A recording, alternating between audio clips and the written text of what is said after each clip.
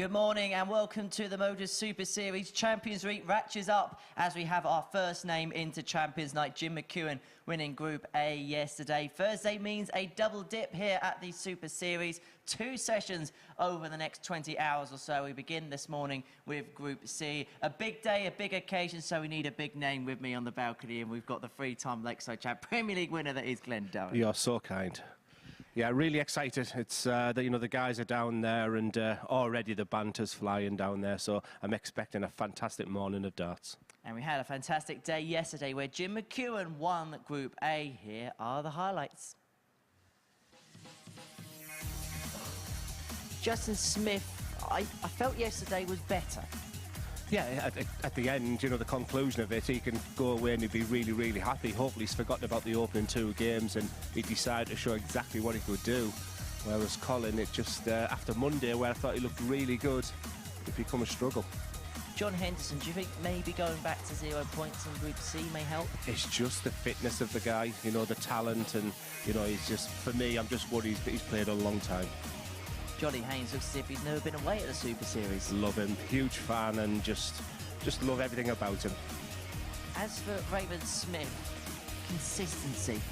Yeah, I was surprised the way it sort of ended yesterday. He was given the real opportunity to get through the group. He's still my tip to win it on Saturday night. As for Jim McEwen, he won the Champion of Champions, which is our last major event in Southampton. He's into the final Champions Week here in Portsmouth. His scoring power, really, and I think there was concerns about his throw as well, and I thought he looked quite silky smooth, his throw, but his 180 prowess was absolutely exceptional. 25 he hit over the 3 days, and yeah, he was really impressive and a deserved winner. Well, let's have a look then and see how the table shapes up then following the conclusion of Group A. Oh, maybe we won't have a look at the table on the conclusion of Group A. What I can tell you is Jim McEwen was the winner in the end, just edging out Raymond Smith on the final game. So let's have a look then and see how that splits out in terms of the fixtures of Group C and B over the next couple of days and how the groups now work out. Because Group C, it's a proper Champions Week group. There's some heavyweights in there. Osborne, Henderson, Adams, Walters. Just full of characters, but the one name that stands out for me is Martin Adams. The guy. I mean, the word legend is loosely used. It's just the guy just oozes class, everything about him, and I think he's just playing as well as ever, and that's the name that stands out for me in that group. Most definitely. Then Group B tonight, we're going to see Adam Mould, Alexander Merckx and Jamie Kelling return to action following their weekly wins at the turn of the year. And then at the end of last year, they're going to be joined by Haynes and Smith, who took part in Group A earlier on this week. Well, let's have a look and see what the bookmakers make of Group C then, in terms of the betting. Martin Adams, 3-1 favourite. John Henderson, second favourite. The bookies are perhaps not surprised where they've laid their money. Yeah, like I said, I think Colin Osborne would have been a lot better higher up after his performances on Monday, but obviously Tuesday, Wednesday was a little bit disappointed. Justin Smith looks value for money the way he ended his 3 games. There's issues regarding his game that I would maybe put him to one side and have a think about. Solid as a rock is Matt Clark. Been chatting with Scott Walters, he feels very confident. John Henderson concerns about, how long of a few weeks he's playing, but he's got the class, he's got the CV, so rightly so, Martin Adams at the top. Could Scott Walters at 9-2 be the value bet in this group? Chatting with him, yes. Obviously, he's the guy I've done most preparation for. He's the one, the guy I knew the least, and just been chatting with him about County and his thoughts today. But he said if he plays like he did in week 1, he'll win it. And not only this group, he's here to win the week. And if he does get through to Saturday night, he said he's bringing a lot of people here. Bringing that army with him. Scott Walters actually qualified as the best reserve player. Obviously, because Graham Usher and Adam Warner won tour cards, so he's qualified that way. Martin Adams also qualifying via that route. We'll see them in games 2 and 3, but first up for us this morning, we're going to see Matt Clark in action, Superman, who won week 10 here at the Super Series. He takes on John Henderson, the winner of week 12. It's the first appearance of the week for Clark, and earlier on this morning, I caught up with him. Matt, welcome to Champions Week. How much are you looking forward to it? Immensely. Same as the previous normal week. It's exciting stuff going on. It's quite funny, it's seniors, and I chose not to bother with trying to do Q school this year. I'm playing more darts than I've done in more years than I can remember. It's great. You've been involved in many big occasions in your career, but does this feel like a big one as well for you? Yeah, definitely, especially the Champions Week. It's verging on a major event with the prize money that's available. Yeah, it's definitely up there with my experiences. How do you rate your chances in this week? Because as it is Champions Week, it's a real quality field. You're playing all winners, so it's always going to be hard. Just got to get up there and try. If my darts go straight, I know I take some beating, but if they don't go so straight, then I'll be going home on Saturday instead of playing Saturday night. We look forward to watching you play. Matt, good luck. Thank you very much. And so 25 live matches today here at the Super Series. Thursday sees the beginning of Group C and B. We'll be one step closer to identifying the Super 6 that will make it through to Champions Night on Saturday evening. Talking about Super, we have Superman up against the Highlander to start. It sounds like something out of a DC comic. Well, we've got two marvelling heroes in the commentary box. It's a very good morning to Glenn Dummett and Paul Nicholson. Good morning, Henry. I'm very glad that you brought up Marvel as well as DC because I'm a Marvel guy. But are we going to marvel at this man? If you want to know why he's called Superman, well, it's very simple, isn't it? He's called Clark and he's from Kent. But this man is from Northern Scotland and he's here again. He's becoming part of the Super Series furniture. Okay, first leg, it's Matt to throw first. Do you know, Game of all the on. Superman, I don't think I knew that was the story. All that preparation I've been sat here doing, I don't think I realised what Superman stood for. Yeah, some nicknames are just ubiquitous in the sport of darts. We've got a man of steel in Rob Collins. 125. But Superman, I suppose when you think about his name and where he's from, it makes perfect sense. It does now you've said it. And for any opponent of Matt Clark, 45. you know, your biggest battle is that you're not going to... He will dictate the pace. He'll be on the hockey a lot longer than what you are. So for me, it's all about mindset. It's about mental strength. It's about focus. I think just eradicate the thoughts of trying to hit big averages. For me, whenever you play Matt Clark, 59. just concentrate on the 2 points, and I think the rest will look after itself. When he was doing his interview with Henry this morning, I was fascinated to see that his darts were in his 85. top left pocket. And I thought, why has he got his darts in there with no flights on? And then I realised the flights were in because they're translucent. Yeah, through with a Jose de Souza's darts. He's just got a small pattern. I think it's a representation of Portugal, etc. So I took a set home as we all do, but no, it wasn't for me. I like to see a colour flying through the 55. Flying through the air, but each to their own. I mean, what's happened to darts and the designs, etc. over the years, Paul? Wow. I mean, I think I had a set of Alan Glaziers for 30 years. The ton machines, I don't think I ever deviated. And I think Peter Wright changed everything. Yeah, he's been good for dart sales over the last 10 years. Hendo hasn't changed much apart from going back to his old darts on Wednesday of last week, but since then he's not changed back. But what has changed is that John has gone from having 14 points in the Group A table to having 0 at the start of Group C. Everybody will start from scratch, and Matt Clark is starting a little bit stronger than John in the scoring department, where he's got the darts in leg 1. It's tops for an opening ton plus checkout. 86. He will return. What you might notice with Matt as well is that he's constantly changing things from left hand to right hand. It's something that he's always done. 95. He always needs to have something in either hand. And you know what? He probably doesn't even realise he's doing it. But some people have sort of coping mechanisms when you stood behind someone, and we all have our own little idiosyncrasy type things, and maybe that's just Matt's. But right now, all you want to do is get yourself on the board. Game shot on the first leg. All he did there was use the Clark. tungsten from the first 2 darts.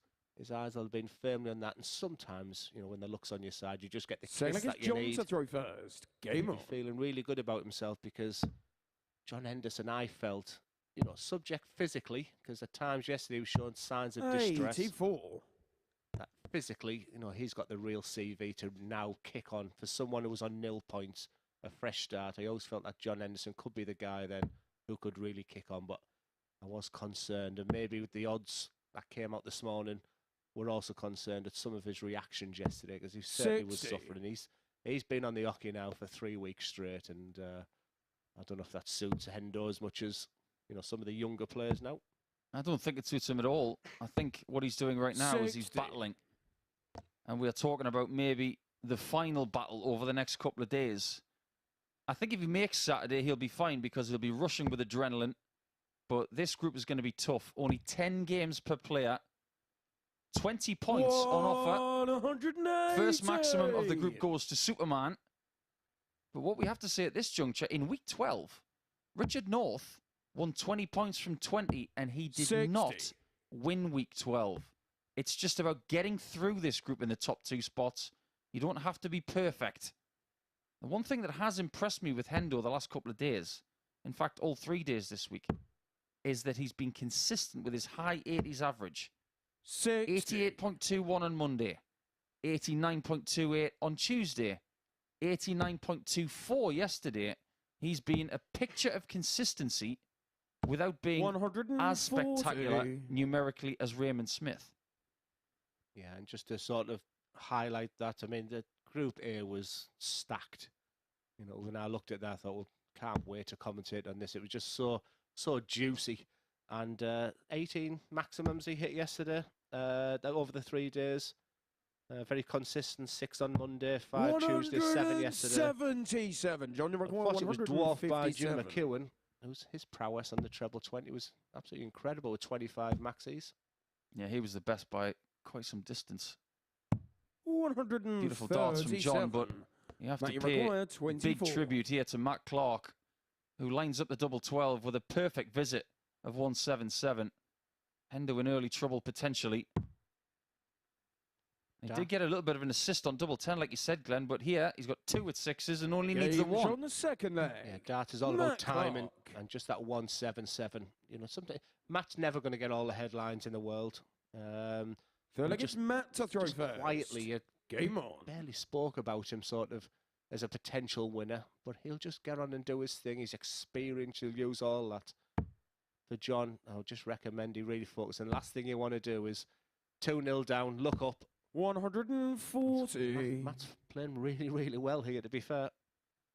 You make an interesting point about Matt, because a lot of young players who are coming through now, they want the plaudits, they want the likes, they want the retweets. 45. Matt's old school in the regard that he wants to play darts. He's not bothered about anything else. He has listed this week as one of the biggest things that he's done in his career. He has done some very good things. He's played in BDO World Championships. 100. He's played for England. He's played in PDC World Championships. He's had a great career without being massively successful. But I think he should be very proud of what he's done. But he's still going. And the thing that made me chuckle a little bit was that he said he's playing more darts now without a tour card than he has in years. Welcome to the amateur game at the minute, Matt. Yeah, and he's not the first to say that. And I think sort of Robert Owen was sort of championed it an awful lot. He was a guy who said he was able to pay his mortgage off with losing his tour card because he was just able to go in a different direction. It's been the catalyst for him to kick on and get his pro tour card. I think people have looked at the journey of someone like a Robert Owen, the Graham Ushers of this world, that it's not the end of the world when you lose your... I mean, look at our co-commentator, Matt Edgar. Didn't even go to Q School because he's too busy with other things, that including amateur darts. So there's options out there for people now. There's a pathway there now for players. And for someone like Matt Clark, who, when he lost his tour card, maybe thought that's the end of my career now. It's been a great... sometimes it's just the beginning 60. for some of these players. You require 139. Players, and John knows Matt Clark very well. They've played each other 7 times previously away from the MODUS Super Series, and John's had the better of it. But right now, it's all about the man in your picture.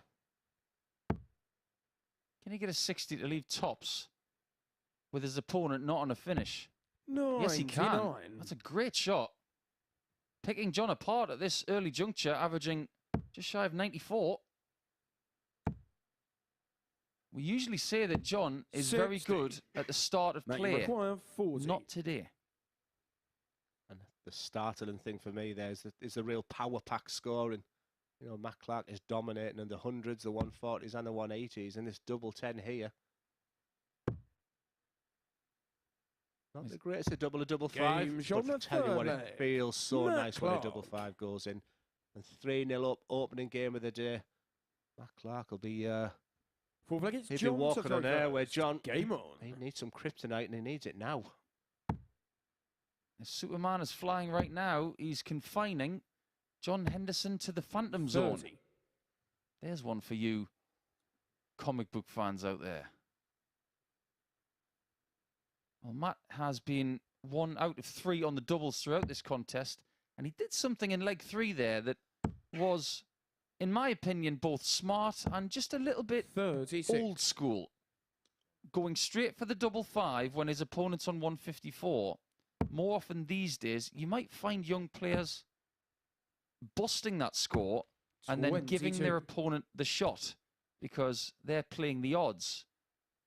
Back in the day, 20, 25 years ago, even a little bit sooner than that, players like Painter, Clark, Adams, that old England squad, including Beaton and Warren a Little, all those guys that I think about when I was coming through 85. as a kid, they never, ever gave their opponents another shot if they could help it. You know, the one word I like there that you said, smart. 50. And when we talk about Justin Smith and a couple of others who, even Martin Adams, I would, you know, dare I say anything about the absolute legend like that, but just the board management will be talking an awful lot about today. As you see the side-on view there of Matt, very upright.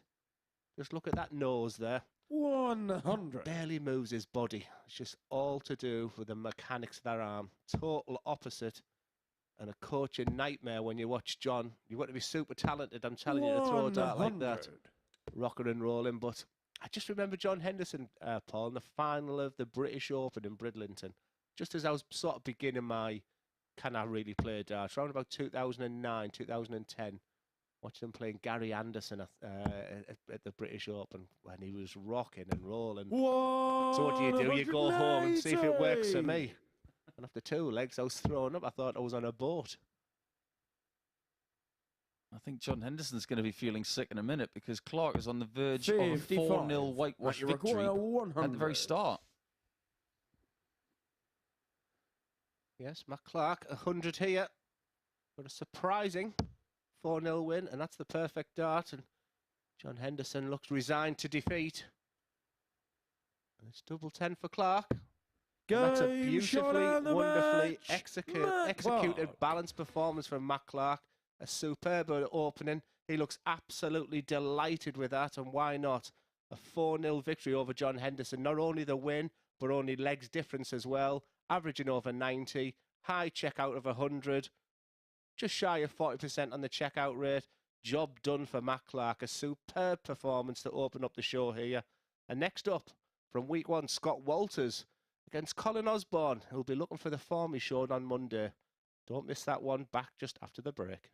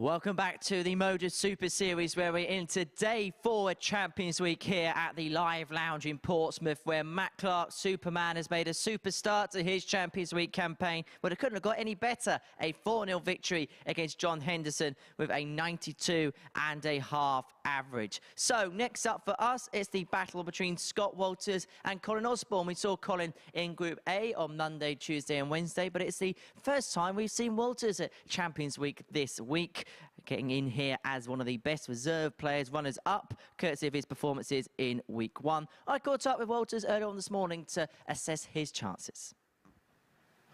Scott, welcome to Champions Week. Looking forward to it? I am, yeah. Really humbled to be here, actually, considering I didn't win, so no pressure on me. So you qualified as the best runner-up due to Graham Usher and Adam Warner, then subsequently going on and win tour cards. So obviously great achievement for yourself. So do you almost as well take it as a bit of a free hit?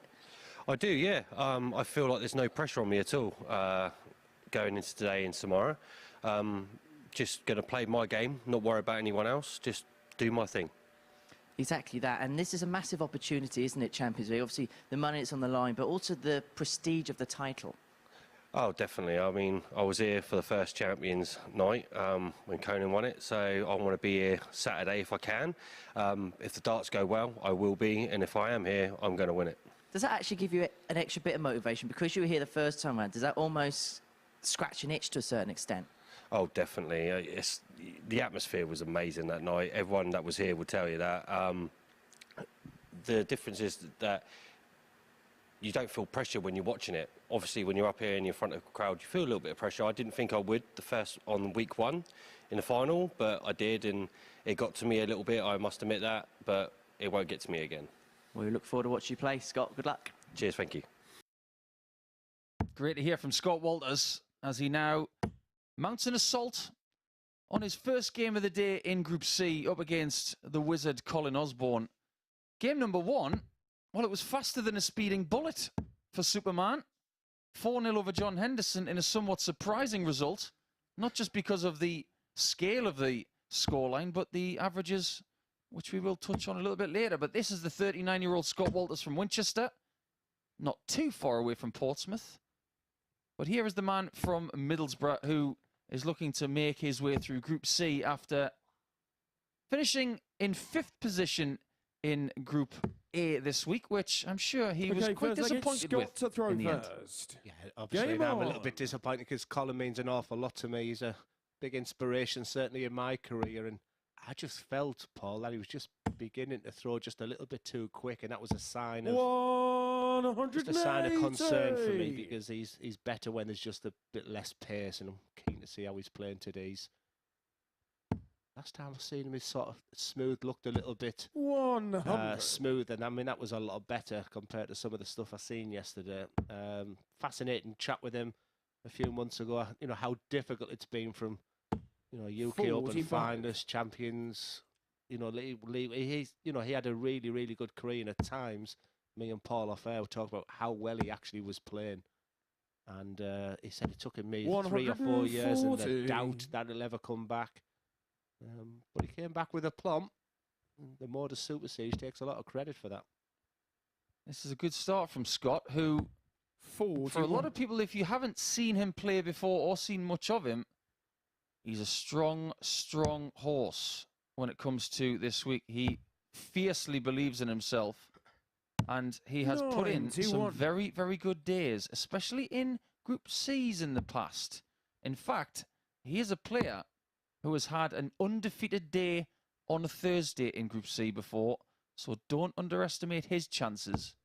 49. But it is quite interesting 170. how he was categorising his chances here this week. We'll talk more about that in leg 2. We'll give Osborne a chance to approach a somewhat easier finishing opportunity with this one. And he does a great job with that last dart. Yeah, it was a lot of self-confidence, and I got the feeling from Henry on the balcony there that he felt that value for money today was this guy in your picture right now. 140. And the guy who I knew least about. It was nice chatting with him. Aussie goes for 71. He'll be looking at treble 13. So for a fat 18. And he's going to get 1 dart at tops, and you'll hear us say so many 31. times this week, He's got your and required 1 dart 46. can make the difference in a best-of-7 match. Another guy who prefers tops to double 16. Second guy in this leg to bend the wire on tops. 26. And he might lose this And leg you require 40. against the darts. Osborne here for tops. His preferred bed. Now 10s. Now 5s. Right in the Game shot on corner. first He won't leg. mind. Colin That's an 18 Osborne. dart break. We may not be littered with brilliance in every game. Second leg is Colin Throughout to the course throw of the next couple of first. days, there are going to Game be legs on. like that, which will be won in a key manner on the last dart. Now, we can't ignore the fact that Walters, in his interview, said that he thinks there's no pressure on him. What do you make of that? 125. Well, it was the balance between there's no pressure on me and I feel confident I'm going to, you know, if I play my A game, I'm going to win it. So it was a baffling sort of, because I used to like to put myself pressure, you know, I'm here to win it. And, 180. you know, if I was here, I wouldn't take a week off work if there was no pressure on me. There's absolutely 20 grand's worth of pressure on you, and you should internally, you know, build yourself up, be highly motivated, because 100. this is a massive title to win now. You know, this is 20 grand plus the 5 grand. You know, you're potentially looking at sponsors afterwards and put a little bit of pressure on yourself, but it's there to be 60. won. I just want to get your opinion on the Walters grip, because it really, really interests me. You see a lot of bog standard grips from dart 58. players like Osborne. They hold a dart pretty much like they do a pen or a pencil. But if you look at the grip of Walters here, it's like he's balancing the dart on the very end of the point 83. in his grip. It's so front prospecting compared to anything else I've ever seen. Even worse than, say, Peter Manley, who only holds it with a thumb and a forefinger. I think it's one of the most fascinating grips in Super Series right now. It's just befuddling to me. I'm looking at it. 45. I'll have a closer look at it, but I'm looking at it a little bit like, you know, my best friend in darts, Jim Williams. If you have a look at Jim, he just virtually holds the points. That finger, he's got the old Bristow at the end as well. Yeah, that's a good point, actually. 43. If you were going to compare it to anybody, I think Jim Williams is probably the perfect answer. I think I got lucky with that question there, because obviously I've looked at Jim's throw a million times. Like, how on earth does he throw it like that? But 89's got your record. He doesn't seem to- 135. he sort of understacks them, whereas Jim overstacks them. But that's a nice dart. All he can do now is set it up, though. 70. 84 for Colin, you Osborne require for another 84. 6-visit leg, this time on his throat for 2-0 lead. These finishes are so important on the pole. This time he's only probably going to get a dart at the bull. No, it's double 11. Game I shot on the can't even second begin leg. to tell you how good Colin that feels, Osborne. because the double 5 in leg 1 did not go in the area of the double 5 he was aiming for. Third leg, it's The Scott touch to of his throw sort of first. chin afterwards Game tells you it on. was an enormous amount of relief. It sort of hit his finger and went in the double 5, and sometimes you're very grateful as you see it flying in the air, thinking, where on earth is that going? And it goes in. But that double 11 there 95. was with aplomb. It was bang in the centre, and I think this competition is better when Colin Osborne's playing well. I agree. One of the best players that we have. That's why he's in Champions Week. 180. If you needed proof, it's right there. 2 180s in this game for Scott Walters. Got the one for the Wizard right now. 140. We talked a little bit throughout the week about how good he was on Monday. 8 points, averaging almost 92. And we thought, the Wizard's here to win Group A. As a consequence of what happened on Tuesday and Wednesday, 42. he fell by 4 spots. Osborne only 4 points on Tuesday, and then yesterday, only the 2, losing out to John Henderson in the very final match. There's number 3 for Walters. But 180s for Shaw. Scoreline for Dorr. Yeah, it's great to see. I mean, we have the best seat in the house here, and you know, you get to know 100 players. What you require, And 86. obviously, this is the first time I've seen Scott up close and personal. And despite the fact of him being 2-0 down, Game shot on the them third types leg. of finishing only Scott make me feel Walters. that he's an exceptional player. I liked his interview in the sense of his brashness, his confidence. Full I leg, absolutely Colin love chatting with him in here for first. 10 minutes. Game And on. good friend of a massive scorer, Chaz Barstow, someone who I really, really rate, and surprised, Paul, that he didn't get through Q School, because I think he's a real big hitter in the game. 100. The PDC Tour's loss may be our gain over the course of the next Super Series.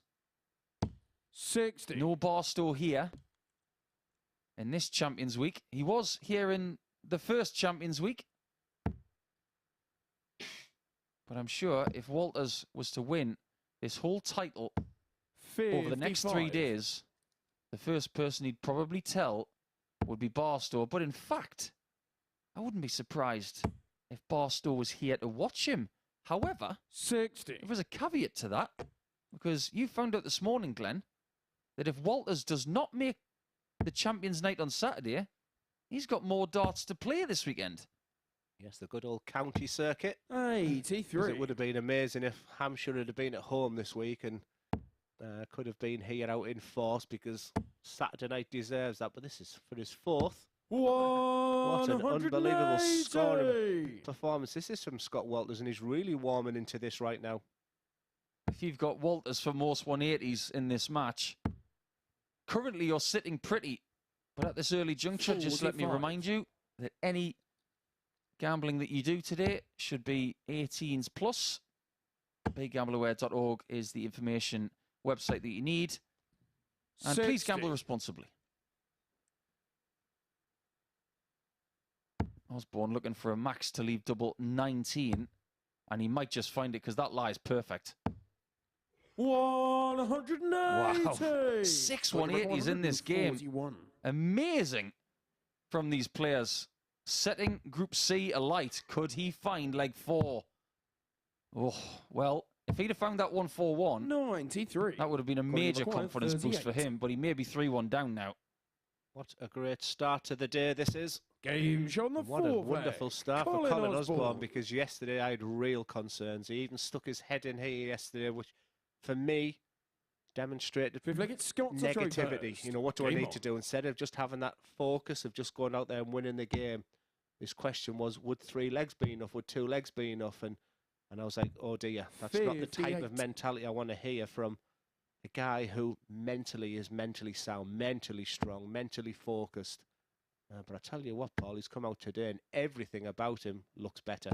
140. It really does. Rejuvenated. Now that there's no table pressure from what happened the previous day, it is a fresh slate. I like to categorise this kind of game as an Ivan Drago game, because Osborne is saying to Walters, I must break you. And he has. 80. He just needs to finish the job. Unfortunately, Drago never did that in Rocky IV. I'm not a... Do you know, I don't watch films, but Rocky IV, I think I've watched about 10 times. 45. I do not watch films, but... It's a classic. I don't know what Osborne's favourite movie is. Maybe it's The Wizard of Oz. I could give you 100 attempts. There's one film I've watched 50 times in my life. I'd give you 50 attempts and you would never, ever get it. I think I'd be too embarrassed to Well, it's not going to be Goal, because that's based on Newcastle United. Whoa! Oh, boy, that's a 5th maximum from Walters. We'll be looking at our record books in a second here. I think the record is 7 from Josh Payne, off the top of my head. Sensational. Wonderful. Fantastic. Any more superlatives, Paul? How about a double 12? This must be hit. 72. He's played stunning darts at times in this game, Walters, but he may just lose it 4 legs to 1. He's going to be feeling dizzy if this goes in, and he will be feeling dizzy. That's a stunning display from Osborne, and more than that, it was timed to perfection. Every 180, every single double that he hit was at exactly the right time. He was under pressure the whole time, but he wins by 4 legs to 1 and tells everybody in Group C, I'm glad the slate is clean because I've just started really well. Match number 3 is coming up, and you're going to see a rematch of a final from qualifying That was Martin Adams and Justin Smith, and that was from week number 3, but this is week 13.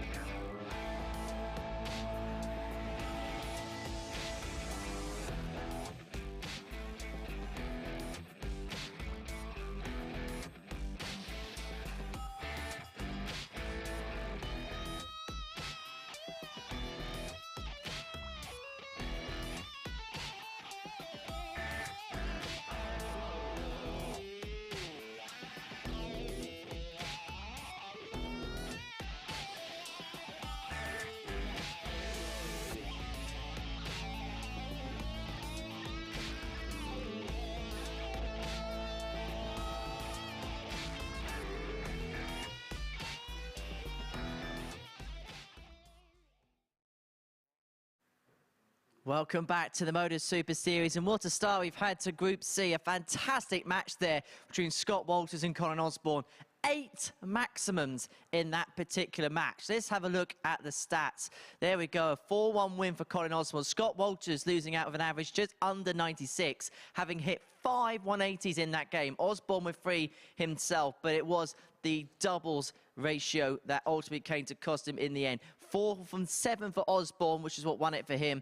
Just 1 from 5 for Scott Walters, and that is why Colin Osborne has ran out a 4-1 victor in what really was an impressive match here at the Super Series. Well, Game 3 will signal the end of the first round of matches. Justin Smith takes on Martin Adams. Justin was here on Monday, Tuesday and Wednesday with us here at the Super Series and improved as the day went on yesterday. He takes on Wolfie, who's making his first appearance here at Champions Week this week, and early on this morning I caught up with the 3-time Lakeside champion. Martin, welcome to Champions Week. How much are you looking forward to it? I've been looking forward to it all week, to be honest. I've been watching the games from home, so yeah, I'm looking forward to enjoying myself. You qualified as one of the best runners-up from the phase. Did you know when you were going to get the call, or did you know you were going to be here this week? That was a bit of a surprise Sunday morning when I got an email. So yeah, I mean, I didn't expect it, to be perfectly honest, but yeah, I'm happy to be here. So does that almost give you an element of a free hit this week to go and attack it?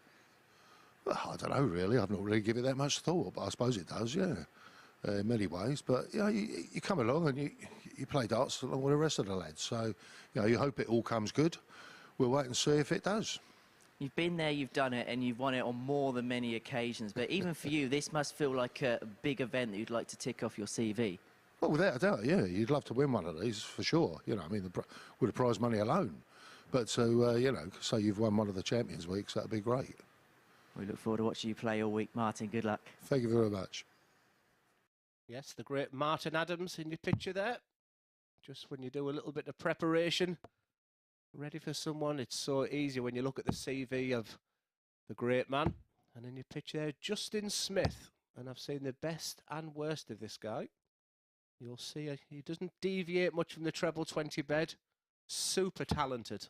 Super talented. And I had one game with about 7 bounce outs yesterday. But at the end, hopefully he went back to his hotel room, was concentrating on his last 3 games. Big win over Raymond Smith to finish his campaign yesterday. And he could be the one that benefits from being starting on 0 points. But, you know, I do have concerns. But not his talent on the dartboard, but just maybe his mannerisms and just his demeanour on the hockey. And I think he could be a much better player overnight with that. So this is a real intriguing contest. The thing that gets my attention so far this morning Okay, first leg is Martin to throw first. Game on. is the fact that there are no second chances now. The likes of Smith, the likes of Osborne and Henderson, who have been part of Group A this week, they've had in the back of their mind that if they don't get through Group A, 44. they will still have the luxury of Group B or C. But coming into this now, there is a level of urgency that they didn't experience over the last 3 days. And Smith 100. has got experience of playing all facets of Super Series action. He has got himself to the end of the rainbow when it comes to the weekly game. Adams has been to the top of the mountain in the world. 85. So, are we going to see Martin ticking another box over the next 3 days, or is it going to belong to the next generation? 140. And to answer that, just watch it with but we'd love to hear your feedback at MSS Darts or at Does a 180. Happy to chat anything darts. You know, we start the Premier League tonight in 60. Belfast. Darts never been in such a great position right now, and for the amateur game, we're in our favourite week in Champions Week. Saturday night is going to be 100. absolutely fantastic, and come and join us in Portsmouth. And tickets are absolutely free at dartshop.tv. Be great to see you. The players would love a big crowd in last Saturday, and it was just conducive to wonderful darts, and you can play your part. 43. So get yourself up here on Saturday night. 61. First blood, Justin Smith would have a nice ring to it. 125. That'll work. It's double Sensible. 18 after 12. Where do you think Martin's game is right now? Obviously, the World Seniors next week. Is he still capable, do you think, of? Most definitely. 22. I think we're going to get a Doesn't big require answer to that 36. question over the next couple of days. First blood, Game Smith. shot on the first leg. Inevitable Justin darts Smith. from a very talented youngster. But as far as Wolfie's concerned, this is the guy Second that is stopped Justin him to from throw getting to first. Champions Week in the Game first on. place. But because Martin was so good that week, average-wise, that's why he's still here. Adam Warner and Graham Usher got PDC Tour 140. cards, meaning they couldn't come here to play. And the last recipient was Wolfie, just beating out Niall Cullerton from week 12, average-wise. So Niall's over in Ireland relaying some pavements. 45. And Wolfie's here trying to get £20,000 over the next 3 days. Yeah, that was tweet of the week from Niall, wasn't it? I did have a chuckle with that one. 140. But this is no surprise. This is the biggest outsider of the group in Justin Smith. But had this been Monday morning, I just think the odd setters have looked at Justin's performance this week and maybe had the concerns. 60. But he's uber talented. And like I said, if you were looking for an outsider today, he can do that with his first dart. Yeah, that's his strength. He's 100. a very powerful scorer. But we have seen the negative side of his game as well. So it's going to be really interesting. If I was in his corner, or if he's listening, or if he's listening when he goes back on a night to some of the commentary, then there's facets of the game he can 66. vastly Justin improve on. 121. Seems to have the measure of Martin in the first game today. And quite frankly, in round one today, it's been 55. a story of domination. Matt Clark 4-0, Colin Osborne 4-1, and currently in this one, Justin Smith is in a different stratosphere to Wolfie.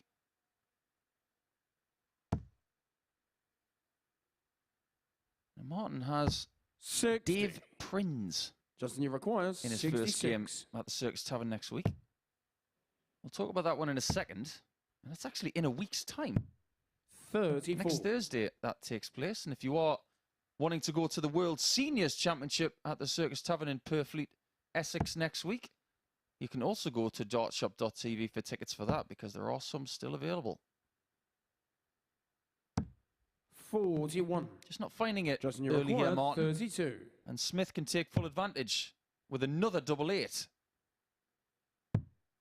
Oh, that's a nice cushion. 24. Too violent a collision.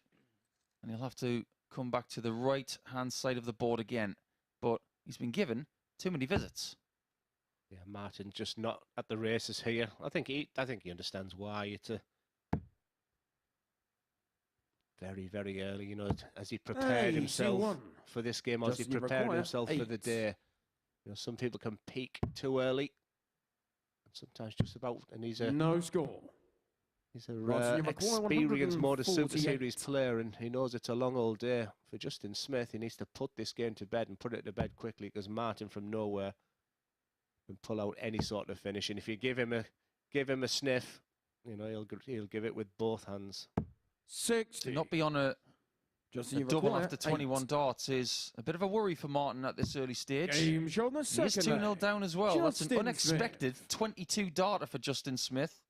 Now, we're not seeing a great deal of that negativity that we have had over the last 3 days. Martin to throw first. He did have a little bit of a controversial time of it in the last game yesterday, but I spoke to him very briefly after yesterday's session, and I said, I'm not going to dwell on that, because there are bigger fish to fry this week. 100. And I think he's fully aware that looking forward to this Group C action and not looking back at what happened in Group A is the right thing to do.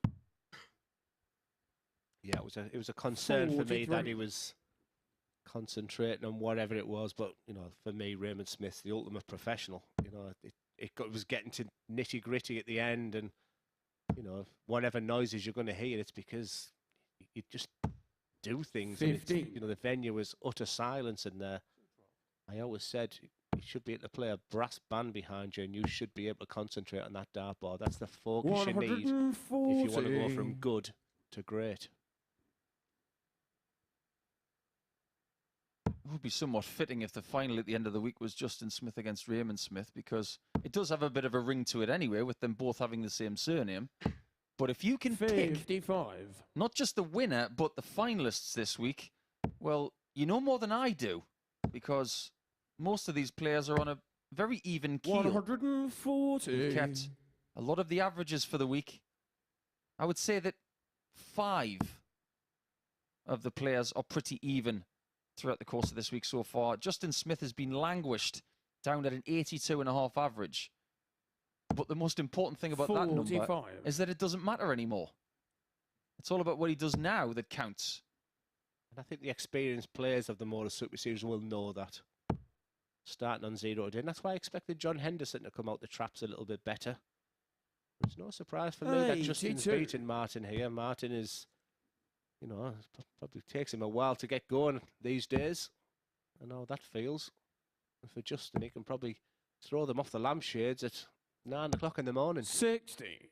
Justin, you require 96. There's going to be a player that doesn't dwell on a bad first game. It'll be Martin Adams. Single 16. Oh, he's not going to leave tops. 60. If that's not proof that he hates tops, I don't know what is. He really does avoid it like the plague.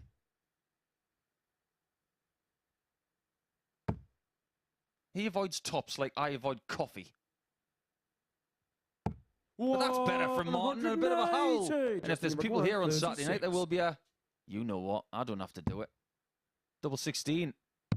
That'll do. On the third leg. That's a 17 darter from Justin. Somewhat unusual, but that's the benefit of missing low on double 18. You still have double 16 in that manner, and a 3-0 lead. Another scene of domination.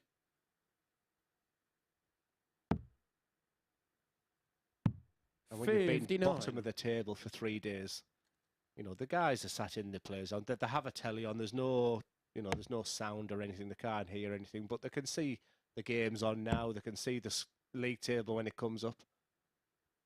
They'll know exactly. And he won't like the fact he was sat bottom of the table. You know, bordering, you get a little bit embarrassed. So if he can walk in here and he's suddenly top of the table, I know it's very, very early doors. 55. But you try to grab, you try to grab all the positives, no matter how small. And he'd be feeling good about himself. Justin Smith can go on a run. He's got Matt Clark next, which is a total clash of throwing styles. 180. Somebody's poked the wolf, because now that's 2 180s in a matter of 2 legs. You can win from 3-0 down, because on Tuesday it happened twice in 2 matches. So I'm not seeing anything at this juncture. Martin could do anything he wants when he's on the right form. And I think he will understand that this is a bonus opportunity this week, and it's a great chance for him to be prepared for next week's assault on the World Seniors, where he made the final last year and lost out to another great in Robert Thornton. 60. Yeah, totally agree. 156. Match practice. I mean, last week when I was here, the week before, it was a seniors week. This is better from Adams. Probably just what he needed, but all of a sudden he has woken up. 85. And if one of the questions was on Twitter, why do you think Martin started to slow and then peak? No idea. 96. Half decent pressure there on 71. Martin's position. You get the feeling that if he doesn't hit this, he's in peril. Double top for a 15 darter, which is much 51. improved, but now Justin, it's 91. Smith who has the choice of the bullseye or the 51. What does he want to do? Does he want to be aggressive? He's going bull because he doesn't like tops, remember? Double 9. And that's a great performance from Justin. That's exactly the tonic to what happened in Group A. You can see that he's getting a lot of respect from the former England captain, but I think he should go back to the practice room now and pat himself on the back. That was really good without being spectacular. His average was around 85. His doubles were very decent indeed. And if he can pick off opponents like that with good finishing, he'll have a great chance of being in the top 2 over the next couple of days. Just like that, round 1 for Thursday morning is over. We'll have round 2 starting with Walters and Henderson as they look for their first win to join the groups on 2 points.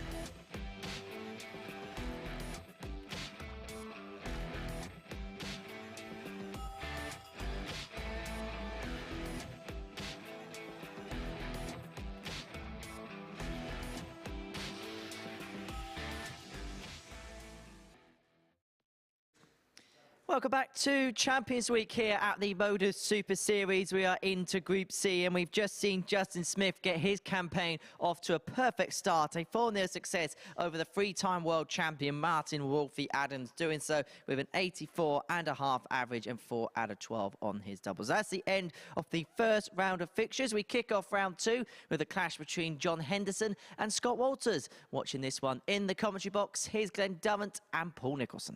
Thanks, H. What a great morning so far for the dominant Matt Clark, Colin Osborne and Justin Smith. So one of these two will now join them on 2 points and will hopefully forget that they've been drubbed in their first game.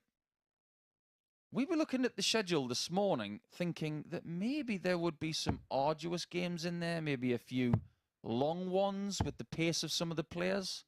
But this was a fixture that we all thought would be quite swift. But in the scoreline, it may be something different. As far as Walters is concerned, the one thing that really has clicked this morning is the 180 count. He's the first person this week to get 5 in a match, but he lost. Okay, first leg is John to throw first. Penny for his thoughts after Game that game, on. because I guess he must be happy with his scoring power and that. He just walked into an Osborne wall, really. He probably looked at the way Colin's been playing and thinking this is a game I fancy. 40. And if I get 5 180s in the game, I'm pretty much guaranteeing victory. So I don't think I'd have been too hard on myself had I been him.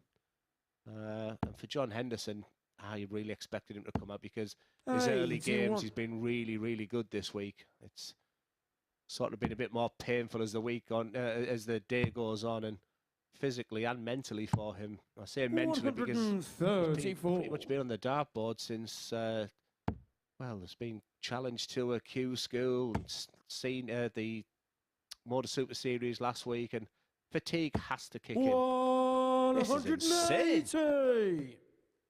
Loves the 180. Absolutely loves them. And I do think 140. at the start of this year, I said that it's quite unfortunate with Hendo not getting his card that his 50th birthday is in the middle of the year. 60. So he misses out on the seniors.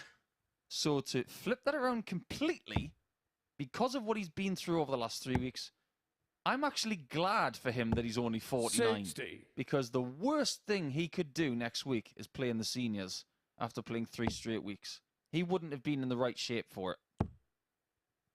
Yeah, it would be a case of putting your darts down. 83. Johnny I haven't McCoy, been feeling 100% 127. myself. Hopefully that hasn't come across too much this week in the comms box. But I think you've got to listen to your body. And I've been listening to mine. For the bull, 102. Scotty McCoy, 97. Treble 19. First start calling. Doesn't quite get it. Options here. Double. Or the safer 54. He's not safe. 77. In fact, he could well be Johnny 1-0 McCoy, down. 25.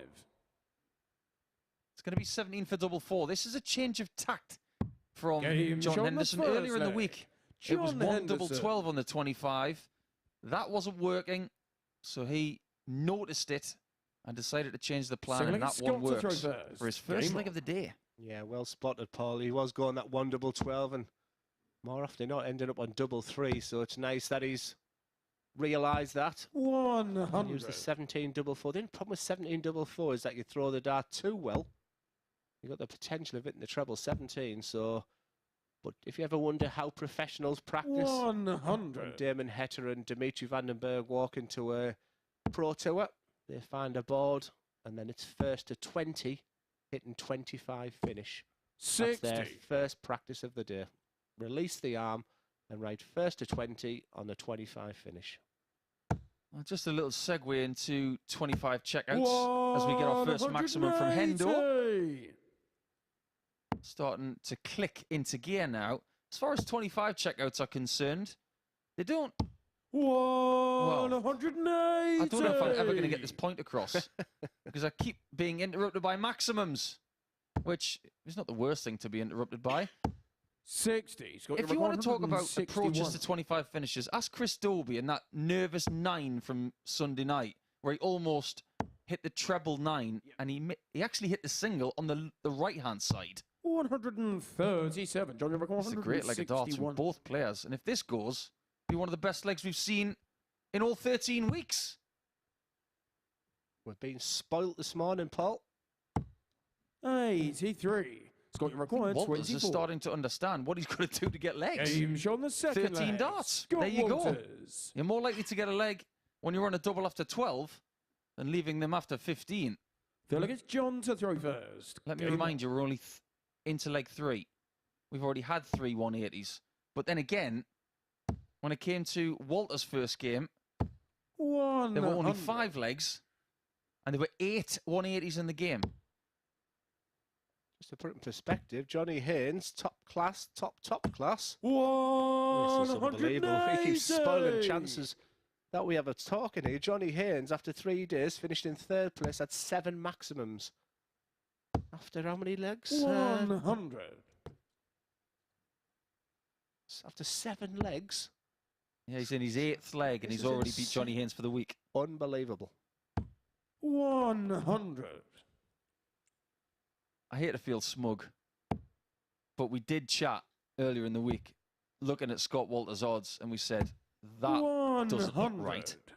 We know he's one of the alternates, but if you take into consideration, he didn't come through week 1 against Jim McEwen, but he was top of the averages 45. of all of the other players, of which there were plenty of them. That inherently does tell you something about Scott, that he's of a very high level. 139. Talked about setup play with Matt Clark earlier. And that 139 from John Henderson, despite the fact that Walters is flinging these 180s in for fun. 85. He still John lost his requires opening 62. game. And John has an opportunity at 62 to take a lead here. At least 44. So we know he likes tops. So all he's doing there is just resetting himself, making sure we're checking with the referee. Make sure you hit the big 4. And so many times this Game week shot we're in going the to talk third about leg. people with 1 John dart in a double. Henderson. And this time he smashes it in double top. And forget about the 180, Scott Walters. Well, You look, need it's to Scott get to some throw numbers on the first. board. Game on. I think he needs to start hitting some 140s, quite frankly. I hate to be picky, but he hasn't got any. If it's either a ton or a 180, there's nothing in between. 100. I don't think that's why he's losing this match, though. I think Henderson having the darts is protecting it really well. But if we're talking about Henderson for just a second, 48. I think he's been a big hit in the practice room this week with everybody, as he is in any practice room. He's a lovely guy. But I think a little bit of Hendo today is a bit relieved 100. that Jim McEwen and Johnny Haynes are not in that practice room, because it means the taste in music that has been blaring the last few days is a little 87. bit different, because there's been some punk music played in there by Johnny Haynes and a little bit of naff pop by Jim McEwen. So I think Hendo might revel in the fact that it's just a little bit of white noise chatter today. Yes, it was bouncing in there earlier. It was like a rag before a Premier League football game. 59. What would your choice of music be? Because my choice, Paul, is absolutely abysmal. I've got a very wide taste in music, from Metallica to Vivaldi. But when it came 60. to darts, I liked Armin van Buuren, a little bit of mellow trance music just to get myself in the bubble.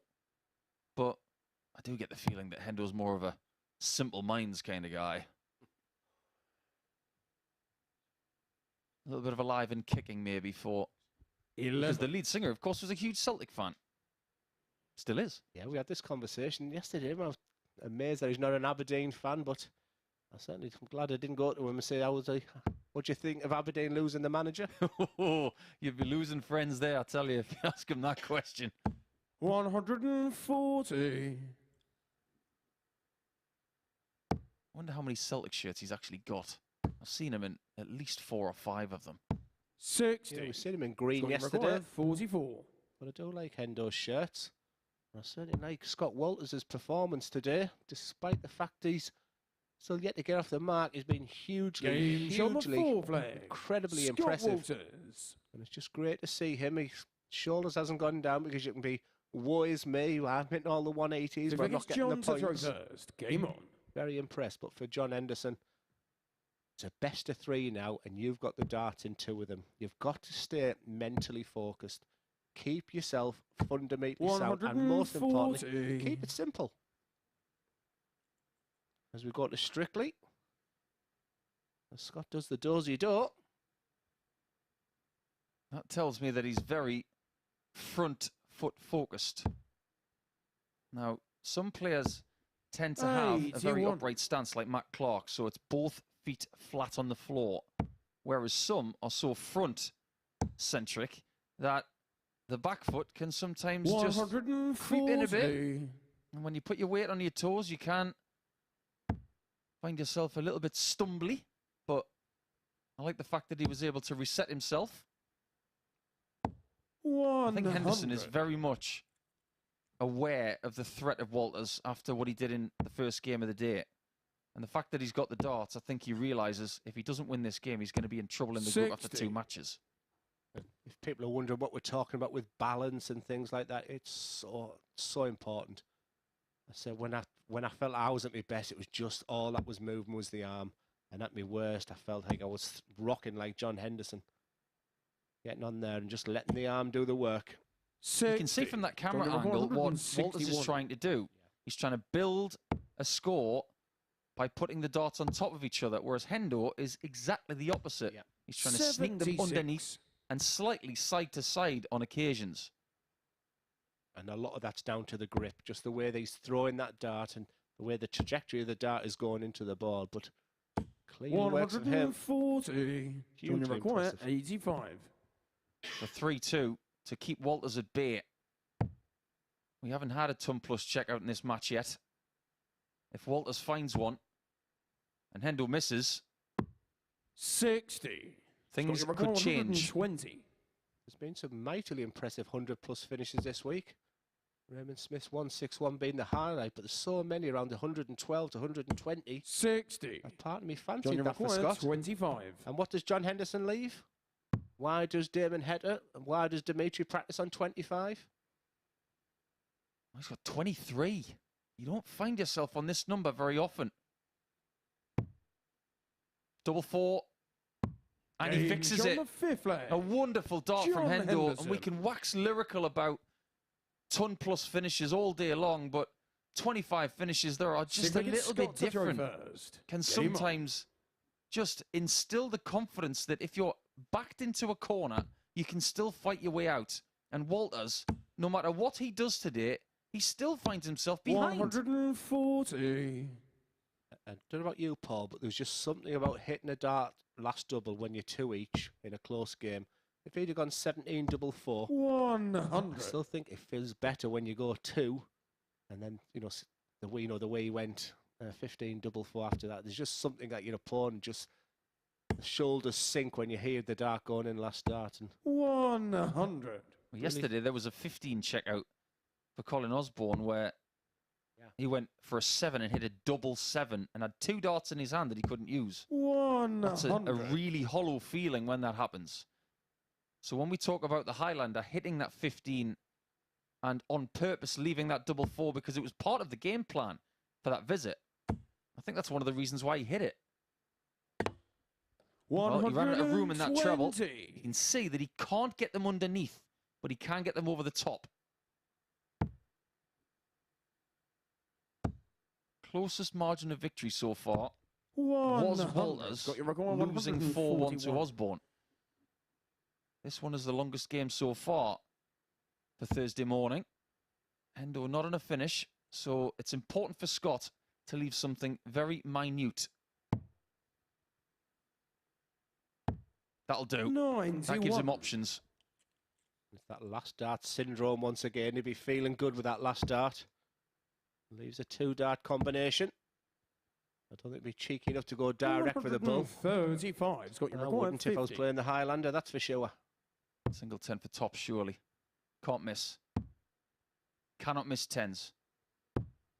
And 40. 66 was a good year. John, you require You're English. 66. Reminds me of John Gwynn, but that's another story. 10 scored, So he's already hit the tops with his last dart, so that'll be in his mind right now. These are the kind of opportunities. This time it's for the match. 26. This time he bends the wire. 10. Said he couldn't miss the other ones. On the sick flag. He's very fortunate to Scott get that look at Walters. double five, and we're going the distance. Hendo has had his chance to erase some of that gap from the 4-0 loss to Matt Clark in game one. Game on. But now it's just the points that he can get via the narrowest margin possible here at the MODUS Super Series. All games best of 7 legs. 5 games per player today. This is round 2. They have 2 days of action in Group C, and the top 2 will qualify alongside Jim McEwen for Saturday night. But it's another maximum for Walters. He had 5 in his first game, and he's got 4 in this. Do you know, you watched the 180 there. I was just watching John just resigned when he looked up and saw the 2 treble 20s in. I think this is a big leg for John Henderson, actually. I like the truncated format of Thursday and Friday. 100. There's not a great deal of urgency about the players come Monday and Tuesday in Group A, but there is on Wednesday. But in these 2-day groups, the intensity is here from the very first round. Henderson is not going to be the first person to a finish. Just keep your eye on John Henderson there. If you just can't see him this time. 171. What on earth did he have for breakfast? Because I want some. He's left 50 after 9. What a match. 26. What a contest. 50. The scoring power of this man is absolutely unbelievable. But it's all about this double right now. This takes you from good to great. And it's the great performance from Scott Walters this time. A thoroughly entertaining contest from 2 players right on the top of the game there. Scott Walters walks off a huge sigh of relief, and just look at the numbers. 99.09 average from Scott Walters. Another 4 maximums to go with a 5 in his previous game. 50% on the doubles, which is very acceptable. He talked big prior to the competition, and I tell you what, if you're looking for value for money, maybe Scott Walters is your man. For John Henderson, he looked pretty resigned, and it could be a long, long day following that. Justin Smith, Matt Clark up next, both on a victory after their opening games. Who's going to continue that trend? Back after the break.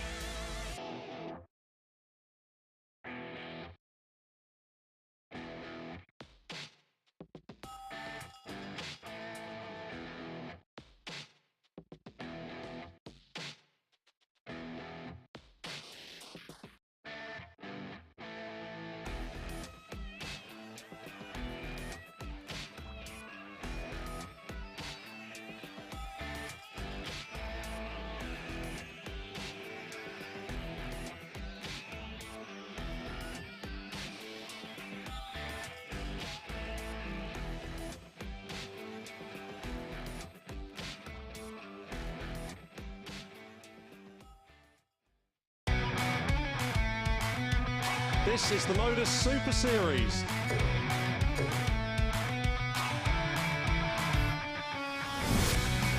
$180.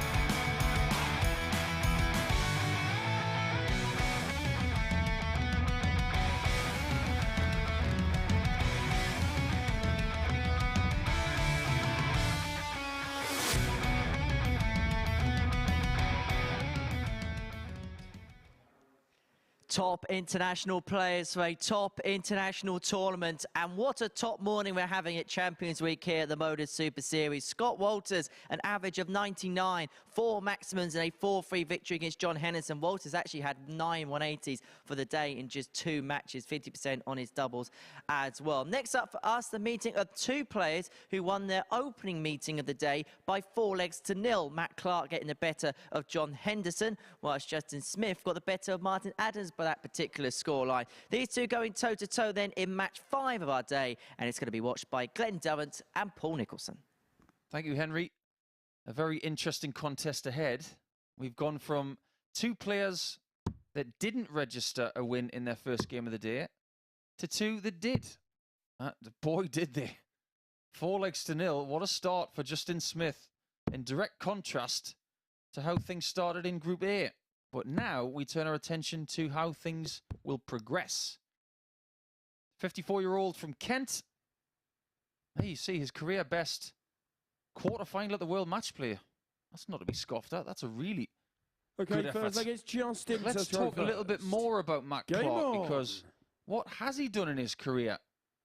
I think, for me, Glenn, he's one of those players who was around in an era that was very England dominant. If you think about some of the England teams he was in the late 90s, we're talking about Hall of Famers wherever you look.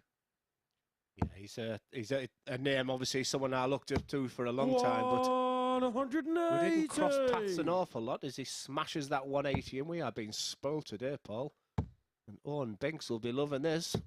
60. He seems to be hollowing out this 180 more than he's ever done. It's absolutely fantastic to watch. We've had 18 so far. Let me remind you, this is game 5. 18. Yesterday we had 23. 23 on Tuesday, but then Monday was a little bit different. We had 35 because Jim McEwen went a little bit crazy with the 180s towards his schedule, but not as crazy as Scott Walters. 100. And I don't look at Matt Clark as a big 180 hitter, but already for me, he's starting to impress me on that treble 20 bed. He got 2 180s in his first game. He could have had 2 180s at the start of this one. A lot of chatter over the last couple of weeks has been, I wonder who's going to win Champions Week. I wonder if it's going to be Justin Smith. I wonder if it's going to be someone like John Henderson. Is it going to be Colin Osborne? I don't think anybody was looking at Matt Clark with a huge relativity of, I think he can win it. I think their minds might be changing, judging by the form here in the early part of Thursday. 140. I think your assessment is absolutely perfect, actually, Paul, and that's exactly what I would say. I just think on a Saturday night, I mean, he's demonstrated he can win Saturday night. It's just going to be someone who has that extra gear, that 6th gear, that little boost at the end, someone who's really up for it. For him, you know, for Matt, experience is something you just can't buy. He'll just plod along, and he'll hate that analogy of being plodding along as he looks for this double 4, because, you know, it's what people would say even when I was playing, grinding, plodding along, doing his thing. Matt Clark. Like I said yesterday, he probably wants to throw a dart like Van Gerwen or Smith, but this is what he does. It's Matt to and throw it's up first. to Justin Smith, who played fantastic in his first game, to overcome. And he's looking around there, and for me, just focus on that dartboard, Justin, because he's got the talent, Justin, to destroy Matt Clark if he wanted to. He's got the gears in the world, but with Matt, he'll just plod on, and he'll just hit these 180s, and it's for you to beat that. Incredible stuff from Matt. He is starting legs 81. supremely well. He's already got 2 maximums in this game, on top of the 2 that he started with in his first match. If you want a little bit of history about Matt, though, he played in his first World Championship back in 1996. And then he played in the next 7. 8 consecutive years. And I suppose when you think about his career, the most surprising thing is that 58. on his debut year, he did make the quarterfinals. But he didn't make the quarterfinals again. When he did make the quarterfinals back in 1996, the year of Steve Beaton, he lost out to the man who would win it the following year, Les Wallace. The man who famously wore a rugby shirt and a kilt 60. when he played darts, and still plays now. Yes, he's at the seniors next week, is Les. Well, it'd be interesting to see where Matt's game is if you're asking where, where's your game compared to 96. I'm always fascinated to talk. I mean, the game's just evolved, the game's changed, but I always like players who play in shoes as well. I'm still one of the old school. All these trainers that players wear now and whatever. Matt Clark is old school as they come. But I tell you what, he won his opening game 4-0, and he's looking good here for 2-0. And Paul's absolutely right, as he alluded to. He didn't have any headlines this morning. No one was suggesting he's the guy who's going to win it this week. I tell you what, I bet he does. 94. Some sort of mood today. Matt, you require 36. This is great stuff from Clark. What is it they say? Form is temporary, class is permanent. 99. They also say 99 is an absolute stinker. Justin, you require 134. Don't be surprised if he goes treble 17 for this shot, because I don't know why he's done that. I think we need to bring up the board management thing again. He doesn't like double top, so why would he go for a shot that leaves 2 of them? 9. If he likes double 16 or double 18, try something else. 2 treble 17s for double 16 there, based on what he likes and dislikes, is a better shot. It'd be great to have interviews after games at the MODUS Super Series, because they're the type of questions I'd be asking. Double 2. Big dart, Paul. Game over second leg. Hugely impressive. Matt Clark. 6 visits, yes, but they're the kind of legs that you really have to win at this level. It's all well and good getting the 4 visit legs and the 5 visit legs, but you've got to be able to muck out those 6 and 7 visit legs as well and feel just as good about them. Win ugly. I'm going to go back to that 96 World Championship because I can. You think about the final 8 there. They're all names. Richie Burnett, Ronnie Baxter, Les Wallace, Matt Clark, Andy Fordham, Colin Monk, Steve Beaton and Martin Adams. 134. Now, if you take out Richie Burnett and Les Wallace, you got Wales and Scotland there. What did the other 8 have in common? Oh, the other 6, sorry, not the other 8. They were all in the England team back in 1996. Red trousers and that. How strong was that England team between 96 and 2002? It was barely ever changed because the strength was 60. there. Monk, Andy Jenkins, Ronnie Baxter, Andy Fordham, Martin Adams. It was just borderline unbeatable. And a lot of them players are now playing in the World Seniors. That starts next week. And more good news this morning with a TV deal with Netherlands and RTL 7. We'll be showing the World Seniors next week. The week just gets better and better for the seniors. Such a lovely focus about Matt's game. I know there's a lot of 59. focus from the exterior talking about his pace, but does he get enough credit about the amount of focus that he shows every match? Probably not.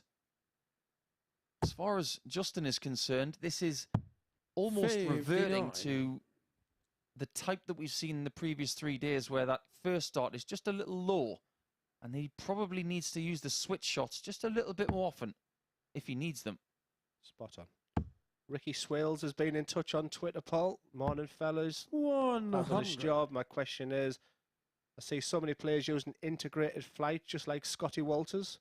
What are your thoughts on them, and have you, and would you use them? Well, I found out from a reliable source that they are lighter than a usual stem and flight separate combination. So that's one of the reasons why people are using them. I haven't used them, so I can't have an informed decision, but they're very popular at the minute. So there must be something about them. Yeah, and obviously because I use the pear-shaped as well, it's more for the ones we're seeing are the traditional ones, so I haven't really dabbled myself either. 100. We do actually have a topic for today as well. We have a question that I posted on social media early, and we'll bring that up in the next leg, because let's give Justin a chance at double 19. 136. Wow. How many times does he ping Now you treble require 19 though? 48. And he doesn't go for it usually. This is another finish. The 25's 48 and just another one. If you want to go and have a half an hour on the board, just practice these 2 dart combination finishes. Because this is big. For a 3-0 lead and continue this unbelievable start from Superman. 28. As for a break of throw as well. That was a monstrous opportunity to win a 7th straight leg Justin, you today. require 19. Didn't think I was going to be saying that about anybody. 19 left. And it's double 8 for Justin. He's picked that off Game pretty shot, the well. third leg. I would have said even Justin better had he hit the Smith. middle of the bed. But that was precarious in its nature. But it still registers the red target. Fourth leg He's is Matt to throw 2-1 down. first. Seems to have Game a little bit on. of an issue with his left foot at the minute. I hope it's not something too peculiar. You don't have to fiddle with the laces if you're wearing loafers. Unless Raymond Smith stood on it yesterday. 42. Yes, our question for the day, which I posted on social media around 9:15 this morning, and I'm going to put it out to everybody there. Do you know the answer to this question? And if you do, 60. you're either just plucking a number out of thin air or you really do know. How many doubles have never been hit to win either a PDC, BDO or WDF World Championship in the men's game? So, doubles that have never been hit. 60. How many on the board have never been hit? That's the question. Get in touch on at MSS Darts. Get your answers in. And we do like interaction, 45. myself and Paul. We do like our social media. So any questions? And don't forget Premier League starting tonight. But more importantly, who is going to win? The MODUS Super Series comes Saturday night. Any thoughts on the players? We've had a questionnaire on setup. We've had questions on styles of 140. players. Shirts, designs, we've had everything sort of the past few weeks, so it's been great to hear from you and the people watching. So anything you want us to talk about today as Justin Smith 100. suddenly begins to go into third gear. He's beginning to find something here as Matt continues to do what Matt does. He might have to use the 19s at some point. And will switch now. There you see that slight movement of the 99. chin. As soon as he realises he hasn't got 2 treble 20s, that was into robot mode. Straight downstairs. Classic darting behaviour from Superman. One of the best players in the North East, Paul, Carl Hamilton. 123. Yeah. His prediction for the final is Match Jim record McEwen versus 160. Merckx. That's Great a show as bold call. always. That's a bold call from Carl the Jackal.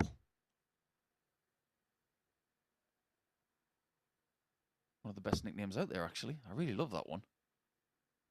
60. 2 darter left for Clark. And Smith, well, he's going to go upstairs, isn't he? When, in fact, the 19s is a great shout here. He's going to go on and hit a 137, isn't he? No, 93. Yeah. In my face. Come on, Justin. Teach me. Teach me. 137. I don't think I've seen him Match miss treble record 19, 100. Paul. Use it more. Trust us. We're watching every dart. Now, what a shot this would be for Clark to defend his throw. Double top with a marker, slight grimace, Game and slight shot hit the as well. fourth leg. That is such an Matt experienced hit from Superman.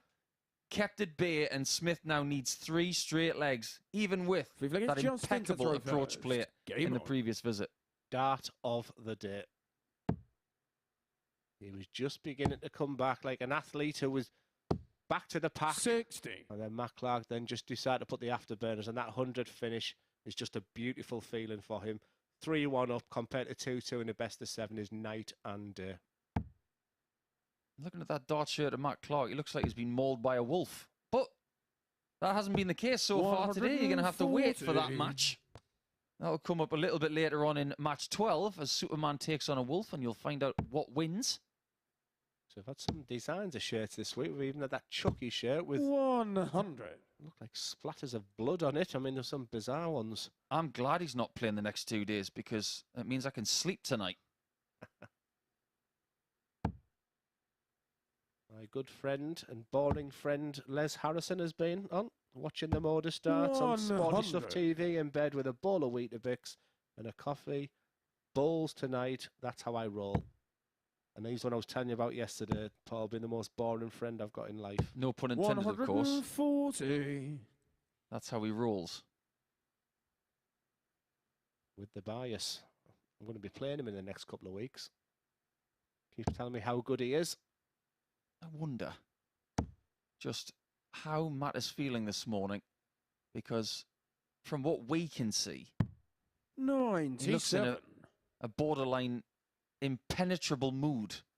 And if you fire bullets at Superman, you aren't going to hit him. You aren't going to wound him. You got to find a way around him. 100. That throws elegant. Matt, you require 164. And we're not seeing him getting upset with himself. I've been quite impressed with Justin Smith sort of the back end of yesterday, and certainly this morning. He's not out with this game. He has to keep believing. I mean, Matt is probably not going to fling 110 average at you. So he's hitting an average right now 44. for that. You know, Justin, you Justin require can 101. manage, can beat, but you have to finish on these types of finishes. Oh, he doesn't go treble 19 this time. And he bends the 83. inside wire of double 18. So Clark, who's got Matt, you two require 100 120. checkouts so far today, one in each match. If he goes up a notch, he will be the 4-1 victor. 60 needed with dart 2 for a shot at tops to close out the bearded dragon. And now you know Game shot what of wins the between a match, bearded dragon and Matt Superman. Clark. Superman is bulletproof so far today. Absolutely sublime stuff on the outer ring. And everything timed to the moment that he needed it. 4-1 the victory to go on top of a 4-0 victory from earlier on. 89.82 the average and 1 in every 3 shots. But it just seemed a little bit better than that because every visit that he had at the double was vital. So when we go through game 5, which is what that was, we now have Colin Osborne finishing up round number 2 against Martin Adams.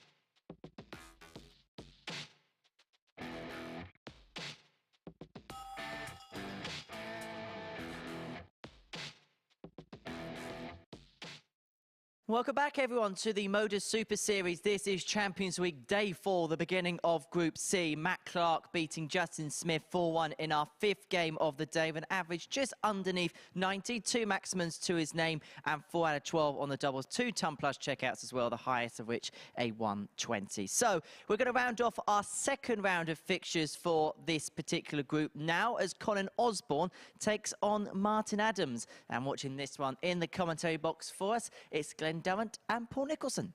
Thanks, H. Yes, the end of round 2 is nigh already. And what's been, for me, quite a surprising morning so far. Quite a lot of victories by considerable margins.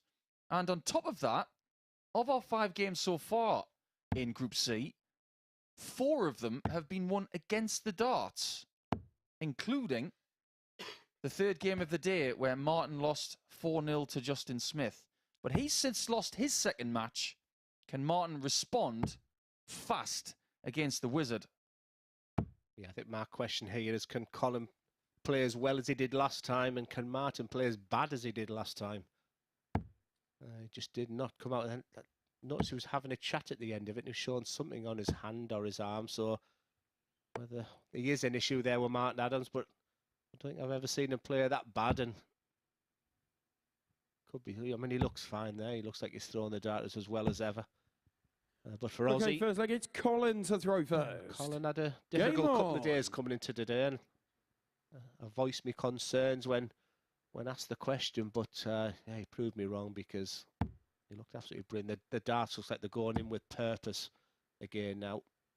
Definitely 60. speeded up his throw these days, or this week, and that might be something when he looks back on his game. We have had some answers to our question this morning about how many doubles have not been hit to win a world title. Alan Harrop has been in touch, saying he thinks it's 3. Sorry, Alan. It's not 3. So, there you go. 41. So, keep guessing if you can. How many doubles have never been hit to win a world title? Now, I'm sure you don't need me to remind you of this, Glenn. But you've won as many Lakeside Championships as this man. Quite the dominant period you two had. And you had some pretty good games there too, didn't you? The game changed my life. People, I get asked the question, your best game that you've ever played in, and it's a game that I lost. Just a game where I was just a Super League player, I felt, county player. And all of a sudden I'm on a semi-final stage with that great man there, and just the whole occasion, it was just the audience, the crowd, it was unbelievable. And it was, a 95% Wolfie crowd like it is at Lakeside. 45. I couldn't get over the winning line because I just wasn't used to it before. I did go to bed that night thinking, well, I know what I need to do now if I want to win a Lakeside title. So just an immense game. Didn't have to wait too long for it after that one. 180. We didn't have to wait too long for our first maximum of this game. And so far today, we haven't waited very long between maximums either. Osborne, in his first game, had 3. 140. Miraculously, that wasn't the most. Colin, you require 80. And he still won by 4 legs to 1. Adams has left double 18 after 12. This is much improved from him, but he might be shut out by Aussie on double 5. That was a bit wild. 70. Actually, physically see the player move then. A double 5 in his first match is what got him going. But for Adams, game already the first leg. with a 13 dart, a much better performance than his first game of the day. Wolfie is back. Yeah, that's a great double. Great leg. Second leg is Martin to throw first. He's not wearing his game on. prostate cancer charity shirt today, but you can see the emblem on the left sleeve and on the collar for the charity that he is so passionate about. He has had quite the journey over the last 30 to 40 years within his personal life and in his career. And you see that number 26 on the back of his collar. Now in darts, 26 is almost frowned upon as a number because nobody likes to hit 26. But 26 for Wolfie is a good number because that's how many Lakeside Championships he's been part of. Yeah, we've talked about shirts this week, but his Lakeside shirts were iconic, weren't they? And 83. That emblem on the back there, it was just synonymous to Lakeside for me. Do you know what I'd love somebody to do? Have you ever seen that program that they do on another network where they go with a famous footballer through their shirts through their career? I'd love somebody to do that with Phil Taylor, with Martin Adams, with Remy van Barneveld, maybe with yourself. People of that sort of standing, just to talk about the stories of said shirts. 180. Adams is a completely different wolf to the pup that was in match number 3. It's almost as if he's woken up now after pressing the snooze button. 60. Yes, he's hungry like a wolf for this 153. game now. I think nobody will be more disappointed than he was after that first game. I think it was a shock to us all. But this is so much better as he looks to treble 19. Okay, so 60 off leaves 93. 84 left, confirmed by our referee Owen Binks, who 89. is a very fine mathematician, as you have to be as a ref, as well as other things. When I first went on the BDO tour, I used to watch Martin, how he prepared, when did he practice, and 93. he was someone I was just concentrating an awful lot as he looks at treble 16 here. He'll stay there. He's not a tops guy. He's more of a double 16 kind of guy. And that's why. on the second leg. 15 darter, Martin Adams. coupled with a 13, give you 107 average. Slightly better than the first game, which was just under So look, 70. it's Colin to throw first. But I Game think on. one of the reasons why this is possible for Martin is because he doesn't dwell on the past, whether it's an hour ago, 10 years ago. He just plods along, 60. and he has about as strong a mind as anybody has had in the game, because he went through his own challenges, didn't he? Losing finals, losing titles to other people. But then when he finally got across the line in one of the great matches of all time against Phil Nixon, you could see the raw emotion at getting that championship, because it was finally, I've done it. 100. Yes, they look great. Phil Nixon. They have his shirt at home. I miss that guy, you know. He was just a pocket full of joy. 83. Yeah, do you know the thing that remembers when we went to his local club for a Northeast versus Northwest? Fantastically ran by Graham Stoddart and Darryl Fitton, you know, representing captain on both sides. 123. Bizarrely, I played Darryl Gurney.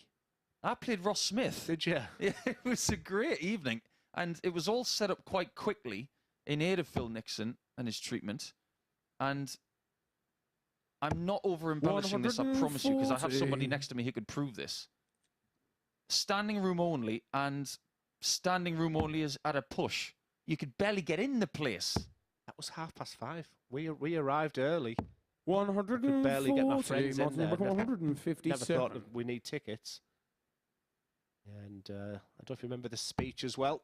But treble 19E for Adams, who was part of that speech.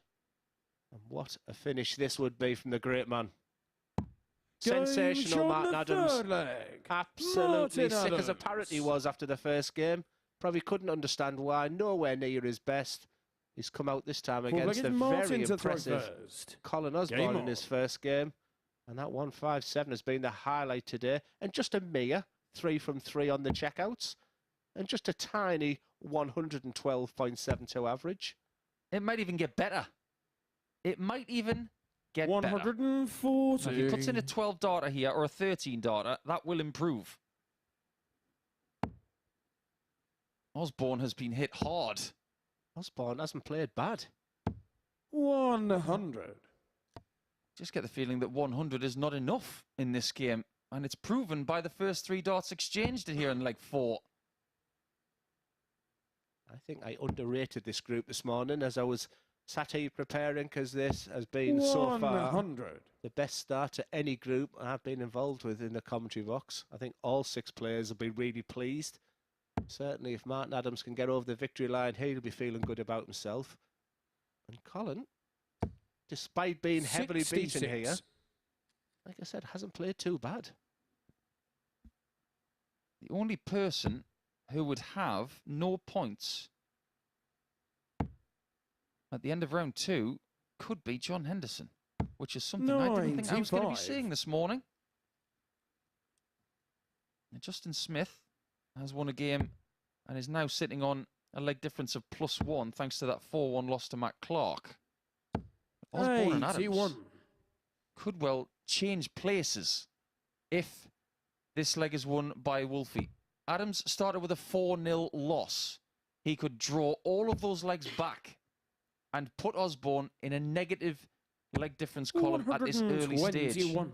There is nothing he's doing that is wrong. Everything is working. I wonder if Dave Prinz, who plays him next week, was thinking, lovely, Adams is not in form no more. Well, you might have been 180. buoyed by the fact Martin that McGuire, Martin 45. started poorly, Dave. But he is finding form fast. Double 16. Game Extraordinary. shot of the match. That's not only the best Martin average we've Adams. seen so far today, it's the best we've seen this week. And Wolfie is ready to howl. That's got him in the mix. And Group C is just getting started. 111.33. And I think, off the top of my head, that equalises his personal best when he's been with us for the last couple of years. So that just goes to show what kind of nick Martin Adams is in. And his doubles weren't bad either. He didn't miss one of them. And he had a big out of 157. What a performance. We'll take a short break, and when we come back, it'll be the start of round 3.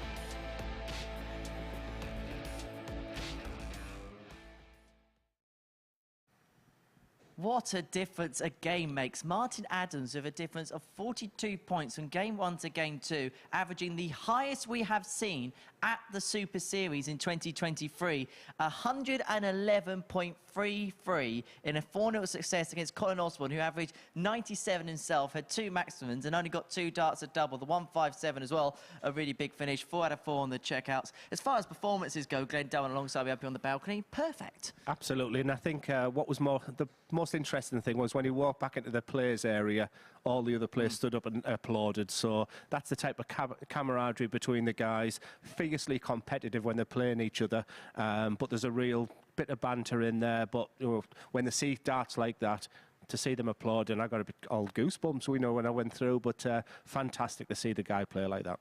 Indeed, and it just shows he's here to play this week. I mean, there was a couple of concerns after that first game, naturally against Justin, but that was some way to respond. Yes, as I said, Martin, I stood there and I applauded, and he said, I don't know what come over me there, but that's the type of expectation I get from him with the joking of an answer there. But I think the competition's better when Martin Adams is in it and playing like that. Absolutely. Talking about playing well, Matt Clark has played 9 legs today and has won 8 of them. Yeah, he's playing like Superman, and he didn't get the plaudits, doesn't get the headlines, doesn't have me and you waxing lyrical about him too much because of the big characters that are, that are in there today. He's just quietly but effectively getting on with his job, and so far so good. As for Scott Walters, he's hit 9 maximums in 2 games today. The scoring power, and it has to be said, from all the players, has been absolutely superb. Yeah, there's just 180s. Every time we go to start a conversation in comms, all of a sudden, we're interrupted by a 180, but that's the type of interruptions that we like, and the scoring power from the players has been brilliant. Well, let's have a quick check then of the table, because every player has now played 2 games. As you can see, Matt Clark, the only player to win both of his opening matches on 4 points, and John Henderson, the only player yet to win so far. It is exactly what we expected it to be, tight and congested. Yeah, and already you're beginning to think it's a must-win already for John Henderson, but he'll know that. I mean, he hasn't played bad. I mean, that second game, he probably walked off thinking, I should have won that game, but it's always going to be tight when you've got, amazing players, and, the Group A didn't disappoint. Group B, when I looked at it this morning, I thought, maybe chances for... It's absolutely delivered, and I'm loving every single dart being thrown so far. Well, we'll let the action recommence. We'll let Glenn go down and enjoy every single toe and throw from the commentary box. It's Justin Smith and John Henderson, our 7th game of the morning session here. And Glenn's going to join Paul Nicholson in commentary. Thanks again, Henry. And this is the 4th meeting of the week for these two. But what an important game this is for John Henderson. If he can win it, he will join Justin Smith on 2 points in this table after playing the same amount of games. However, 4 other players will still have a game in hand. And we have to, at this juncture, say for the 49-year-old from Huntly that if he does not win this game, his high points total that he could achieve in this congested group is 14. First leg is John to throw first. Game on! We have seen historically people lose through this group, not getting through to Saturday, getting 12 points. 96. To lose this game, he might have to win the rest. But some people might even say that he has to win the rest. He might need 16 points if someone like Matt Clark goes on a bit of a run the next couple of days. So far, it's been bad performance from John, better performance. 97. And like Henry said at the top of this game, Hendo probably should have won that game against Scott Walters, defying more incredible 180s from the man from Winchester, but it just didn't happen. Even an average around 90 for the game, and 50% on the doubles was not good enough. So they have had ups and downs so far today. And when you think about their head-to-head record this week, 45. Hendo is currently 2-1 up, and none of the games have gone the distance. Hendo's got the darts in this one, and he's going to be in a better position, 60. you feel, than Justin Smith after 12 darts. Do you feel it's a must-win for John Henderson? I mean, your experience in this comms box. I'm still a bit of in my infancy. But do you think already in this 100, John, you require 100 difficult Group C? I think he can lose one more game and still get through, personally. But that's it. Double top. Game And that is a great start. Whatever Martin Adams is doing and whatever Matt Clark's doing, I think it's starting to have an effect on everybody else. It may just have an effect on the sole Scotsman in this group. Interesting though, 108 finish, and players are going for treble 18 more than me and Paul have seen in a long time. 100. But just to add to it, then it's the treble 18, then goes the 14s route. But it'd be great if John Henderson can get in the mix here as well, because this is the best I've seen him. 125. He only arrived in the comms box yesterday, and he just didn't look well, John. He was physically not at his best. 100. And his darts were sort of not at his best, but I think he's just witnessed something really special there from Martin Adams and realising that the other 5 are playing fantastic. With only 2 from 6 going through, he needs to up his game right now, and he's probably already thinking, I need to win 3 and lose 2 if I've got any chance and aspirations of getting through this group tomorrow. I personally think that the right mentality in group format is just to play a game at a time. If you're setting targets for yourself 83. of 20 points or 16 points or whatever, that tells me something about you. It means that you're not 100% mentally strong. It means that you're doing things the wrong way. You need to go up there, game at a time, and just try and win every match. That's exactly what Richard North did last week, and he managed to get 20 points. The only person who can now do that is Matt Clark. Required 36. Double 18. It's going to be the split for double 8. Game show. And that's why he does it. Justin You Smith. might think he's burning a dart, but I'm not going to sit here and criticise that route when he's hitting it. Yeah, it's exactly what Johnny Haynes did to win his week. His was the 2-4-4 route, so to see sort of Justin going there, it's just nice to see Justin playing well and just looking like he's playing happy. I was just thinking we haven't seen a 180 for 3 minutes. Thank you, John. I just want to go back to the double 8 of Justin Smith, in fact. 140. Double 8 has been hit 9 times to win the PDC World Championship in its history. That is the most frequent double hit for that title. And I posed a question earlier this morning. Which doubles have never been hit in all 3 World Championships, the WDF, BDO and PDC, since they started? Which doubles have never been hit? Now, we have had a correct answer from Brian Highlands. He's just simply tweeted the number 5. It's as if he knows, because, Brian, you are correct. 140. Double 6, double 17, 19 and 9 have never been hit to win a world title. Congratulations, Brian. Your prize is in the mail. I'm afraid there isn't one. Great question, though, by the way, Paul. Loved it. Nice setup play from Hendo. And a lovely set of sensible thinking. I'll try and explain what I mean by that in a second. Dependent on what John does here. Bat 16. It's 1 dart at tops, which is getting 24. Fairly common for me to say. So why do I think it was a good shot? Because what Justin did, his board management was excellent. Didn't think I'd be saying that about Justin this week, but he left a 2-darter. He's got 1 opportunity at double 47. But the execution just didn't match the fantastic setup play. And John Henderson hasn't had much luck so far. That miss, does that give him the opportunity? It certainly does. An opportunity knocks for John Henderson in his 2-1 lead in a match that you feel he needs to just get up and running right now. Well, I want this group to be as bunched up as Group A was at times yesterday. When Justin Smith played Raymond Smith, if Raymond won that game, he was into Saturday night. He lost the match, and as a consequence, he's going to be part of Group B a little bit later on. And if you are making your plans for later on Thursday and on Friday night, we do have some MODUS Super Series action for you.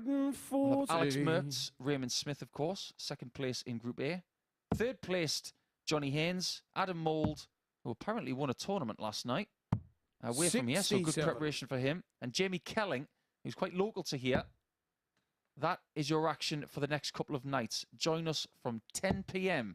on Sporty Stuff TV and the MODUS Super Series YouTube channel. I think Jamie Kelling will be happy that I'm in the comms box. I think it would have been his lucky charm. He played absolutely fantastic the week he didn't qualify. And then he comes back and... 140, Justin, you've got 170. What?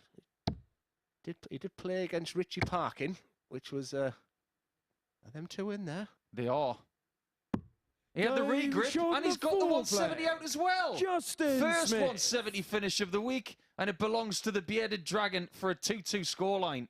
A wonderful shot. And even though he was out of rhythm, he really did pluck that one out of thin air.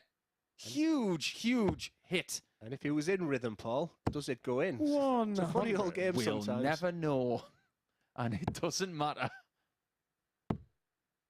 I just love the standard today. I love that there's a bit of a buzz around this place. It's very, very different to yesterday. It's almost as if all the players know that we are so close to Saturday and that these 2-day groups just have that little bit more urgency about them. We've had 3 167 checkouts this week. We've now had a 170. In fact, no, we got the 167s last week. I'm getting carried away, see? It's all your fault, Justin. I think the 161 from Smith this week has been the highlight, hasn't it? But that. It was just the fact that he hit the 2 treble 20s. Is it in? He then sort of stops because of his regrip and then pings the bull as well. Yeah, biggest finish of the week, of course. Hendo's 154. Not bad at all.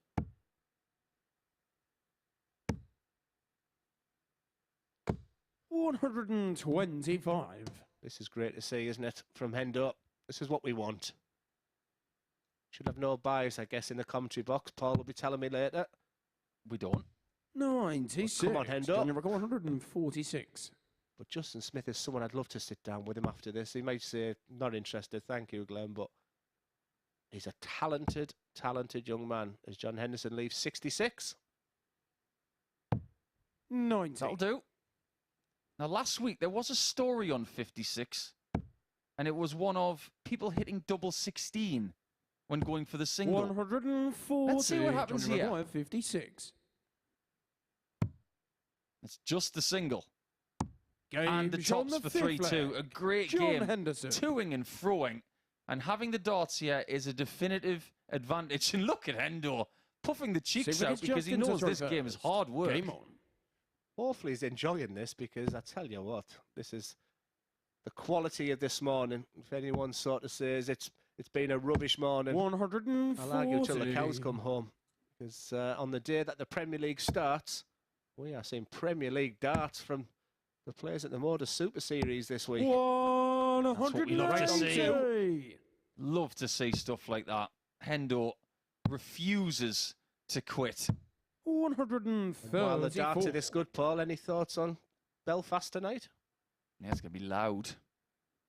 Belfast is one of the premier venues for me, and 60. Northern Ireland get one event a year.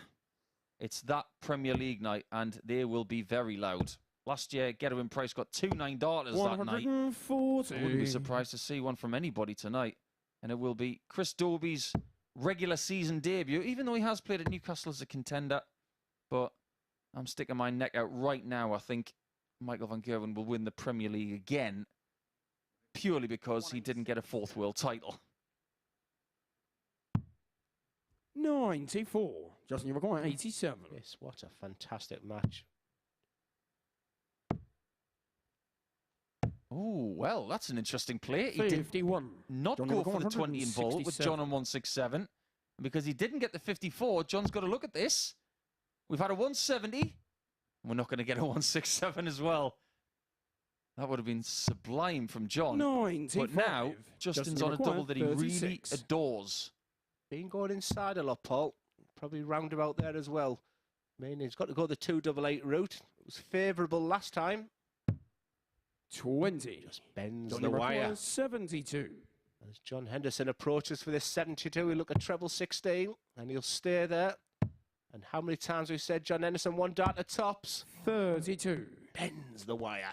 Even requires Justin Smith 16. in the background there was just holding his breath to see if he got another shot. Can he take it? It's tricky. How tricky from this angle? Game That is a brilliant shot. Justin Breathing Smith. fire, the bearded dragon. And for the second time today, we go the distance with a John Henderson game. 7th and final against Johnson. Can he get it done this time? And I have to say one thing as well. When he had the darts against Scott Walters, he lost in the last leg. This time he's 60. got the darts again. He's not going to have that luxury much for the rest of the day. This is an enormous leg for his chances of even qualifying at this early stage. 100. John needs a 2 treble visit. 100. You know, all three were so superbly thrown as well. You feel like 100. And he won't like that doubt. He turns round. And He's going to hit this. 180. I'm just fascinated by watching John Henderson right now. 3 180s in the game. And quite frankly, that's 60. not the most we've had by quite some distance. I think it's a really important point that Paul alluded to there. He had the dart in the last leg against Scott Walters and didn't come. That could be on his mind right now. Why are the players doing this against me? Because even the board management of Justin Smith has been fantastic as he leaves by hitting the 25s, it leaves him a 3-dart 156 finish. And what that does is connotations of a nice setup. You don't desperately need to hit it. But with that dart, you're begging for it to hit it. It's a 156 for Smith. What an unbelievable game. We have been spoiled with Group C this morning. John Henderson, what more do I have to do, he's saying, for Justin Smith from a part of yesterday. He's just all of a sudden just been on a springboard, 99.39. That unbelievable 170 finish from Justin Smith. John Henderson didn't do bad, just shy of 96 with his own 108 finish. That was a barnstormer of a game. Well done, Justin Smith. He then goes on to 4 points. Follow that, Scott Walters, Martin Adams, after the break.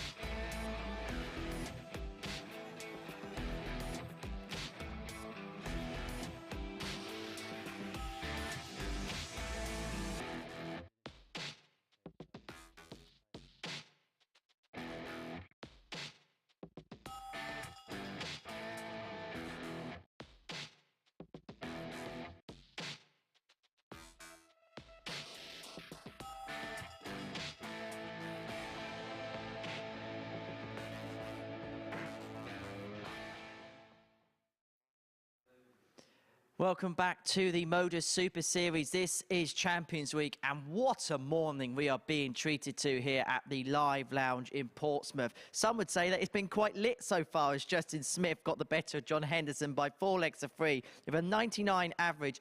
2-ton-plus finishes, a 170, winning with a 156. As for Martin Adams, he's been putting in some blockbuster stuff himself. 4-ton-plus finishes in his previous game, a 4-0 success against Colin Osborne, where the average was incredibly 111.33. It's the highest we've seen at the Super Series so far this year, including that 157 being the biggest of the lot. And then he rounded it off with this 45, nailing the double 16. First time of asking to get the better of Osborne by 4-0. As for Scott Walters, he's hit 9 maximums in his first 2 games. So we've seen the highest average of the year so far. We've seen a plethora of maximums, a big fish.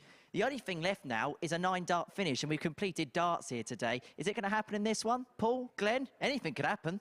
Anything could happen, Henry. You're absolutely right. And I'm really looking forward to seeing what this game can deliver, because you're absolutely right. We are seeing different levels today. And from the 66-year-old, we saw the highest level of average that we've seen this calendar year. But as far as other things are concerned, yes, we've now got the 170. So if you've got your Super Series bingo card out, you've got a 110 plus average, you've got a maximum checkout, you've got a guy hitting 180s with his eyes closed in Scott Walters. So yes, the 9-darter, if you will. We've only got 1 under this roof. We'd like to get a second before Sunday morning, if you don't mind, gents. Okay, first leg, it's Scott to throw first. Game on. Yeah, having that 9-darter Saturday night would be nice, because I think I'd have my 100% voice back then. But loving the interaction on Twitter. A lot of you have got polls. Tungsten teaser earlier. Just a nice message from Glenn Blytheman. Really enjoying your commentary, guys. 180. Rarely watched the Super Series, but enjoyed it today. And I'm not surprised with 180s like that. And who by? Scott Walters. Say no more. Honestly, Scott, what are you up to when it comes to maximums? We have done some digging. 60. We have found out that the daily record for 180s in a 5-game group is Colin Osborne, August 2021. 17. 140. He's already got 10. He's got pretty much 3 matches to go. If he keeps going at this rate, he could get mid-20s. It's a big ask for him to keep this going. 100. But if he's in this kind of mood, I say that record is under threat. And I'll tell you what, Nico, I might have a bit of a cold here. How ironic would it be if the 9-darter from someone would come? 81. I could honestly say I can't speak. We're not going to go down that route. If someone's going to hit one, I think the likely protagonists are these 2. 100. Because Martin's played at a better level than anybody else today in 1 match. And Walters is getting more 180s than anybody else. So the likelihood of that, for me, comes from these 2. I like that dart. Yeah, 41 scored altogether. Purely because of the fact that Martin is on 2-0-1. 60. The lie wasn't great for the treble 20, and why panic of going tops? I think that's good board management. But this guy, you just look at his eyes now. They weren't like that in leg 1. 70. Well, that was fiercely thrown, So you but require 40. slightly pulled. What he did may not matter, because Walters has got a tops bed Game shot on the that first he finds leg. for a Scott 1-0 lead. Walters. If we keep this quality up for the rest of today and the week, Second leg is Martin to throw first. there is not one match Game that you'll on. want to miss. I looked at this lineup this morning and I thought there are possibilities here. I look at Group B tonight as being, with all due respect to that group, a little bit weaker, because you've got experience in this group. 180. You've got Adams, you've got Clark, you've got Henderson, you've got Osborne. Then you've got a couple of other people in there, like Walters and Justin Smith. He's at it again. 140. I'm amazed that he missed it.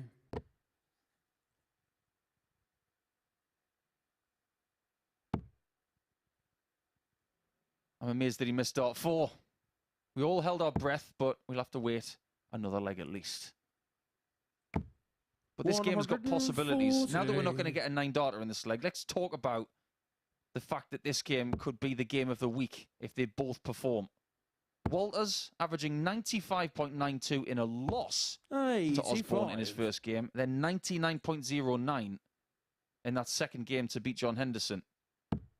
This is a high, consistent level over the course of multiple matches for the man from Winchester, which I have to say One thing that the Super Series has 60. taught me about, more than anything else, is the strength of darts in Winchester. The amount of great players around that area is quite frightening. Barstow, Walters, Mike Gillett from Wales lives 45. around there. Martin, you've got 121. Then you've got other players like Jamie Kelling, Richard North. Hampshire is brewing with talent at the minute. Bullseye if he wants it, because he goes for shots like this. 79. He never even second-guessed it. If it's there to be hit, he goes for it, Paul. That's his... it always has been. You know, people, you would see it as disrespectful when it's, your opponent's on 2-3-1, but he's never changed.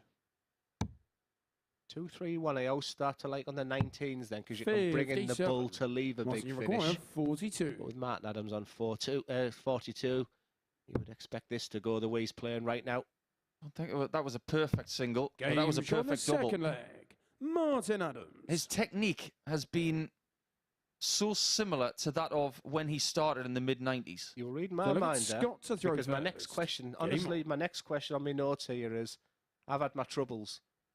If I could have a throw of somebody when you're looking for longevity, is Martin Adams the guy? Because the throw is hardly any different. If you 60. watch the 1990s, 2000, you know, when he was winning Masters and Lakesides, and, you know, the throw's not hardly any different. I'd probably go for Martin or Steve Beaton. Somebody of that ilk. 140. I like Tony O'Shea's throw as well. Yeah, we did get a bit of Tony O'Shea in Super Series 2. He was very close 97. to qualifying for Champions Week of Super Series number 1, but was gazumped by Mr. Mason, who is currently getting himself ready for the World Seniors next week. 81. He's got a fascinating game against Terry Jenkins next week. You don't want to miss that. Now, Depends which Terry Jenkins we're going to get. Are we going to get the Group A Terry Jenkins of last week, where he was 58. fantastic? Or the Group B, where he's, in his own words, I just can't keep out the treble one. do you want to hear my favourite Martin Adams statistic that most darts fans don't know? 125. He has a PDC ranked title. And he won it in 1999 in Sweden.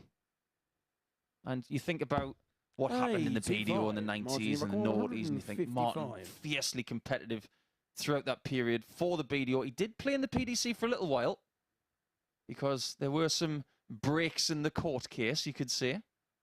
But he did make some latter stages of a match play in a World Grand Prix. But back in August of 1999, he won a PDC title called the Scania Open. And in that final, he beat Phil Taylor by 6 legs to 4. 97. And he also beat Roland Shelton in the semi-finals. 100. I know what the answer would be as he looks at 100 here. We look at treble 15 or treble 19 as his options right now. But he's very traditional on his finishes, so it'll be treble 15. Now for treble 17, he's playing with it a little bit, but that last dart, an 68. absolute saviour. But Scott Walters, Scott, you require 104. however, despite it is to hold your throw, but these are the types of finishes that us dart players really like. We practice an awful lot in this sort of range. And the treble 16 has become a common trend for most people now, because that will leave his favoured double top. And what a finish that is. And with Martin Adams on 32, you know you're only going to get the one chance. I think you looked at the audience there. Scott, there's nobody there. I think he was trying to interact with Martin, but Martin wasn't there. Game on. As if to try and gauge his reaction to that 104 checkout. Well, Scott, read the room. Martin was already thinking about leg 4. That's professionalism in a nutshell for you.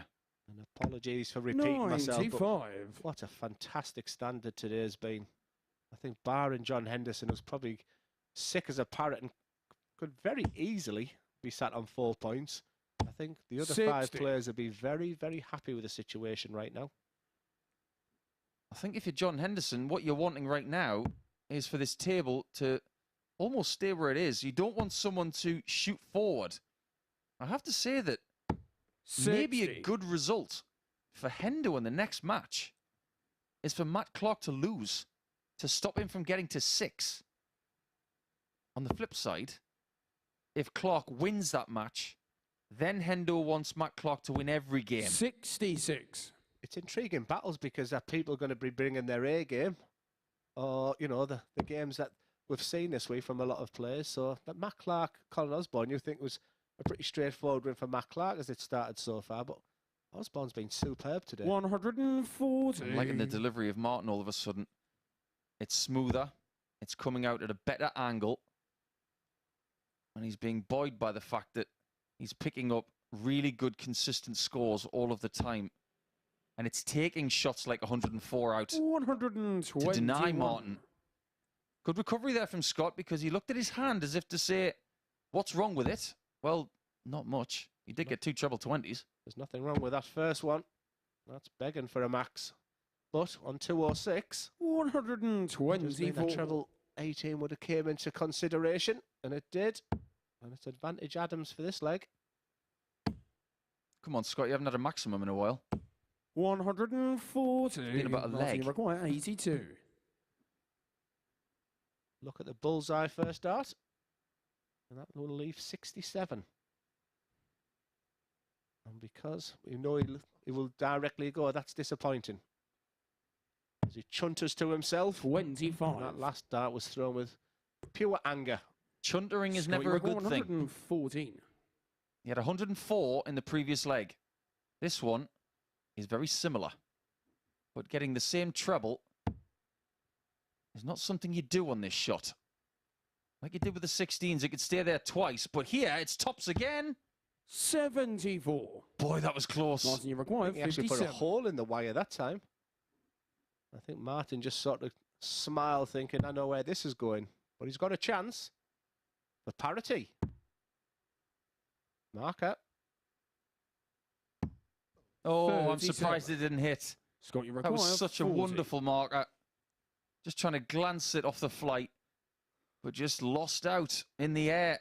And Walters comes back for tops for 3-1. Double 10.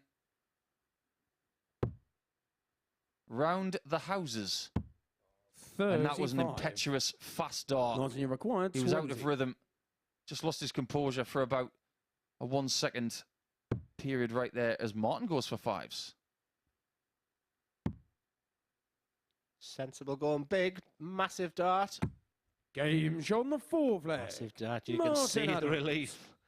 He brushes the sweat aside. I'm just thinking Scotty Walters there, as fantastic as they've been today. 5th leg, it's Scott to throw first. That for Game me, on. as a someone who's looking and trying to give constructive criticism, the 180s are absolutely beautiful to watch. But when you've got 3 darts in your hand and a legend stood behind you, 140. you find out a little bit more about you. And them 3 darts are probably the most disappointing he's thrown today. And you don't give this man in your picture a sniff. I've got a question for you, actually, Glenn, because at the end of yesterday's session, you went up on the stage when we were about to 100. leave the venue. What did you think of it? Oh, it's Euro Tour. Beautiful and bright, and you know it's obviously quite dark behind you, as you can see there. 180. And every time we have a conversation, there's just a conversation stopper because Scotty Walters walks in and it's pings another 180. There you go, Scott. Stopping the rot. Yeah, he's got 2 for this game, which means he's got 11 for the day. 140. He's 6 off the record all of a sudden. So we are on record watch. He's got 2.5 games to go to try and break that record. But if you were to offer him the 65. record right now, he'd say, get rid of that for a starter. I'd rather be in Saturday night. I was asking you about the stage. Yeah, you just don't get a chance because the darts we're seeing today are sublime, magnificent. 100. Scott, you record 116. And I'm just sitting back and enjoying every single one. And that's the real modern way of going now for people who like tops. And leaves 78, so don't miss the 18. 56. Because that leaves a Martin, you record 2-dart combination. And when 161. Martin's on a 161, it's a big outside chance. But you never write this man off. Not with darts going in like that. It's treble 17. How dare you, he's saying. And the eyebrows go up as it moved. Still there. I'm sorry, Martin. he's looking at that treble too as if to say, how dare you? 123. That was supposed to go in. He's got your record 60. He has got a 157 today, but he's not going to find the 161. Sandwich shot right in the middle. How's that gone in? How has that gone in? Walters. I can assure you that should never have gone in a million years. Oh, boy. What a shot that was. And you may think that he had a bit of misfortune earlier, hitting 5 maximums against Osborne. But let's face facts. What goes around comes around. That is a bonus leg, Scott. Take it and run. That dart ran through the gauntlet. It hit a wall, it hit a wire, it hit 2 tungsten and went in. And Scott knows it too. 97. In a funny sort of way, it might relax him a little bit. He does look tense for someone who's 3-2 up, isn't he? But because of the opponent, I think, when you stand behind that man. And I just think a little bit of composure right now. The chatting with Martin at the end of it, for me, Paul, suits Martin. I'd like to see just a very bit more composed from Scott. And I wouldn't sort of get involved too much in chit-chat and just focus on what you need to do. 100. This will be the middle match tomorrow as well. Game 8, Walters Adams. Mark your cards tomorrow in the Friday session when we flip the script as he looks for his 3rd max.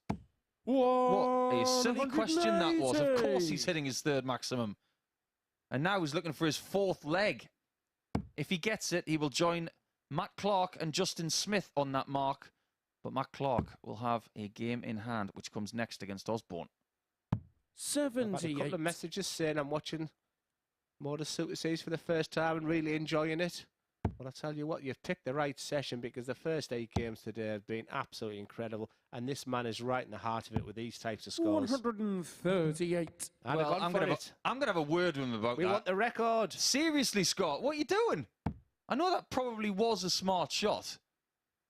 It just goes to show he doesn't care about how many maximums he gets. He's fully focused on getting results by doing the right thing. A 174 would have left him on 100. He's got 2 options there, and the way that sits and the way he throws a dart, it's not the end of the world. But 60. Again, that dart has to run the gauntlet, but this time it stayed true. And this 141 from Martin. He feels I must hit the 2nd best now. He's got to leave a 2-darter. I think he knows that he's going to be facing a match dart now. 76. Because anybody at this level should be hitting 2 singles for a shot at tops. He gets something better. It's 2 darts, a 888 for 2 valuable points. And he's got one heck of a marker. 68. He may rue that one. In fact, he might not even get another shot for the match. He might need more maximums in leg 7. I had concerns about his composure, but he threw them 3 darts fantastically well, and he's going to get another chance. And there's the chuntering. 41. And Scott Walters. Scott, you For require a big win for the Hampshire man. 3-darter 4-4. When they're walking onto that stage at 0-0 and someone offers you 3-darter 4-4 for the match, you'll say, yes, please. Game shot and he takes it with aplomb. Scott Walters. And he holds his hands up because that is the respect that people have for the legend that is Martin Wolfie Adams. We have been treated for some magnificent darts today. And Scott Walters, you are playing your part. And that is an unbelievable win for you. A fantastic start. It put you on 4 points alongside Justin Smith and Matt Clark. It's all to play for, guys. And next up, it's top of the table, Matt Clark. We haven't seen him for a while. Up against Colin Osborne. Don't miss that one.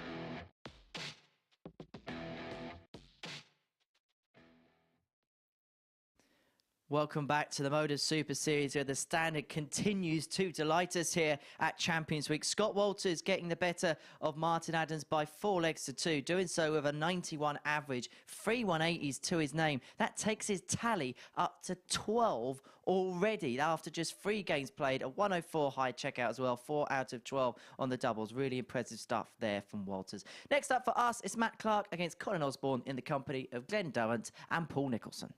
Thank you, Henry. Yes, what a fantastic opening 8 games. We've been treated to big finishes, massive scoring. And like I said, it's really bunched up right now. And someone could come out the pack. Could that person be Matt Clark, who's already played 2-1-2? Probably the quiet guy in the room. Okay, first leg, it's Matt to Lots throw of banter and first. camaraderie. Seeing something really Game special on. today when Martin Adams returned back to the room after his 111 average, where the rest of the place stood up and applauded. Matt Clark is just sat in the corner doing his own thing. It looks like he's someone who concentrates on the psychology of things and just making sure he's calm and relaxed when he gets on the stage. The guy in your picture from Middlesbrough, Colin Osborne, opened up on Monday. Absolutely delighted he was. On Tuesday and Wednesday, he said I was disgusted. 95.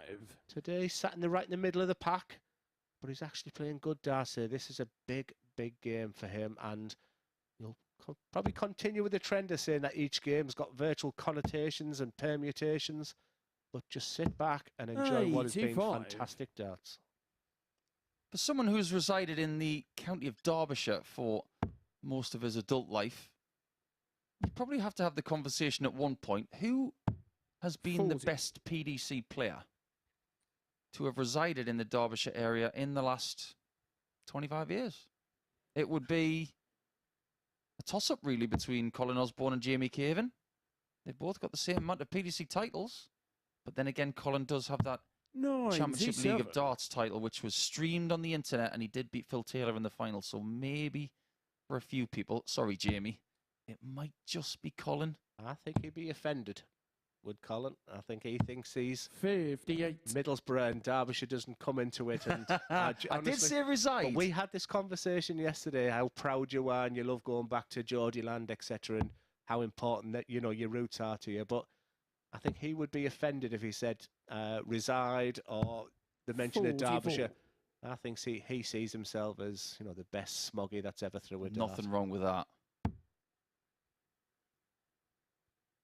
There are certain players who are quite nomadic, myself included. 100. I suppose I don't consider myself a Sussex player because that's where I live. Yes, but as far as Derbyshire is concerned, they have had some remarkable players over the years. But for people who have lived in that area, Caven is actually from Leicestershire. So that quashes that as well. Osborne from Middlesbrough. 136. So on top of that, you've got to say the best player from Derbyshire of all time is John Lowe, because that's where he's actually from. Absolutely. And obviously I can bring the BDO, WDF into it. And there's a guy, sure it was Pink Flights he used to always wear, called Gary Fenn. Oh yeah, he played at Lakeside. And he was a phenomenal player. Require 56. And just before Matt goes for this, and we'll maybe continue this conversation, because there's something I'd like to say, and this is where I'd like to talk about the ADC and the opportunities people have now. As Matt Clark, once again, quietly gets on with his job for tops. 36. And all I wanted to see Colin, you require was Owen Binks do the 127 in game. I don't think he will. Paul Hinks. I don't think he's going to be stealing Hinksy's call, but is the leg going to be stolen? Hasn't taken his eyes off the ball. 88. Hooks it to his left, and Clark gets a second bite of the cherry. What do you think the biggest challenges are against Matt Clark? Do you think it's mindset? Do you think it's focus? It's rhythm. Because playing against him, Games you don't have a rhythm. Leg. Matt Clark. I can say from experience, I've only played Matt a couple of times. It is a test of patience, Colin to throw first. Something that you said yesterday which intrigued me, you preferred to play the more deliberate players to give yourself more time to think. I concur. I was the same. I didn't like playing really fast players. So I never really saw a problem playing someone of Matt's pace. I was always okay with that. I was very mechanical. My throw, just rhythm I sort of associate with players like, you know, the quick players, the Van Gerwens, the Smiths, etc. So I like the fact that I hated the fact, sorry, and I hated being really hot and bothered as well on stage. So playing a quick play, you just felt you're throwing your dart, you're turning around, and they're throwing their third dart. So there was just something for me about playing a more deliberate player. I've had a tweet actually from Ian East earlier on this morning. He was talking about Matt Clark. He said, what is the thing that Matt is holding in his non-throwing hand? Have you asked him about it? No, I haven't. But it is something that he's always had. I get the feeling it's something that aids his grip. Now, for someone to be holding something that isn't a dart is quite unusual. 140. I think it may be a small chalk sponge, Well, maybe? we talked about chalk yesterday. That's a potential, because that would be my absolute nightmare. Can't imagine it being anything sticky, because that's probably the worst thing. I don't know if you remember that gel or that glue that people were using so your hand stuck to the dart. We had a really fantastic ladies player called Babs Evans, and she said, try this, Glenn. I was throwing the dart and it was sticking in my hand. So each to their own, I guess. But 60. Yeah, that's a new one there for me. I didn't spot that early until I seen Ian's tweet.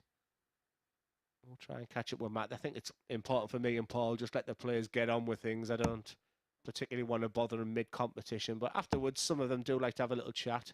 And if I do with Matt, I'll ask him the question for you, Ian. It might even be a little ball of wax, which is something that has been quite popular with certain players over the years. We've even had somebody tweeting already saying, why don't you mention John Lowe for Derbyshire? Give us a chance. And we did mention him about 15 seconds later. So there you go. We got there in the end, and that tweet was off of Mr. J. Lowe. Mate, you're 158. Matt Clark with a 158 would be for 2-0, and it would be his biggest finish of the day. As each game goes by, he starts getting a better finish on his roster. 100 checkout in the first game. Second game had a 120 as well as another 100. It's not going to be the big 158, but there is time to spare in this game, and Osborne dearly needs this 82 to defend his throw. He'd be happy with that, because he's now going to get a dart at tops. How many times have we said it today? Game shot in the second leg. And they're the types of finishing. Look at the reaction there from him. He knows the importance of that dart. I think he realised that Matt's playing his A game. Feel like it's Matt to throw not first. to give him any chances. Game on. So when you get a chance, execute it. And that's exactly what Colin Osborne did there. Osborne has been with us for the best part of 2 years. First time he joined us was in early 2021. He picked up a weekly title very quickly. He has ticked a lot of boxes since he's been with us. He has won weekly qualification titles. He didn't win the Champion of Champions in Southampton, but he has a 9-darter. He has big averages. He has that record, of course, of daily 180s at 17, which is under threat today in a big, big way. But he also holds the record with Jim McEwen for the most points gathered in a Group A campaign at 28. I just wonder if that will ever be broken. It could be, and someone has been close to it, but you're going to have to wait until Super Series 3 to find out if someone will do that, because this is the end of this series, and we have a 180 from Osborne, just as I start to talk about them. Beginning to think of Saturday night now, Paul. You had the luxury of being here for the first one. Amazing victory for Conan Whitehead. Conan, 6 months prior, I spoke to him personally. He was having a tough time with the game, and you know what the MODUS Super Series did for him was just relight that fire, and it was a wonderful story.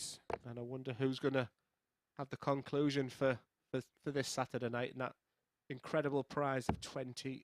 I was having a really interesting conversation with some people last night, including yourself, about 140. what we should do for that champion. They get a trophy and a check, and of course they get the mystique of being a Super Series champion. Does Osborne get an 11-darter?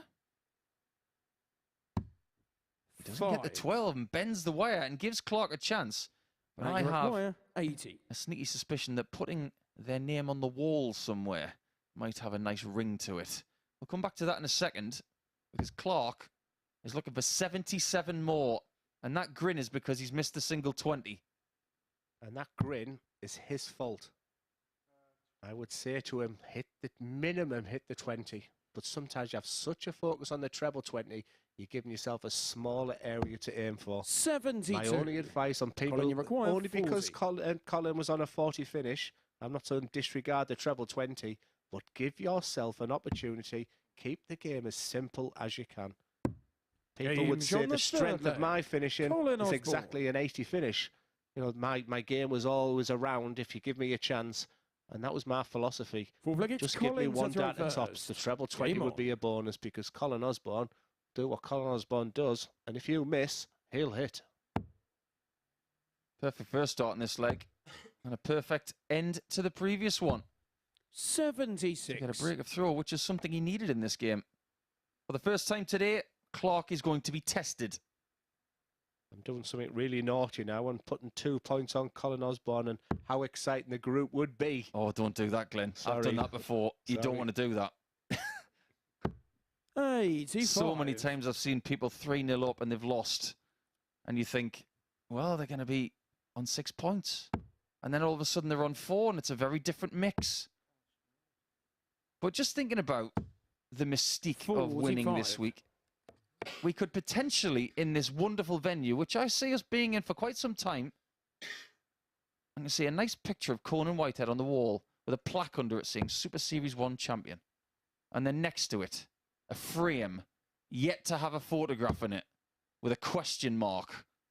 And then every time we walk past 100. that part of the building, we see a winner. I like that. Sounds good to me. It's over to you, production squad. Make it happen. And then we can say that one of the prizes at the end of a Super Series is to get your 60. picture on the wall. Just an idea. Right now, the idea for Clark is to start scoring better, because in this game, he's not scoring as well as Osborne. It's a great dart. Just lifting that one a little bit higher. I think what he's trying to do is float them in. And when he hit that treble 1 in the previous leg, he was just trying to maybe pierce the air with a bit of force, whereas he's more of a looper with the dart. A finesse. 60. If you put Colin Osborne's picture now next to his picture from 2009, and that was 14 years ago, he's barely aged. I want to know what soap he uses. Over to you, Colin. I want to know. 24. He's starting to miss to the right and low a little bit too often for Matt's liking. I think Osborne might have thought of he was out of this leg. That's score of 20 points there. He's disappointed with this return. And don't need a commentator to tell you how he's feeling right now. And the reason for that Matt, you require 100. look to the ceiling is because he knew he couldn't leave a finish. And Clark's already there, so he's got 6 from here. You don't see many players these days wearing white. Steve Beaton always wears white. Ross Smith does now. No, I think you've got to be very confident to wear white. I like it. Only white stars today for Osborne. And he has many a black shirt, but with different stars. Red stars, blue stars, white stars. But this 60. one reminds me of... Matt, you require You've got 57. those luminescent stars on your ceiling as a kid to help you go to sleep. He's not going to put anybody to sleep unless he gets 4 legs, of course. He thinks he was in the galaxy. Double top for Matt Clark after missing the single to start the combination. 17. It's a chance Colin, you require for 3-1, 155. but ultimately it would be for his biggest finish of the week, which stands at 135 at this time. And it will remain so. You can see the disappointment because, I mean, his averages have plummeted after this leg. And this is always the concern when you're leading 2-1. Matt, you require More 40. importantly, for me, it is darts in this game. So it would be a Would be a big moment for Matt Clark, and he'd be taking the control of this match again if this double 10 goes in. Double 5. 35. Under-delivered. Not happy. Colin, you And require Osborne 58. will be chirpy if he finds this. Yes, after 21 darts, I don't think you expect it to be returning. These are the ones, and no apology if this goes in. Because that is a Game big on the moment, fourth Colin leg. Osborne. Don't give Colin anything to your Osborne. opponent. Just get your darts out. Go and get your drink. Do your pre-routine. I'm not into all this Fifth leg, apologies, it's Paul. Matt to throw first. Me either. Game Don't on. apologise for doing what you're supposed to do. And did you see that he started smiling as soon as Matt couldn't see him? He didn't want to give him information. Exactly. That's experience right there. There's nothing wrong with smiling on the stage and being happy with your efforts. 60. Whether it's a 24 dart leg, whether it's a 9 darter, or just hitting a 180. That's joy for the game, which is very infectious. And any nerves in your body after winning in 24 darts are probably gone. 139. Because it'll be more frustration, and all of a sudden you're thinking, how come the treble 20s are so easy now? Just want to look at the grip of Matt Clark, which I think is fascinating. It's what I call a 4-point grip. So he's got thumb, forefinger, middle finger, 45. and if you look really closely next time, he's got his third finger of his right hand on the end of the point. And then that detaches before he throws it. And it then 85. becomes middle finger important. But this is one of the fascinating grips that I see in World Darts.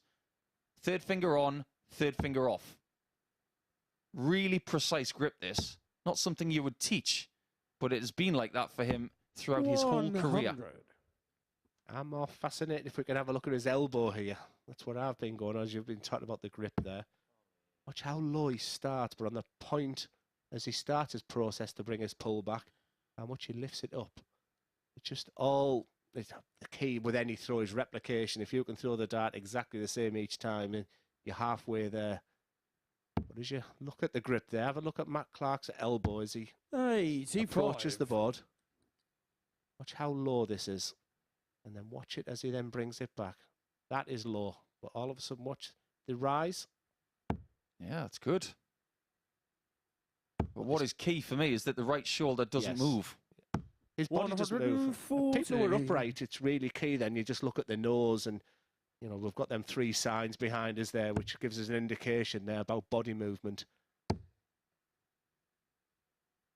Osborne wants to get rid of this game as soon as 70. possible. He does Make not Royal want to give any encouragement to 156. Superman at all. He wants to be the General Zod of this game. He's had his chances, Paul. I think that may be the first time in my life I've ever noted Colin Osborne as a bad guy. But the bad guy right now could have been Superman. 38. Colin, you require 122. I thought he was going to do a Justin Smith on us here. But it's treble 18 if you're looking at as the target. He can't finish now. He can leave tops though. And Clark has got that 82. choice to make. Matt, you require Split 18. or go. What would you do, Paul? I despise double 9, but I'd still go for it. I want 3 darts at a double, not 2. Game Well shot played, the Matt. 5th leg. Great dart, Matt aggressive Clark. as well. Could have been really cagey with that. Just trying to find a range finder on the outside. Straight Fifth leg, for it's it. Colin to throw first. Game on. Confident from a man who hasn't lost today. And he might not. Still from this game, he has not allowed his opponent to match dart. 61. And that's how you win darts matches. Just listening to words from Paul there, and one's a picker. I totally agree. Just so aggressive than that double 9 that he now needs to incorporate that on his treble 20 throw. And we've used the word finesse and floating and lobbing. 57. I like the dart when he's just a little bit more aggressive. And he pushes that dart through. Well, for anybody who wants to have a practice game today and you want something really tough, how about this one? This one will 60. separate the good from the great, just to use your phrase there, Glenn. How about going from double 1 to double 20 all the way through without splitting it? And if you do split one, you have to go back to the start. Try that one today and see how you get on. That's hard. That's very hard. And I always say with people with doubles is... 59. I used to get to a stage, I'd reach double 7 thinking, I'm bored now because I'm not hitting it. I'm not playing well. 21 dart at a double, 1 dart at double 1, double 18, double 4. Take your darts out, double 13, double 6, double 10, 94. and go all the way around. I watched Gerwyn Price do 14 on a Premier League sort of promotion day. I used to always set myself a target of 4 and 5, but the beauty of them types of practice on doubles are you're only throwing 21 darts, you know, because the last dart would be at the bull, by the way. It's the mental challenge as well, because 60. if you are constantly having to go to the start and start again, if you don't get frustrated with yourself and you keep to the challenge, you're not just exercising your arm, you're exercising your mind.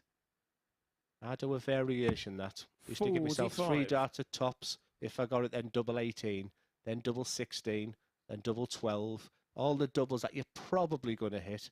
But when you start getting to double 4, double 2, if you miss, you go back to tops. Just while we're on the subject of doubles practice games, actually, there's one of my bugbears 41. within the game. A lot of people play this double-double game where you've got to hit 2 double 1s to go on to double 2 and do 2 doubles there. I had a conversation with Snakebite Peter Wright, the 2-time world champion, about a year ago, and we had the same opinion. Why on earth would you practice 2 double 2s when you'll never ever need it? The only 3 doubles that you... Oh, there's actually 4. 4 doubles on the board that you will do double-double. 19, 18, 20 and bull. So don't do double-double on the 60. rest of them because it's Colin pointless. Osborne, Can I 141. play devil's advocate? Of course you can. I asked Andrew Gilden why he goes double 1, double 1, bull, double 2, bull. He said, because if I can hit the double twice, my mentality is when I come to the match and I only need it once, that's the reason he does it. Because I was fascinated because he puts his massive headphones on, doesn't engage with anyone, and that's the game. So I asked him why he goes double-double all the time. As Colin Osborne goes 1-4-1 for the match. It's a setup that leaves 62. 97. That's becoming more popular as well with 62. Treble 18. Clark's in trouble. So far, today he has not been in a precarious situation, but I think we had precarious a couple of legs ago. 40. Might be untenable, this one. 44. As Osborne goes for what we call Motown. 4 tops coming in. He might be about to go loco in Acapulco or precise in Portsmouth. Beautifully done. Shot out Osborne on the Colin points, Osborne. and he's got multiple wins now. That's 4 points for him and 4 points for 3 other players in the group. Things are bunching up lovely in Group C. It wasn't a classic game average-wise. As you can see, Matt Clark has lost about 10 on his average in that game compared to the first 2 games of the day. But Osborne wins the fight, and he is ultimately the kryptonite to Matt Clark in round number 3. That's round 3 over. When we come back, round 4 will begin with Justin Smith up against Walters, who is trying to get a little bit closer to that daily 180 record.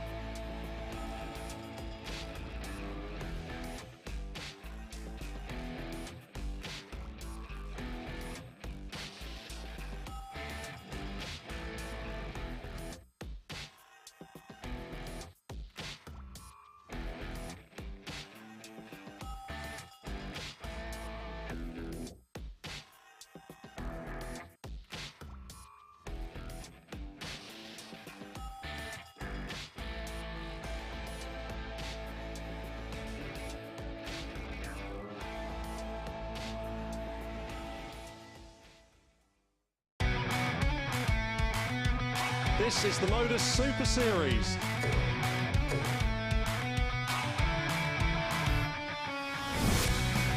$180.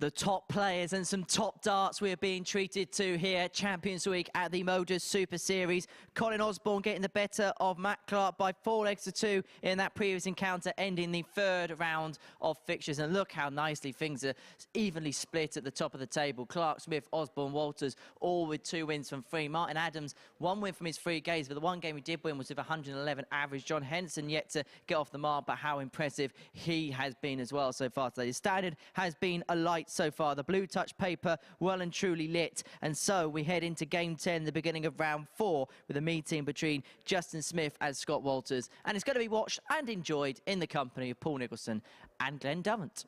Yeah, thank you, Henry. Again, this has the potential of a real high-scoring game. If Justin Smith can get his scoring going, you know, he absolutely peppers the treble 20. In fact, maybe peppers it a little bit too much, where the guy in your picture has just been a revelation this morning in the scoring segment, the treble 20. Interesting, he throws one dart each time. Throw first. Something, believe it or not, that I used to do. Game on. Yeah, I used to try and hit a treble 20 and then just walk away. Something he did there, but business head on now, guys. Big 2 points up for the grabs, and it's Justin throwing first. 100. If he does win this game, we are going to find our first person on 6 points. And we have a bunched up group. But before we go too deep into this one, not only was that a really good result for Colin Osborne in the previous game, but it was a fabulous one for John Henderson, because it means that he's still only 2 wins behind the top. So if we're talking about results that correlate well for the bottom placed person, 134. he doesn't really care who wins this one, because they're both on 4 points. He's going to be 6 points behind no matter what. But he will play Colin Osborne next in a must-win game. Yeah, interesting. When we were talking about value for money prior to, you know, the day starting, yourself and Henry felt that the guy in your picture, Scott Walters, was good value. 123. And I felt that Justin Smith at 15 to 2 as the rank outsider, based on the fact that he started to get his scoring boots on late yesterday, has a real opportunity, because I promise you the talent is there. But a lot faster game already here. Like I say, styles make matches, and these two could really fend off each other. And judging by the amount of banter there was before this one started, you obviously know each other quite well. But when you share that practice room with a certain amount of players over the course of 2, 3, 5, possibly 6 days in a week, you'll get to know them very well indeed.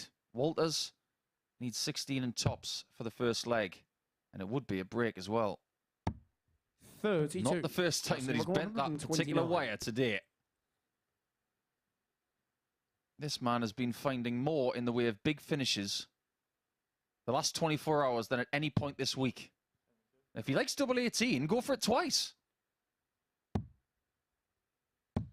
But 93. Glenn did something really good earlier. He noticed that when he's going for it, he's missing it just low. So adjustments need to be made. First leg. Admittedly, not in this leg, because that one's been taken by Walters. Doesn't have a nickname quite yet, Scott Walters. We're going to have to think of that one. Well, let's put it out to Twitter. Scott to throw first. We'll just affectionately call him Julie. Game on. There are dart players who've got affectionate nicknames like that. We used to call Phil Taylor Liz. Adrian Lewis was called Jerry Lee. You get where I'm... That's why my nickname is Jack. That could be Jimmy. Jimmy Durante. Good singer. Big nose I had. Or anyone sort of gets 60. personal. Now, Scott is not bothered about things like nicknames or fancy dart shirts or gimmicks. Frosty the Throwman was my favourite, Paul. 100. I think that will never be topped. I'm not going to say anything against Mark. He's about 7 foot tall. 140. The worst must be Duzzer, Chizzy. No. We can save that one for later. Mouldy? 57. More Mouldy, yeah, brilliant. Come on, Adam. Yeah. I think we need to have a chat about that bit of branding. Yeah. It needs to improve, like your darts 60. have been improving. And if you want a bit of mould later, I didn't think I was going to say that in my life. You will get a bit of mould later because Adam's playing in Group B. I bet he's sick of jokes 50. like that. I'm trying to think of a mould joke. I can only get the word damp. I'm going to talk like Barry Scott later. 140. You know the Silid Bang guy? Maybe I won't. Yes, I've got that in my ears, solid bang. Well, so far today, Scott Walters has been going bang on that treble 20. 100. Justin, you've got 101. He has got a grand total of 12,180 so far. And he's 5 away from the record. Double 18, and he misses it low again. 69. That's the second time So today he's hit the 94. 4. If he doesn't make changes, he's not going to hit it. For me, the 4 just means I'd be keen to see his follow through. Is he finishing off the full throw if you're dropping into the 4? Very aggressive. These days, a lot of double-doubles now. Do you know something? 54. In that spot, Justin, with the way his darts go in, why didn't he go for treble 18, double 11? Because that was an easier hit than the double 18, in my opinion. This is not an easy hit. Big dart, Paul. Well, he doesn't like the angle. He's thrown this one from South Sea. Oh, Game show the what a second dart. leg. That is not the Justin first time he's Smith. done that this week. That deserves a fist pump because his ability to find that corner of the board from the right-hand side Justin to is throw not a first. fluke. Game on. Scott Walters so magnanimous there. I'm sure that was appreciated by Justin. He's just a confidence man. Look at him now. That is not the player I was watching in the first 2 games yesterday. When I was watching from home Monday, Tuesday, the guy was falling to the left. He was not very happy. He was throwing his arms about. 96. He pings a dart there from 15 foot and then walks up to the hockey. And I always dare to dream after the first 180. 100. In the comms box, I guess the thing you want to see is a 9 darter. Last time I was here, Henry Deacon promised me one. And this week, Paul Nicholson feels there may be one. Yeah, but I didn't promise you. 180. He promised. Well, every game now, Walters has hit at least 1 maximum. And let me take that a little bit further. In every game, he's hit 57. minimum 3. So we've probably got another 2 coming. Well, I can see what he was trying to do there, but I think staying on the 20 for the second one was the right play. That was 31. very, very ragged. 164. It just means this 164 now is 6 darts rather than 3. So set up a treble. 60. And that's probably not what he was hoping for. At least 1 treble in that combination there is what you're looking for. And just give Scott Walters a chance. For some people, that first dart's a bit of a stinker. But for him, just the way his darts 41. sit. And we have an angle sometimes going over the head as well with the production team where you can actually see from their eye line how the darts are going in. Can he find the 54 from the angle this time? Honestly, he's hitting the targets from that angle. He might well stay over there. Double 16. 72. He's got your record 153. Every time he goes to his right on the hockey, he's finding the target, whether it's blocked or not. There is that angle that tells you how his darts sit. Very flat. 41. And when he goes Justin over the top of a bed, 32. he can't get them underneath. Justin for 2-1 has got double 8. Third leg. A fruitful Justin double for Smith. him. Halfway point to 6 points, and this is a very different campaign to Group A.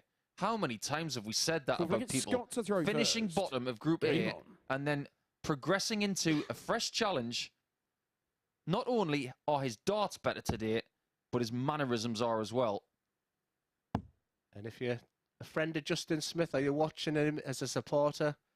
Just pin this little section that I'm going to say. 41. Justin, you don't need to always go for treble 20. Your darts on treble 18 and treble 19 are absolutely first class.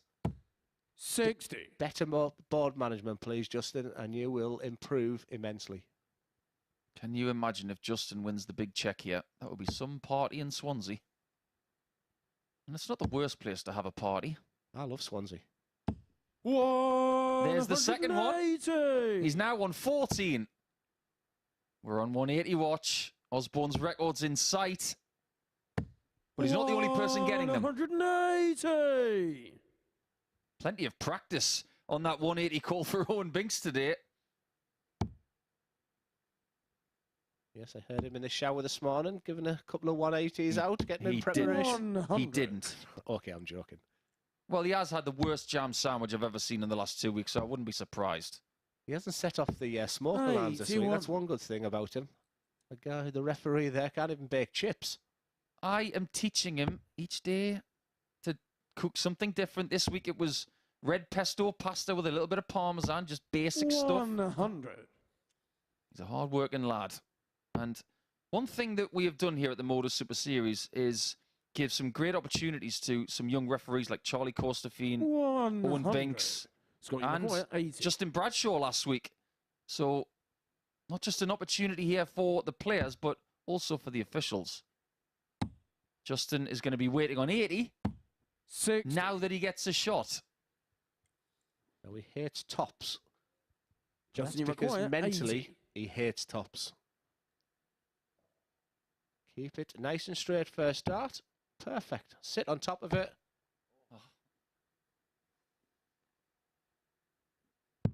Oh, that couldn't have gone any worse. Scott, you're required. Had he bust the shot, it was exactly the same pretty much. Because if Walters takes this, he's shut out. Double 5. He hasn't been great on this double today. But look at that. Take a picture of it. Scott Walters. I thought that he had no chance at double 5. He nodded his head as if to say, yeah, typical. That leaves me double 5. We know what that means. He's quite chatty on the hockey, isn't he, Scott Walters? He likes to converse with the player. I don't know about you, Glenn, but I was never a fan of somebody trying to talk to me. I wanted to be in my own little zone. I wanted to be left alone. Boring does. I didn't want to talk to anyone. Talk before I see that as a strength, not boring. Here we go. 140. Not another 180, but I just wonder what kind of conversation would happen on this hockey if it was Walters versus North. 100. If we mic'd them up and they played a game of best of 7 darts, I don't know what would be more interesting, the conversation or the match. 100. Nothing to separate them on the hockey, and nothing to separate them with the bookies as well. 100. It's a very fair game for this standard. Throughout the course of this week, most players are averaging in that range. 60. Justin, you're 161. I've enjoyed this game. Just the pace has stepped up and everything. It's a real battle. There's nothing between them. One double. 90. One double's going to make all the difference here. One double made the difference in week 12. Culleton missed double 16. Hendo hit tops. Was incredible. That was the story. 60. Justin, you require 104 games came down to 2 shots. It could be the same on Saturday night. It's a lazy first dart, a superb second dart. 51. It was half-hearted. 41. I know that was the right shot, potentially for him, but why didn't he go 15 bull with Scott on 141? If he wanted to go for Justin, you a treble for a double, he could have even gone treble 11. But for someone who likes tops, he seems to be trying to leave it a bit too much. He thought that was when it let go. Oh. And that's the only problem with 14. That's the only problem when you try to separate it there. 81. And Scott Walters was never, ever in this leg of darts. And now he's got 81, not only for the leg, but also a very important break. But we could see the bullseye or double 13 come into consideration. It's going to be the bull. Big dart. Big finish. Scott Walters has been all about the maximums of Scott today as he goes for his usual chat. But that bullseye is probably the most important dart he's thrown today because Game on. If he can see out this leg here, he then goes top of the group, and that would be an important milestone at this stage in Group C. 59. Could be a big day for Welsh darts with Justin Smith and then obviously Johnny Clayton and Gerwyn Price playing in Belfast at the start of the Premier League tonight. Good luck to those guys. 60. But unfortunately, it's not all good news today. We had the tragic news this morning from China that World Cup participant Momo Zhu sadly passed away at the age of 31, which was shocking news. And to everybody who knew her and revelled in her smile, we send our condolences from the MODUS Super Series to everybody who has met her in her career and her family and friends. And I echo them fantastic words from Paul. Eloquent and beautifully put. If you're just joining us and you think that players talking to each other after a leg is normal, I can confirm to you that it's not. But it seems to me that it works for both players. If one person wants to chat and the other one doesn't, there will be friction. But because these are both very comfortable in each other's company, it seems to have kept them in their own little bubbles on the stage, which keep moving. 58. Opportunity for Justin Smith. He was broken in the last game when really he should be leading 3-2 at this point. Some players' heads can go down and begin the week potentially. Would have been cushioned off his own flight. 70. He was trying to show us exactly that point, but he couldn't. It's a fairly decent setup, puts some pressure on, but this 1-1-6 are the kind of finishes. He'll stay there because of his hatred of tops. But he absolutely adores double 18. What a brilliant contest this will be. They'll probably chat about it now. But it's 3-3. A big break of darts for Justin Smith. Final leg, it's Justin to the big outsider at the start of play today. And he has the potential, if he can execute a 12 to 15 darter, he'd be thinking of top in the group. 81. Great finish. And when any player at this level sees a 1-1-6 out, you don't mind where that double goes. But your confidence will rise ever so slightly if that double is hit in the middle, which is exactly what he did. And look at the confidence now. Can I just say, well done there, the way he just handled himself there. I think on Monday or Tuesday he would have thrown that dart. He's in a good headspace right now. He's composed, he's thinking about, even though despite the fact his player's playing fantastic, this is just a wonderful contest of darts. Should switch. 60. But doesn't. See, in that spot, the treble 17 is screaming at him. Not me. I might be somewhat screaming at him, but the treble 17 was screaming louder. Oh, he's done it again. That's another 180. And that means he's got 3 minimum in every game this day, which I haven't seen. I don't think I have seen it. And it may well be the 180 that changes this match. We did say one double would be the difference between these two. But the actual setup play from Walters, that 180 could be the deciding factor. And this is for the match. And he's already done it. And he's not going to go for it. 49. Oh, what? But if the chat before and after games, will certainly be chatting now, because I don't think Justin Smith appreciated that. Well, let's face it. He doesn't think you can hit this, Justin. Let's leave this to you, because if you get this first treble 20, you might be able to say, Scott Walters in your face. Scott Walters rolled the dice. He's obviously a gambler, because not going for the bullseye there was a big 65. Call. Now he's got 3 dots at double 16 to get 2 valuable points to be the top of the group. Double 8. 1 left. 60. He rolled the dice, and he's rolled a doozy. Wowza. Justin Smith has had absolutely 0 luck this week. Probably sick as a parrot, fed up, looking at being bottom of the table. These kind of chances weren't coming. He's going to get 1 dart at tops. Hates it. Absolutely hates tops. But it could have been his best friend right there. Scott, they've acted like best friends on the hockey. But ultimately, the tension at the end of this one palpable because they know how valuable these points are. 8-8 again for Walters. He takes the points and he takes the break of throwing 16 darts at the end.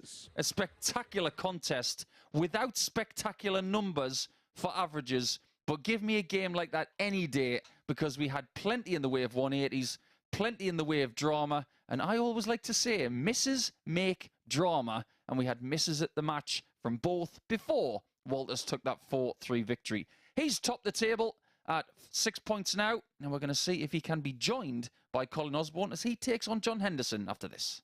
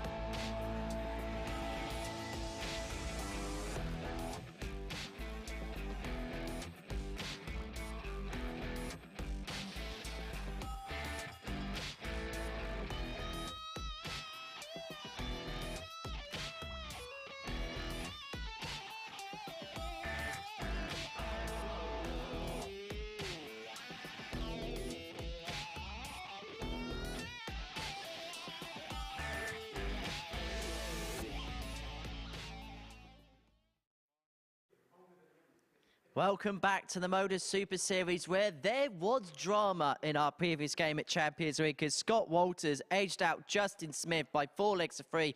Both players having a dart at the double to go on and win the match, but it was Walters who, once again, has found at least 3 maximums in a match who took the victory there. Next up for us is the battle between Colin Osborne and John Henderson. And joining us in the commentary box for this one is Glenn Durrant, Paul Nicholson. Yeah, thanks again, Henry.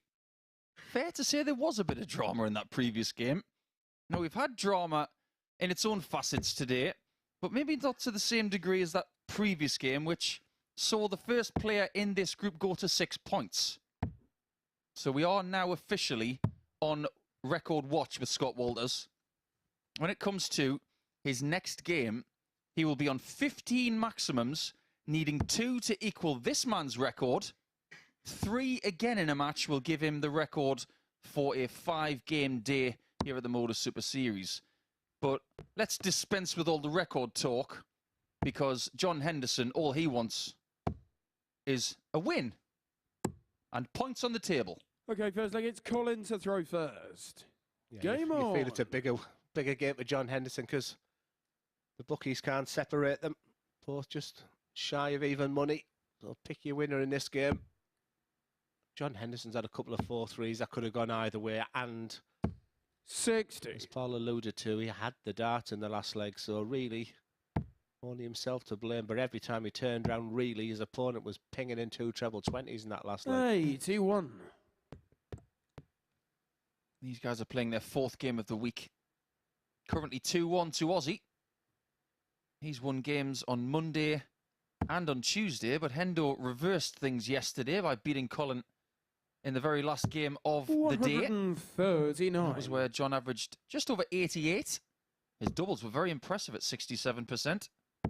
Osborne needed to win that game to get himself into Group B. And by losing it, that's why he's here today.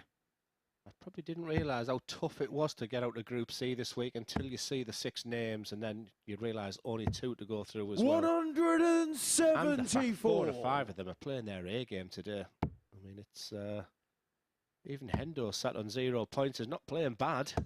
83. I think it's got to the same stage now where Henderson wakes up in the morning and he'll feel like he lives in Portsmouth. He's been here for about 2 weeks. 2 treble 20s for double 4. 120. I think there was a little bit of nervousness in the air for Colin there. That one came out of his hand late. He thought maybe he was going to hit double 13. Luckily for him, it did not. 60. Yeah, I was thinking the same require there, 8. Back for 4s. Game shot Good the shot, first leg. Because I think Colin his Osborne. translucent flight was covering the middle part of the bed, so he went high. 1-0 to Aussie. Second leg, it's John to throw first. His darts were going in a bit of an angle yesterday. His release just wasn't, his timing just wasn't perfect. Today they're just going and just listen to the dart. The dart's singing as it enters the board. You know, a dart player knows when you throw a dart and you hear that noise. I used to love the microphone at Lakeside behind it with that douche. There was just something about that. But I think Colin Osborne will look back today and thinking, I'm thrown like I was on Monday. Wasn't there a conspiracy theory about the noise from Lakeside? That somebody 39. recorded a drum beat? That they think that that was used every time a dart hit the board? When in fact it was just the microphone behind the board and the effects of the backing of the stage. That happened about 18 months ago. 43. Many phenomenons and many stories at Lakeside, but that's a new one for me. Well, I'm desperate for somebody who has got some diving prowess to get in the lake 57. and find the darts that have been slung in there. Particularly a set of Gary Andersons that went pretty far in. And Gary Robson's once told me that Gary threw them so far that he didn't see them again, but he forgot that the lake was frozen. So they were on top of the lake until it thawed, and then they went to the bottom. Yeah, I was there the Segway night. I don't know if you were there as part of the production team that night when Gary Robson just slammed into the fire door. I bet that made a bit of a noise. Happy days. There was something just special. When you drive to Crucible, you know, and I'm sure then the snooker players see a Sheffield. 55. You know, when I used to drive to Lakeside and seeing the words Frimley Green, it was just something about it. I mean, the hotel shouldn't have the memories because when you get there, it's not what you actually expect. Turn the lights down, put the smoke machines on, fill it up, and Lakeside is one special venue. It's very different when it's all in its regalia. I've seen it in both types, and when I looked at it when it was empty, I didn't recognise it. John, you're 150. I recognise that because Osborne knows a thing or two about maximums. 154 for Hendo's not going to go, and he's already in trouble in this game. 82. Round 4 of our matches, 32. and Henderson does not have a win. He's in trouble of being cut adrift, even before day 2. Double 16, Game shot on the second and Osborne's leg. at the halfway Colin point in no Osborne. time at all. And what it does mean, Paul, is if you do get a play that's detached at the bottom, it's just going to scrunch up the top, and it just makes the viewing tomorrow So look, it's essential. Colin to throw first. I think the first 3 letters of that word are very, very apt. D-E-T. We're talking about detached Hendo potentially and determined 81. Colin Osborne. He desperately wants to be part of Saturday night, but he needs to be in the top 2. This is going to be a scrap over the next 24 hours. A scrap that I can't wait to see how it unfolds. You feel that Scott Walters has done his job already. The last game is a bit of a bonus for him. That's the way I would treat it against Matt Clark. Don't put too much pressure on yourself. He talked about what no pressure, but at times he's turning around, chatting to people.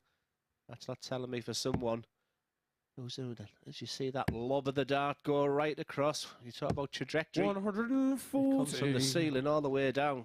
Poetry in motion when he gets it right. And with Premier League starting tonight, can we ever forget that walk-on in Aberdeen?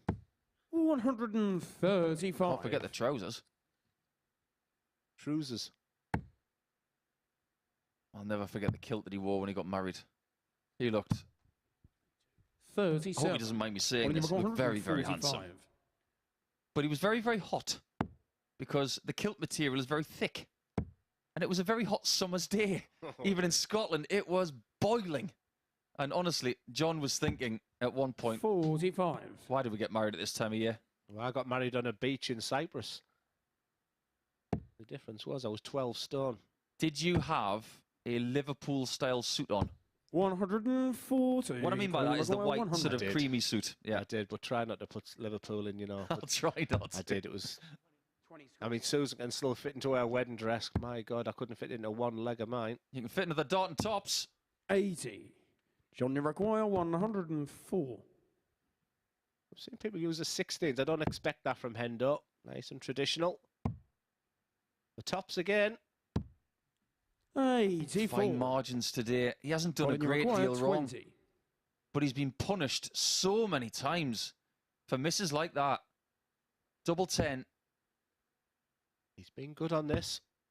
Game shot on the third I leg. tell you what, I think he's hit Colin that mark a Osborne. couple of times today, and this is exactly what the doctor ordered for Colin Osborne. This puts him on 6 points. I had my concerns when I walked in this morning. But whatever's happened overnight, he's got himself ready, and he's putting in a terrific performance. He seems to be getting on really well with Justin Smith. 125. Well, maybe they just got together last night and said, come on, guys, let's play our best darts tomorrow. That's exactly where Colin Osborne is, because the darts are going in meaningfully.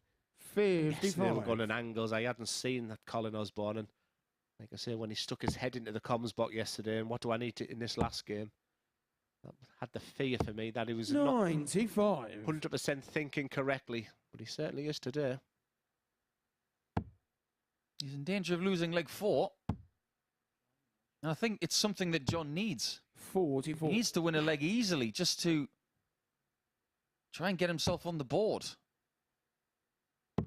Averaging mid-80s. Osborne. 60. This is more like Monday, Colin. More over the 90 mark stuff. If I remember rightly. I'm trying to remember what stars he had on his shirt on Monday. 60. And I'm incredibly superstitious. So this is the kind of thing I pick up on. Was it the blue or the white? Because it was the red yesterday, wasn't it? It was definitely red yesterday. 100. Yes, before anybody says anything, superstition is a sign of weakness. I know. But for me, it's a routine thing. I'm very regimented. And a lot of dart players are like that. They like things a certain way. Look no further than 58. Getto in Price. Look at his table later. Water, cap, darts. All perpendicular. As far as this one's concerned, he's looking for treble 7. He almost had double 2. Yes, Mensasulovic, Yellow Klassen, they were touching chalks and touching photographs. I couldn't understand it. I walked in with me 3 sets of darts. 100. Johnny was required it. 40. Double top, no pressure. And this one should be hit. Especially now. Game Well done, shot John. on the fourth leg. No bagel here. John Henderson. In fact, there's only been 2 today. One against Adams by Justin Smith, which was a bit of a shock. Martin just If they didn't get turn up in Colin his to first throw game. first. And then he inflicted the other one on this guy with that 111.33 average, the best performance of the year here at the MODUS Super Series so far. And needless to say, the best this 100. week. We're talking about potential records for Scott Walters. But Colin this week, 20 maximums. I think he'd be 85. fairly happy that his scoring power, considering a couple of the days, he hasn't been at his best.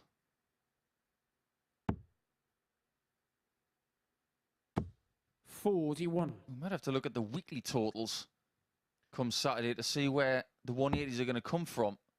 And then what we do is we share that by the amount of games they've played to get a 140. number per leg. And then if you want some information about 180 betting or 180 tips come Saturday night in Champions Night, You'll have to pay attention to Glenn, because he'll be with everybody at Sporty Stuff TV at around 8:25 come Saturday night. Yes, Buzzers tips are done for tonight. I got one up last time. 42. I'm 2 darts away from getting a 12-1 treble up on the second day, so 1 out of 2 ain't bad. But I'll tell you what I'm going to say here, Paul. It's 3-0 down. I was about to ask you the question, how many times you've seen people go from 3-0 down to win 4-3? Because I looked over, and at that point at 3-0 down, John Henderson was 12-1. It doesn't happen an awful lot. Maybe on average, once a week. This week, it's happened twice. 27. But this is no ordinary week. Osborne is in a position to get this done. If you offered him a 139 now, he'd take it and run. I think even 99's your minimum. Is that in that, Paul? Or? It's in. So he can do what he wants. But because he wants tops, maybe the 19s is the way. 81. That didn't work out. Yeah, that's a surprising dart. If he hits the 60, he leaves... Well, what was it? It wasn't tops. It was 39, I think. 125. 2 darts. That's why the wry smile is on Colin's face, because he had this match in his pocket there. And then 2 trebles from Henderson now makes it interesting, because 78 leaves double 12 for another entertaining game. Colin Osborne came in this morning, not 100% sure where his game was. He knew it had in the armoury, because on Monday he played absolutely fantastic. And he saw players around today playing absolutely brilliant. But that win there puts Colin Osborne top of the table. For John Henderson, potentially no way back now. I think it's just a case of winning his final game and then clearing through tomorrow and relying on others. But another wonderful contest, but it's Colin Osborne, the Middlesbrough man, that comes through. And next up, the return of Martin Adams against Matt Clark.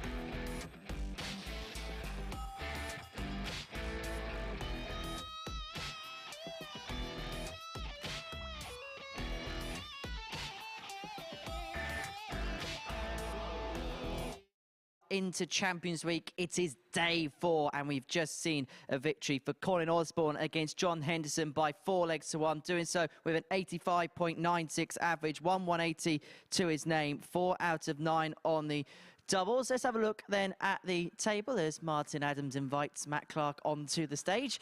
It is Osborne that leads the way on legs difference from Scott Walters. Both players winning 3 from their 4 matches so far. Matt Clark can join there with victory over Wolfie, where Martin Adams can move his way onto 4 points with a win. Meanwhile, for John Henderson, it's just been an attritional day for the Highlander, yet to get off the mark, but he does have 1 more game to go. He'll be playing in our final match. But this is the final game of round 4. It sees Matt Clark in action against Martin Adams, and watching this one in the commentary box is Duzza and the Asset. Thanks, Henry.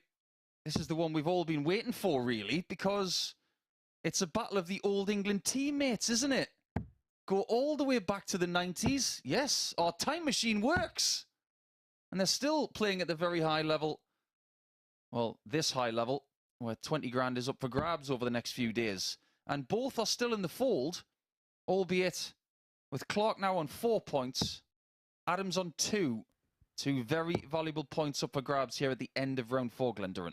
Yeah, I'm just looking at the league table now. You feel like Osborne and Walters, whatever happens now, they'll be happy, and they've got the bonus of a final game.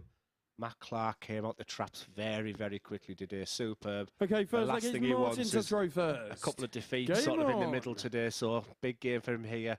And if Adams has aspirations of Saturday night, you know, at times he's been absolutely brilliant today. At times he's, in his words, been rubbish. 100. Big game. Sit back, enjoy.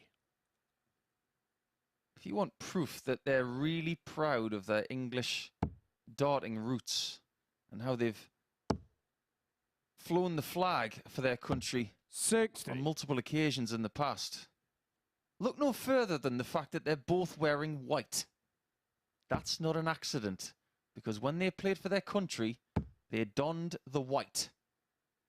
Albeit the pants weren't. They were red, just like that 180 from Adams, who was looking to start this game in the same vein as the Osborne game in Game 6, where he was dominant with a capital dominant.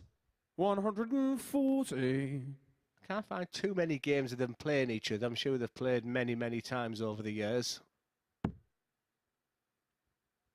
I did a little bit of number crunching this morning and I found 3.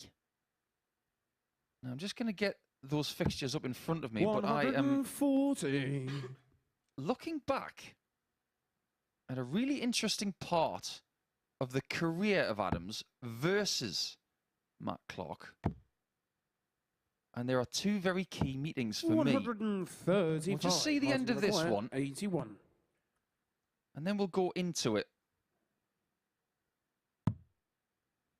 He's not going to go 12 in bull, is he? Matt's on 166. He will. He's never ever changed. So we can nod our head, shake our head. It's what he's always done. His philosophy is, if it's there to be hit, I'm going to go for it. Well, he's going to have 25 when he comes back. And he's not going to go 17 double 4 or 1 double 12. He's just going to massage the traditional and go for 9 double 8. Because he likes it in the bottom left corner. Likes to throw across the line from the right side of the yockey. Double 8 then for the first leg. Has to go all the way back to the double 4. And I like the body change right there 17. because he's throwing to the left side of the board with a closed body. And then when you go to double 4, you've got to change that to open it up again. This will be a bit of a pinch. He's going to get a dart or a double. And that dart or double is going to be tops. How many times have we said that today? Game shot on the first leg. The guy who was never in the leg of darts. All of a sudden with 1 dart and a double. We could mirror that finish so many times today. Martin Adams, you could just see when that double top went in. What have I done? Ton 40, ton 40, ton 40, done all the work. And then messed around on the doubles. Could be that fact that he went for the bullseye, Paul. Could be. It's easy for us to say so. But ultimately, he did have 3 darts in that leg for a 1-0 lead. Now, just look at anybody that you play darts with now, whether it's internationally, tournament play, locally, and then think to yourself, Am I going to be playing darts against you in 121. 25 years? Just ask yourself that question. And I say 25 years quite loosely because the head-to-head record between these three, the information that we have at hand, we have 3 matches and 3 wins for Wolfie. But 2 of those wins 60. were in finals. 1998, the Belgium Open, Adams won 5-2. 1996, Finnish Open, Adams won 5-3. Now, they may have played each other 60. many other times. I'm sure they have in certain Opens and maybe in the early stages of certain competitions around parts of Europe and the world. But the information that we have is that in key games, Adams has the edge. 59.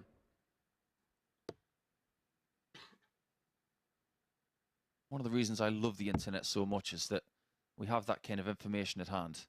I remember the days when the only way you'd find out who won was when you got a magazine 3-letterbox. 140. Nowadays, if you want to know who won the 1994 British Internationals, it's just a few clicks away. Yeah, the excitement of getting your dart magazine through. I don't know about you, Paul, but straight to the county pages. Just to see Agreed. my name there and man of the match. And 100. can't believe Joe Smith and Cleveland didn't send ours in. And happy days. It was always a really proud moment, wasn't it, when you saw the county pages and a picture of somebody who had the best average 118. of the month, and they got, I think it was £200 back then. It was a big prize. My friend Ronnie Dawson got the biggest average of the month and didn't get the prize because, like you said, 170. the sheet wasn't sent in. Martin, your requirements, 62. He never got his moment. So that setup play. The 1 dart to double 16. And all of a sudden the double 16 shrinks. Game shown the Not for second someone leg. when you call Martin Adams. As the days got on, he's got better and better. And that's what he's done for, God, how many years? Martin 30 to years, throw Paul. first. Yep. Game on. Gave him a dart or a double. And, you know, Martin captained proudly England so many times. And a lot of the England games can just be one-leggers here and there. You know, the Europe Cup and 55. when you get that 1 dart at a double, there's certain players I used to just love. Martin Atkins from Yorkshire. Give him 1 dart at a double. He'd do nothing in the game. He knew it was going in. And then when Martin Adams stepped up, we just felt, you know, this. So when you talked about them games that Matt Clark played in that unbelievable squad, 59. you know, the confidence you must have when you know the people who you've got around you going up, that you feel like Superman when you get up there. I'm going to ask you what can be construed as a political question, but I think you're probably the right person to answer this question. 41. The benefit of your career going through Lakeside has obviously vaulted you into a very different stratosphere. But just backtracking a good 20 years. Obviously, John Law was the captain of England in the late 80s and early 90s. 140. When the split happened in 93, was Adams becoming captain one of the most important things for English darts because he basically carried international and 100. competition darts on his shoulders for the period of about 20 years. Dare I say it sort of carried European world darts because you need England at the World Cups and the European Cups. And, you know, when you've got a star-studded England team and all of a sudden there's politics getting in the way there, 98. he played a massive role. And I think individually he could have made decisions which would have been better for his life. But he stuck by the system that he loved, and captain in England was the most important thing for him. When you think of other countries, how their captains went in different directions, whether it was 95. retirement, deciding not to do it, going to the PDC, countries like Wales, the Netherlands, Scotland, but the constant, the pillar of English darts through that very troublesome period between 94 and around, say, 2007 when he won his first world title. 180. He was always there. He was a fixture.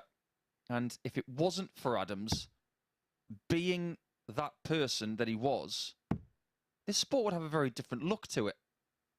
Certainly the amateur side of things, that's the 60. issue. And if you'd ask him, I know how Mate, you proud he require is 24. of them achievements, and he'll like that. But Matt Clark, once again, his setup play has been absolutely first class today. And that gives him 3 darts at double 12, with Martin still a long way back. Doesn't want to mess about too much, because you never give Wolfie any sniff. No score. Just dips in there, just got the Martin, you direction require absolutely perfect. Just the 150. weight balance was just a little bit shy. It was a well-thrown dart, but yeah, this guy, you know, the BDO WDF, I know how much it means to everybody. He might stay there, but he went for treble 18 there for double 18. So all he can do now is set it up. Now, Matt Clark, can you find the red 126. double? Mate, you require Because 24. the green kryptonited double was not your friend. Even though there is something called red kryptonite. As for the green one, he finds it this time. Nothing's going to put him off. Clark. 2-1 lead, break of throw, advantage Superman. Sounds like the best tennis match ever. Fourth leg, it's Matt to throw first. Game on. Can you imagine Superman against... Who would he have a tennis match with in comic book guises? Oh, who would it be? Superman versus Thor, maybe? I wonder who would win that tennis match. 83. Now I'm struggling. I could put that out to the Twitter sphere, but I think that's a bit subjective. I think Matt Ed could be in his element right now, wouldn't he? He did have me going comic book shopping last week, so... Yeah, we saved my bacon this week by covering him Monday, Tuesday, all thanks to, was it the Royal Rumble this week? And he was staying up late on Sunday? Yeah, it was that saved me. It was a late night because we did stay up to watch Cody Rhodes win the Royal Rumble.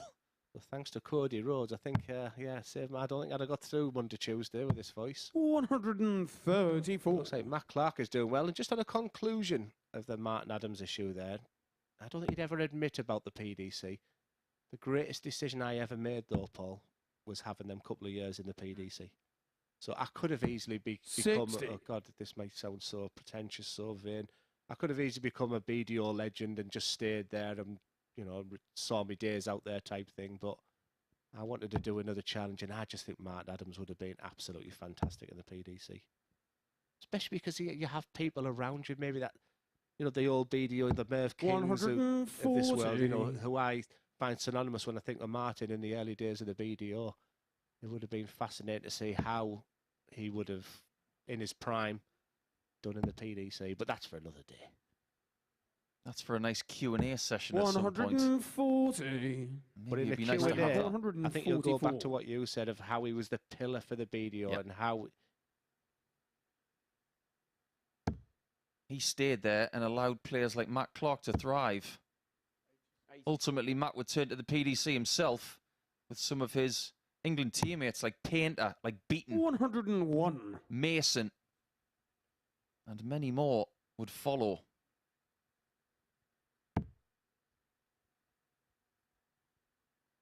A lot more sedate pace this game, but... That's a nice word, actually. 140. Yeah, I think it's very befitting, sedate. But I'm enjoying it. Am I wrong? You're absolutely right about the fact that this is enjoyable, because I am fascinated to see what Matt does next. Can he stop Adams from getting a shot at 101? And he may be putting Martin in room 101. Matt Clark. Might be binning him off, because Clark is on the cusp of 6 points himself to join Osborne and Walters Martin to throw first. in what is a bit of a melee so far here in Group C, and we wouldn't have it any other way.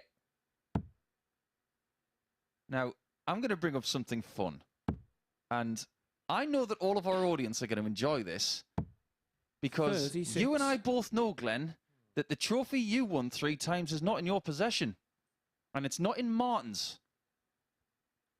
I would love, and I'm being completely honest right here, I would like to see you play him for that trophy 100. to see who keeps it. We'll join another secret. I'm all yes. I believe it's with the administration of the BDO, and I have put a bid in for it. But I like the sound of that. Well, no, I don't actually. I think it'd be easier to get the bid in rather than play Martin Adams right now. 45. Tell you what, you want to get in before Terry Jenkins tries to buy it. He'll try and flip it for twice the price. Yeah, I dreamt of that trophy, but I tell you what, at the end of it, everywhere I went, it was synonymous to be with me. That trophy belongs in a glass box where people can see it. 97. I'm off my soapbox now. I'm perfectly back Well, I've got the in the glass room. box. I've got the room. I have put a bid in. I won't ask you how much it is. That's private. But right now, very publicly, Adams is looking to 58. respond here to resuscitate his chances in this group. I will reiterate that he's only got 2 points. 2 points. And that's not enough. So far, it's going the way 100. of Walters, Osborne and potentially Clark to have the ascendancy going into Friday's play. But we do have one more round after this. But Adams is only hanging on. Yeah, that last game of Henderson versus Adams all of a sudden becomes a 59. must win. Like I said, the other four can just maybe play, not with enjoyment's the wrong word, but job done today. Now it's the Brucey bonus. It's actually not a bad lie for Matt. He can just glide one over the top. Yeah, for a big guy, it's soft hands, isn't it? It's just 60. a big lobber, a big looper. Is there anybody, and this is going to be my question for the next match, so I'm going to give you some time to think about it. You could choose any legend of the game to play here next week. 125. So I'll leave that with you. 144. But this may be the last visit of the match. He's hoping it is, because it would not only improve his points tally, it would improve his leg difference, which is currently still quite healthy at +5. 100. And that's by virtue of a really good start. But what a dart that last one was there, Paul. A match-winning dart. And that's the effect of that treble 20. It's not as if Wolfie's been playing poorly in this match. He's at the level that you would expect these players to be at. 66. But Clark Matthew has McGuire, 44. had his bad game. Averaged 78 in a loss to Osborne in match 9. This is much better. Mid-90s. So it's going to be Motown. Oh, no, it's not. Spoke too soon. He's got 31 left. So he can choose either double 8 or possibly double 10 or even double 12 if he so wishes, but the single needs to be hit. And he's looking at the 15 for double 8 for the match. He's going to take his time about it. He knows this is important. And it will be possibly in legs difference as well as getting the points. He doesn't know why he's won by 4 legs to 1. I'll tell you why, Matt. You played better than Martin. Simple as that. Great performance. Average of 93 plus and 44% on the doubles. Without being spectacular, that is still very, very impressive. Adams has got work to do on 2 points, and he will finish the schedule today against John Henderson in match 15. Before that, we will see the start of round number 5. It's not far away, so go and get yourself a cuppa and join us in 2.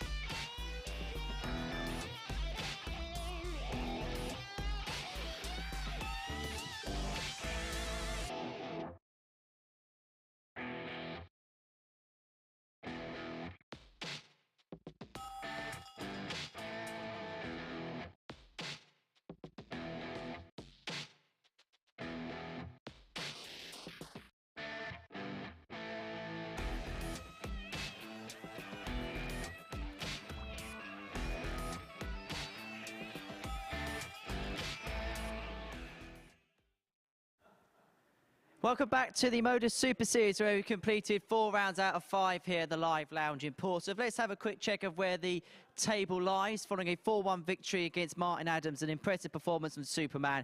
But as you can see, 3 players tied at the top: Matt Clark, Colin Osborne and Scott Walters, all on 6 points. Justin Smith on 4, Wolfie on 2. So Justin Smith wins this one. There'll be 4 players tied at the top on 6 points. Because next up for us, Justin Smith against Colin Osborne, who having a conversation about Owen Binks' age. But we'll end that debate right here, right now. Let's rejoin Paul and Glenn.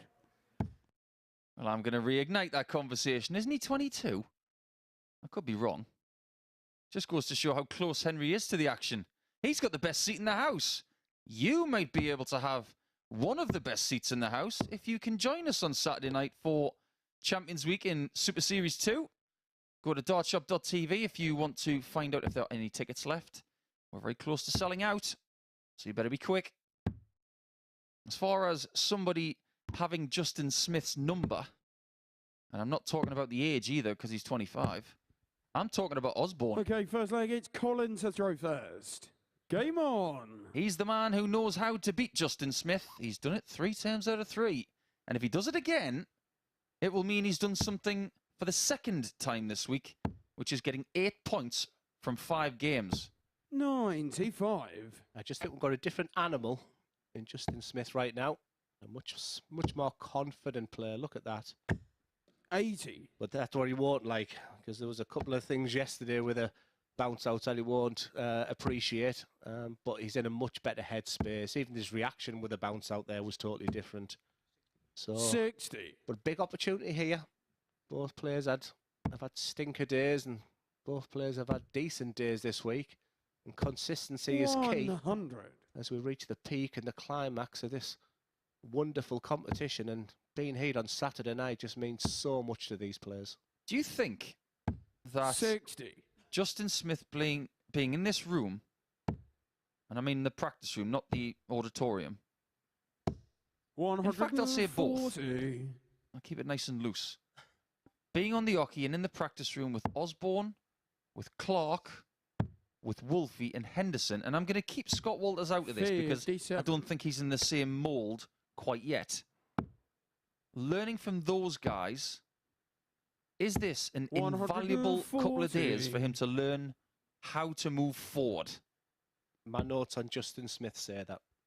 So what are the strengths and weaknesses? And one of the strengths is in a room with proven winners. 41. And they are chatting in there, and they're helping each other as Justin goes for double 16. And he'd be silly if he didn't. Like I said in my opening gambit when I said, Game show it's a on the wonderful first dart leg. there from Smith. He had to move Justin right Smith. across the hockey, this time to the left of the hockey to hit that. Do you remember my opening statement where I said I used to watch Wolfie? Second leg is Justin When to did he throw practice? first. How did he Game on. prepare? What time did he get to the venue? And I hope Justin's doing that exactly. And picking the pockets of these players, asking them questions. 100. Hopefully he listens to a bit of the commentary as well, because he's a phenomenal talent. And for me, his biggest weakness has been his board management. But I can just see a confident young man playing dart right now. 55. It's not something that, in the relation to the board management, that is, it's not something that would take that much tweaking. It's just the odd decision 100. changing like there. Yeah. I mean, that's a good ton. Don't get me wrong. Well thrown darts. But if you want to get yourself a little bit lower, stop throwing at a blocked segment 81. and use that 17s. You get a 131 there, you're on 270, you're a ton away from a finish. Now, he's going to put it in my face right here and hit a maximum. But that's fine, 180. because but I totally agree with everything what you're saying, and I'm not going to deviate because he's just at a 180 there. The guy is uber talented. He's putting Colin to the sword right now. 100. Justin, you've got 121. He's using those talons on his shirt to great effect. And if he threw a treble 19 like he throws double top, I'd understand that he hates it, but he barely misses it. You know, why would you go treble 20 there? It's just 55. I don't know. Work in progress. That should go on the back of his shirt, really. Because at the age of 25, you're not going to be the finished article. You just aren't. Look at Michael Smith. He was incredible at 25. 140. He was a world youth champion at Justin requires 25. 66. But he wasn't the finished article, was he? I think the closest player I've seen like this is Alex Small. Double 18. 48. And again, it's low. Colin, you Same require point. 125. But yeah, I've seen some talented young players. I just look back and think I was nowhere near at that level at this age. There's treble 20s is next start. And if that is in, I think that looks in. Wow. What a dart this is, Paul. He's had to check twice. 85. Doesn't have to check this time because the Doesn't referee require tells him 18. what's happened. Great refereeing there from Owen Binks, actually. I'll come on to that because Justin's on double 8. That was a bit of a cagey one. It wobbled when it hit the board.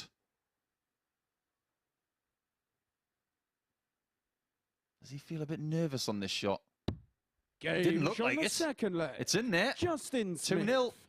And what I'm going to say here is that the level of refereeing I've seen Delegates today has Collins been to throw phenomenal. first. Game on. Great calling, no mistakes on any of the numbers, but he knows the grey areas of refereeing. Now, when Colin went for that bullseye and hit a 25, he asked the referee. 86. The referee didn't turn to him and tell him. The referees stay still until asked. That's what they need to do. And he did it twice in 3 darts. 100. That's someone who knows what they're doing. We're blessed with professionalism. And we've got Charlie in the production team as well. Absolutely faultless. Doing a great job. 100. And they're good working together as well because they feed off each other about refereeing feedback and talking about games they've done 60. themselves. Not just a great opportunity for the players, but great opportunities for everybody here at the MODUS Super Series. But these players are the stars. 125. They take all the headlines. As they should. And my predictions are awful. 140. But I did say for value for money this morning, Justin Smith to win this group was well worth 15 to 2. He was a rank outsider, but I'm telling you, he is uber talented. He won't be 15 to 2 in the morning if he wins 2 legs here. 112. I think it'd be something like maybe 3 to 1, possibly 7 to 2. This is where we need Matt 60. Edgar. He Well, goes he into his requires market 78. mover mode. Yes, I'll be on Sporty Stuff TV tonight, 8:25. I've just sent them my treble. 72. Justin McQuarrie, 141. You're going to have to wait a few hours for that. Roughly 7 hours. You might not have to wait too long for this because double 18's calling. And this is not the Eurovision Song Contest. 123. It was almost Colin 36 McQuarrie, points 6. Smith. Fantastic effort from the young man. Nobody likes a double 3, especially when it goes there. But he doesn't panic. No score. Well, he didn't do the Clive Dunn. Don't panic. Justin He may have done the McQuarrie, Fraser 18. though. He might be doomed. 2 double 8. Prefers 2 darts at double 8 and 3 at double 9. 14. The last time he went for double Colin, you 4, he require had a 6. pause in between dart 2 and 3. Just wonder if that helped him on that previous occasion. Osborne tries to put right what he couldn't do in the previous visit, 4. and he overcompensates on the double 1. Justin, you require 4. And Justin is on Desmond. Madhouse Brigade. No score. Well, I didn't expect this from this game. Colin, you I require wouldn't be 2. surprised if they're feeling just a little bit jaded. Last game of Thursday, and this is their 20th game of the week. I think it's a combination also that they're clearly hanging around with each other. They both enjoy each other's Game shot company. the third leg. Colin They've Osborne. played each other a lot, and there's a lot at stake in this game. And the experience in the end of Osborne, just will we look back at that leg? It's Justin to throw first. Justin Smith had real serious opportunities to be 3-0, running away with this, and then you start talking about the leg difference. 97. 4-0 victory is absolutely monumental. When he finally switches, he finds that 57. I don't know how many times we've said it this week. It's actually getting a bit old, Justin, if we don't mind saying that. Yeah, he just doesn't miss it. But he's had more darts in that miss it. small 20 than... There it is again. 134. He can More hear darts us. in the small 20 than any player this week. And his ratio on that 57, if I could have stats on that, I would tell you. But honestly, he's been ridiculous on the 57. 140. I didn't say 8 out of 10. The fact he's on 270 here, I mean, I can understand what he does here. And that's purely the fact he's on 270. So I'm not going to berate him for something. I would stay on that treble 20 bed myself 60. anyway. We gave it a good shake, but it's 3 more darts in the small 20 again. Now, you can try and stay straight there, but you could try and get 2 trebles elsewhere. 60. There's just more than... Well, I don't like to use the phrase, there's more than one way to skin a cat, because I like cats. There's more than one way to leave a finish. 100. Colin, you've got But 161. dart players are somewhat pre-programmed sometimes that they have to leave the 170. But you call the 110 and the 130 distant relatives of the 170. The 110 being the easiest of the lot. 84 here. Treble 16's the shot. 97. He was Justin, pulling a you've got face there because 110. the way that flight was sat there was obscuring the treble 20 bed. I agree. There's nothing wrong with treble 16 at that point. And that's bizarre as well. Well, for me, 58. that's not a marker. Colin, you require I 64. don't think going the 60 there was the right play. I'm with Glenn on that one. He's handing a chance to Osborne to equalise. And he Game takes shot it on the immediately. full flag. You could put a Colin spirit level on Osborne. those 2 darts. They were so even. Fifth leg, it's Colin to throw first. A bit of Game wizardry on. against someone he hasn't lost to this week. 4-2, 4-0, 4-3. And he's not going to complete the set, by the way. He can't get a 4-1. 140. Justin is just trying to upset the apple cart. And Osborne goes favourite when he was heavy underdog after 2 legs. But there's only one person to blame, 121. and that's himself. I always think self-reflection in dart is key. And there could be moments there where could have done better. 58. At this stage of a football match, a commentator would usually ask the fellow analyst, who's man of the match? 100. It's not really applicable today. I'm going to say, what is the game of the day? I'm going to say so far because we have 2 more after this. Which one has really stuck out for you, Glenn? 133. I think there was a couple of games that let me decide which one I really like the most. 180. I Colin, you shouldn't require I 170. don't think I should say this one as the 170 goes in, but I just to see a sublime Martin Adams in his pomp, 111 average. It's not as if Colin Osborne played bad in the game. I think that one for me was something that'll stand out and 42. I'll take away. But there's been Justin some McGuire, fantastic 100. contests, I think individually, and Justin Smith looks at tops. 80. Missed doubles, are they going to come back and bite him on the bottom? I'll be fascinated to hear from Colin, him you as to require why he hits 128. tops. He's only 25. He can't have a great deal of scar tissue on it. Now, Osborne's had a crack at this earlier in the day from 2 treble 20s, but I assure you he's not going that route this time. Should have. 43. Not a lot of pressure on Justin, this you double require 10. 20. And more importantly, this is for a breaker throw. Game shot on the He fifth certainly leg. likes double 10. Justin Smith. That's right in the middle.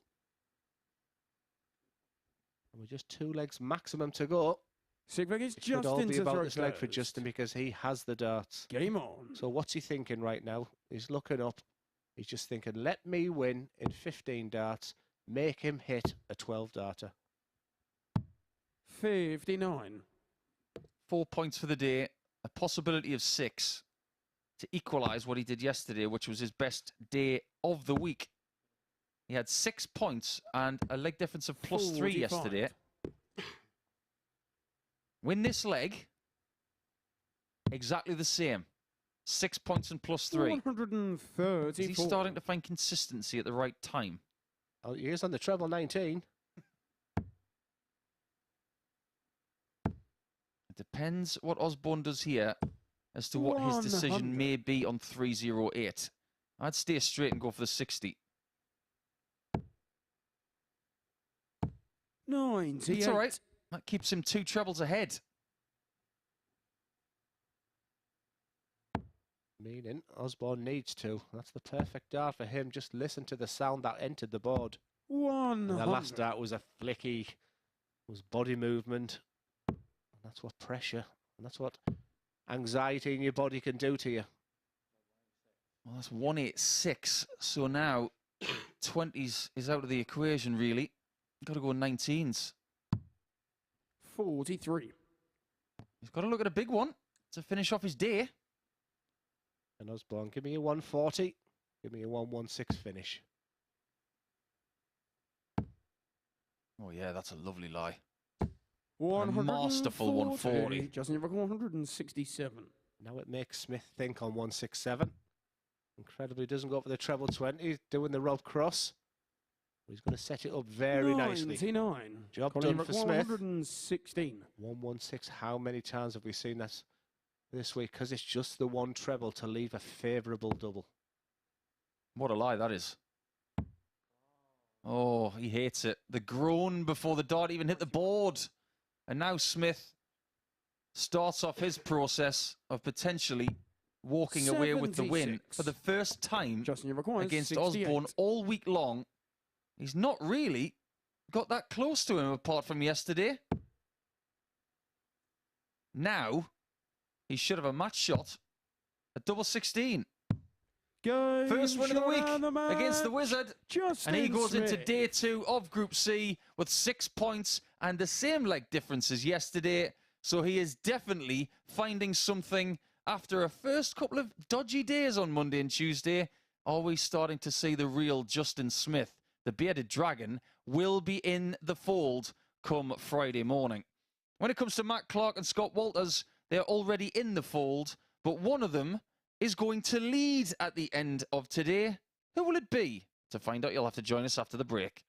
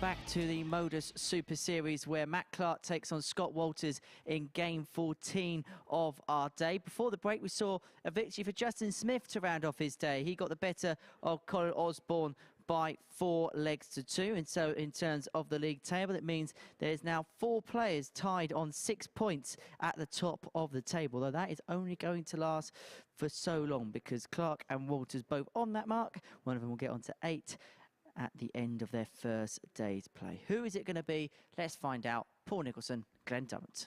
Yeah, thank you so much, Henry. What a fascinating day of darts.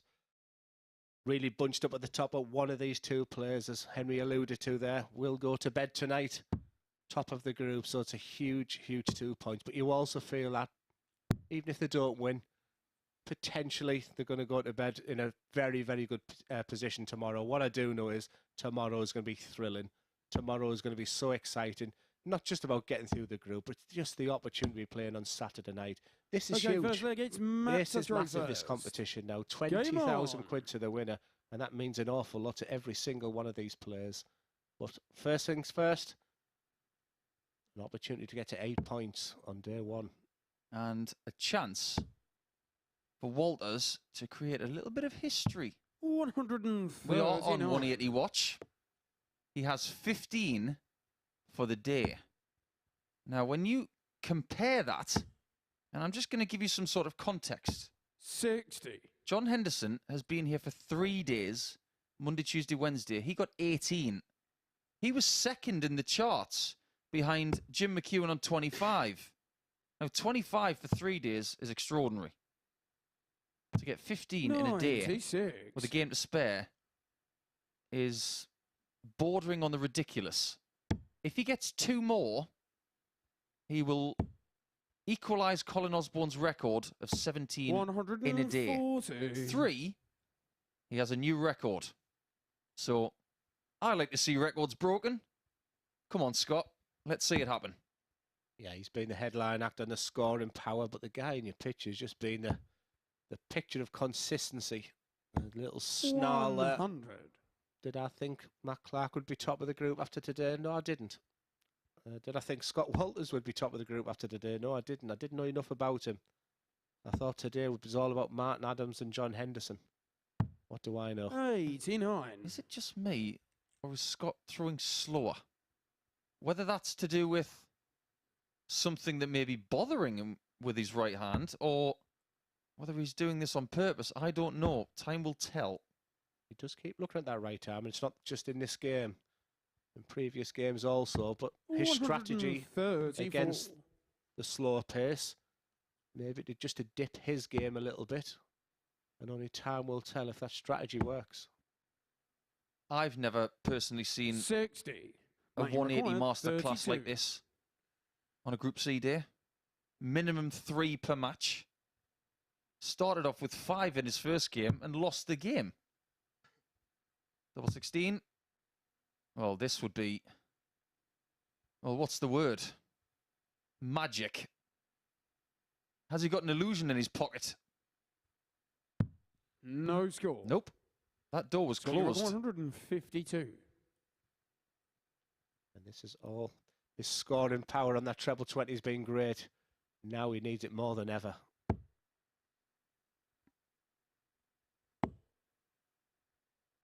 They're quite bright, those flights, 60. aren't they? They are. You're not going to miss them. Required 32. They look like they're made out of leftover runners' jackets.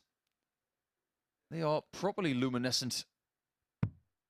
It's the same marker, but it's a very different tactic. Now he's trying to open up the bed. And it works this time. Matt Clark. For Clark to defend his throw in leg 1. The snarl worked. It means an awful lot to Matt. Second leg, it's Scott to throw first. Been there, done it. Game on. And today he's fighting for everything. And when that one hit the wire the first start, he snarled. Is this going to be the first 180? Scotty. 180. The record is on. 1 down, 2 to go.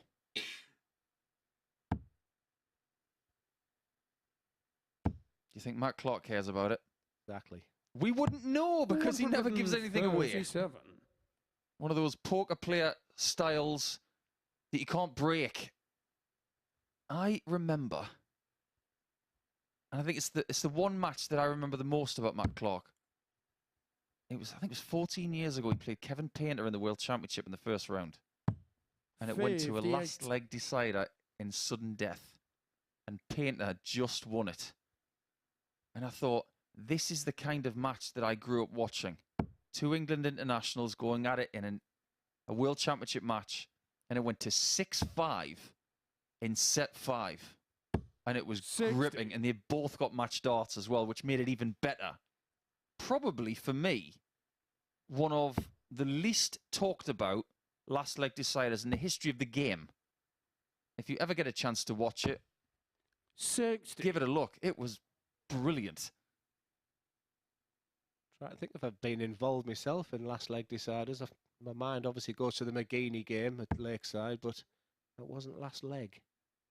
But yeah, there must be some pressure. Especially when you used to go up with the bullseye. Obviously, 36. then brings you to the Taylor Barney. Would you say fiasco, really, when they went for the bullseye? I'll leave the dart in and I'll just plonk it on top. That's when the rule changed. The next day, as a result of Barneveld hitting that 99. bullseye.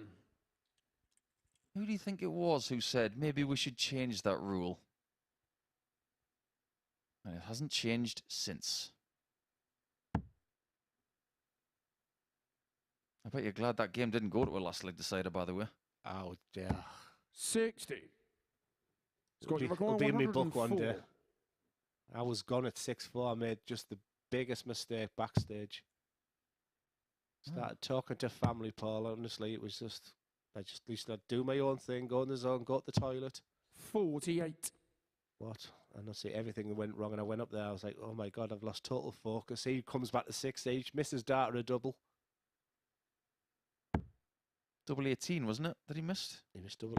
Then he never missed double 18 all week. Oh, and Matt hasn't missed that. 180. That's a great max. 56. All of a sudden, this 56 looks a little harder.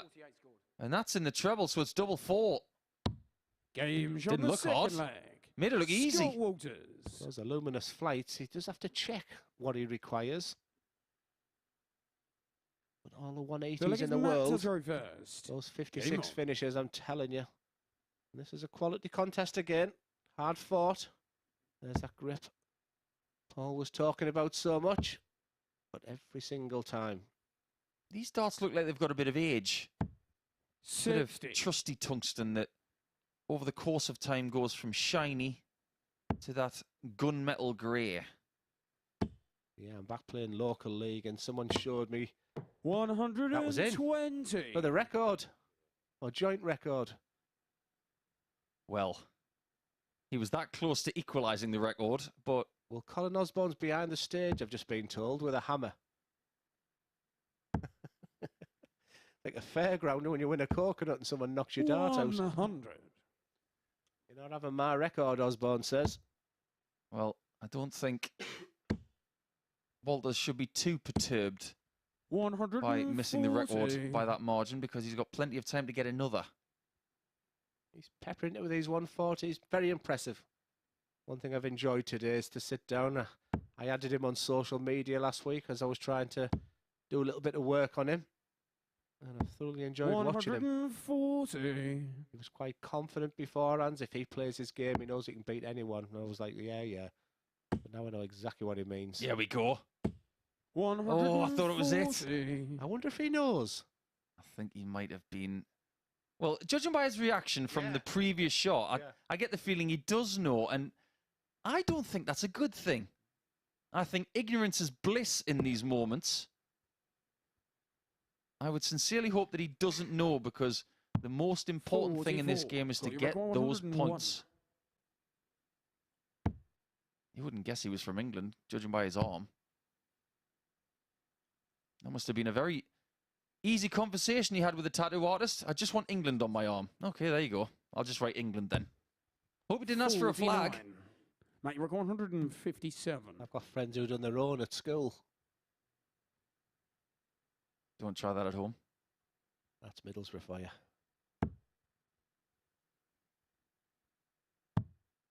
Nice switch. See, that's the right time to switch, right there. Pay attention, Justin Smith. Just watch some of the switches that Matt Clark does. Very intelligent. Double 16 for Scott Walters. This should be in. Game shot Beautifully the third thrown. leg. Beautifully used as well against the marker dart. And we have a break of throw.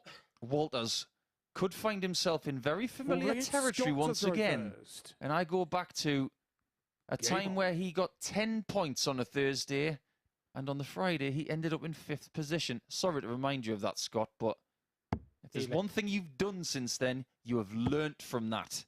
He lets us know most Thursdays. Don't worry about that. 100. Just go to Twitter, Paul. Thank you, Sean Bennett. Afternoon, Mr. Nicholson and Mr. Durrant. Question in one word: who wins the Premier League in Belfast? He's gone for Johnny Clayton. I'm going to go Price.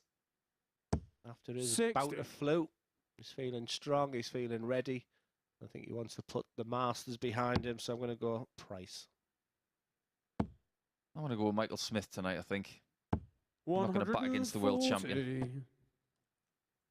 John Henderson looks a beaten man. Too much darts. Do you think he can catch up with you? Do you think fatigue can come into it? I'd like to answer that question after he's played Martin Adams, actually, but I just get the feeling that maybe he's got too much to do in this group now. 100. Which is a shame.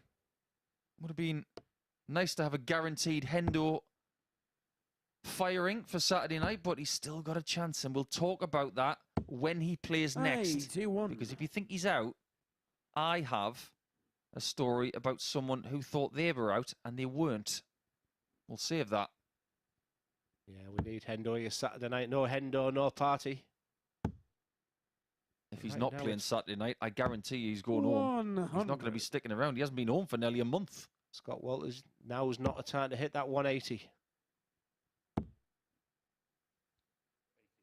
He keeps looking, doesn't he? And there might be the nicest flights in the world. Might be just the way his darts sit. 100. He does need confirmation on a lot of his darts, but it's working.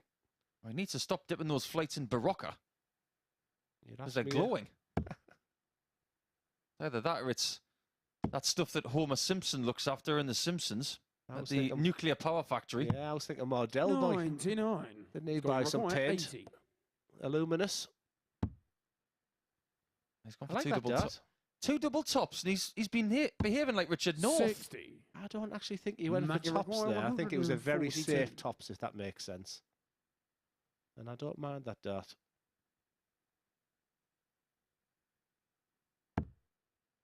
I like that dart. I think he's going bull, is he? I can't read his eyes. I can't read anything he does. 110. Unfortunately, Scott, you He's going to require have to survive 20. misses from Walters in visit 6. Is this the biggest two darts of the day? 15. The difference between 3-1 and 2-2 Now at you this require stage to go top of the 32. table is immeasurable. Aren't there someone in the crowd? He's Are not you going happy. to tell him or me? He is not happy. There's no one there, Scott. I hope there's nobody there. Otherwise, I'm out of here. Beautiful Game dart. show on the fourth leg. Really Matt good Clark. patience from Superman right there. That is an unexpected break of throw, but he'll take it with both hands. Fifth leg is Matt to throw first. Actually, we're watching Matt Game on. hit that double. I couldn't take my eyes off that man. He is going through every single emotion. And when that last dart goes in, it's like a dagger to the heart. So what you've got to do is pick yourself up, 45. dust yourself down. You'll like the sound of that 45 and think, I'm the biggest 180 hitter of the day. It reminds me of a line from a movie, actually. Robin Hood, Prince of Thieves, early 90s. And the great late Alan Rickman. Oh, no way! 120. No way! Get Osborne out of here. Unbelievable. He's still on only 16 180s only.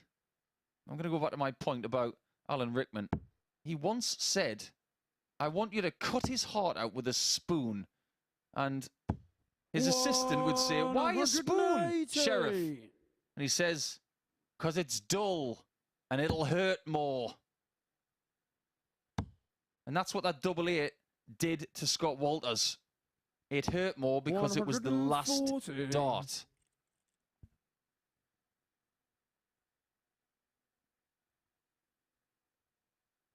How ironic that we've seen a maximum from Matt Clark. And he's got 2, but Walters has only got the 1. Yeah, I didn't expect the 180 hit. And the lead would be 100. Matt Clark going into the 5th leg. If someone has told him he needed need 2 maximums to draw level for the highest and 3 to win, shame on you. 91. Yeah. Dart players like to be ignorant. They like to just get on with things without information most of the time. He should be focusing on the victory. You don't get bonus points for 180s.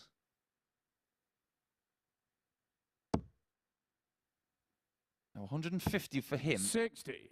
So many options. 150. He's been so good on the 60. Why change?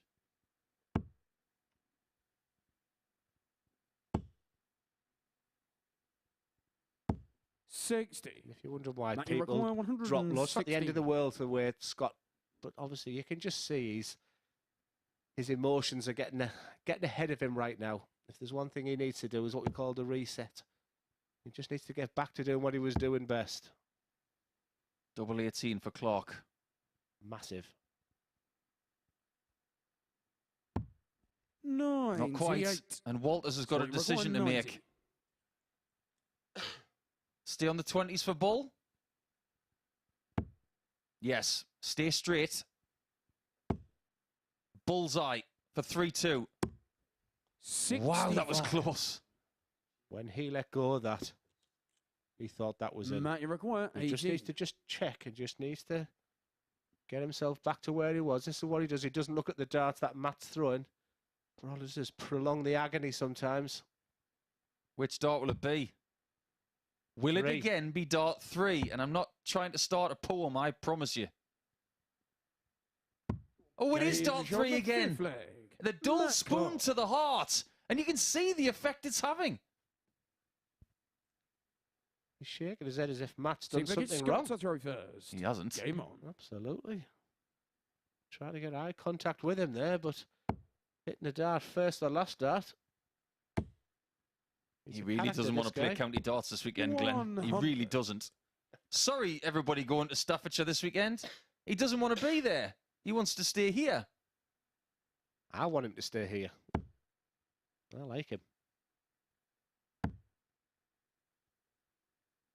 He looks like he's in physical pain, but I 94. guarantee it's not physical. It's mental.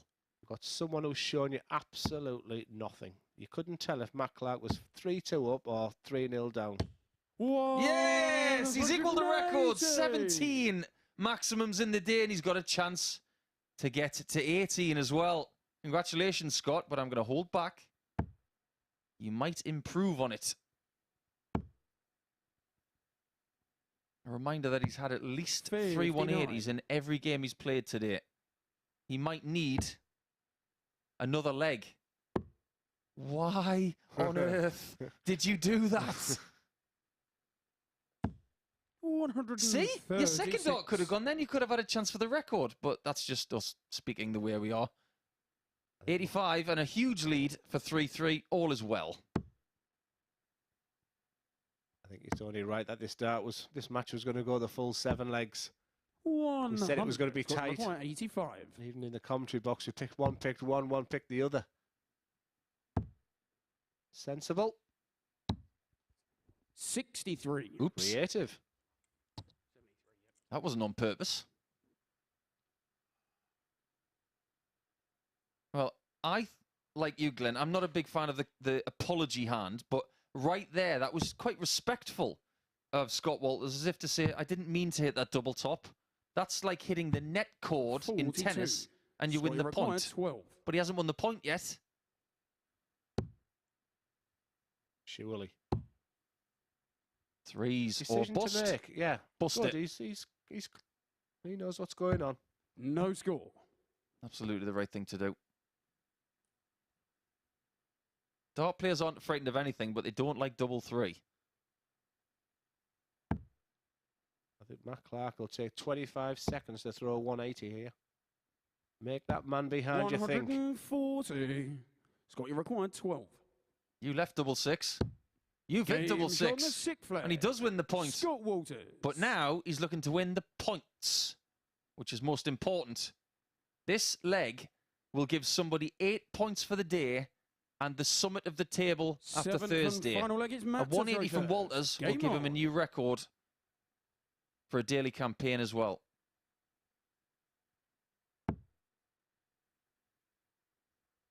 Not often today has Matt Clark had to scrap for points because he has dominated 140. most of his matches. 4-0 against Hendo. 4-1 against Justin Smith. Against Adams, 4 legs to 1.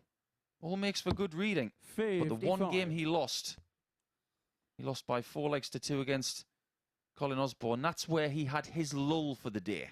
Something is rattling Scott Walters right now. If he thinks he's going to get change out of Matt Clark, he's sadly wrong. 93. He must be contactless, is he?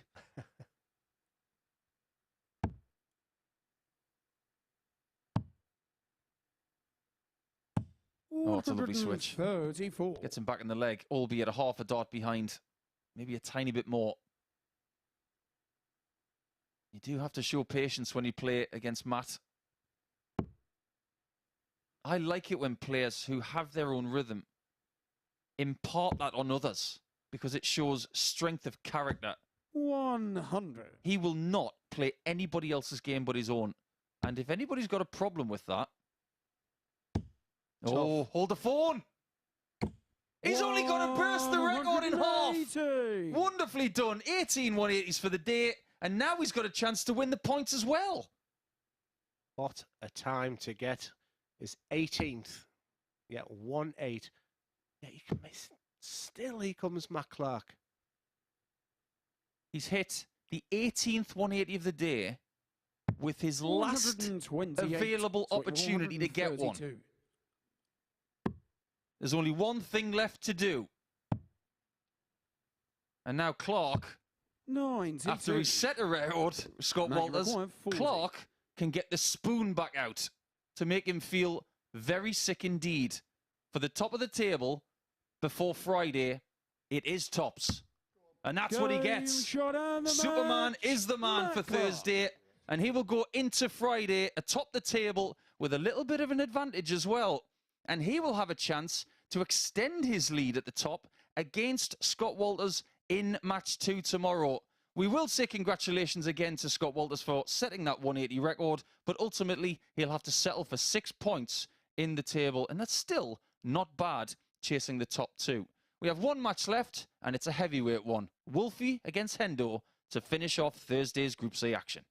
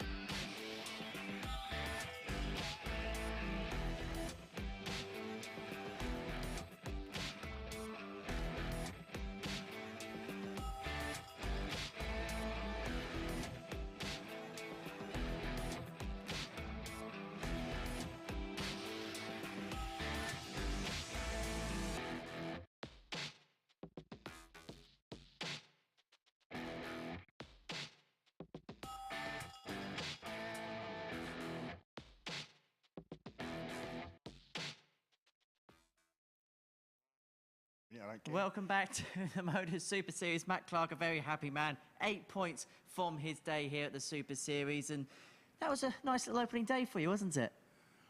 If somebody had told me that before I came here, that was going to be the results, I'd have snapped their arms off and took that all day long. Absolutely. The field here is quality. The darts that have been thrown this morning is, dare I say, as good as I've seen on my days on the Pro Tour, on the PDC.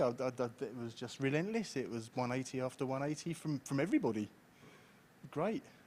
As a player, these must be the types of... I mean, the occasion that you wanted to play in, but then to play that kind of calibre of opposition that are just throwing things at you, they must be the sorts of battles and challenges that you relish.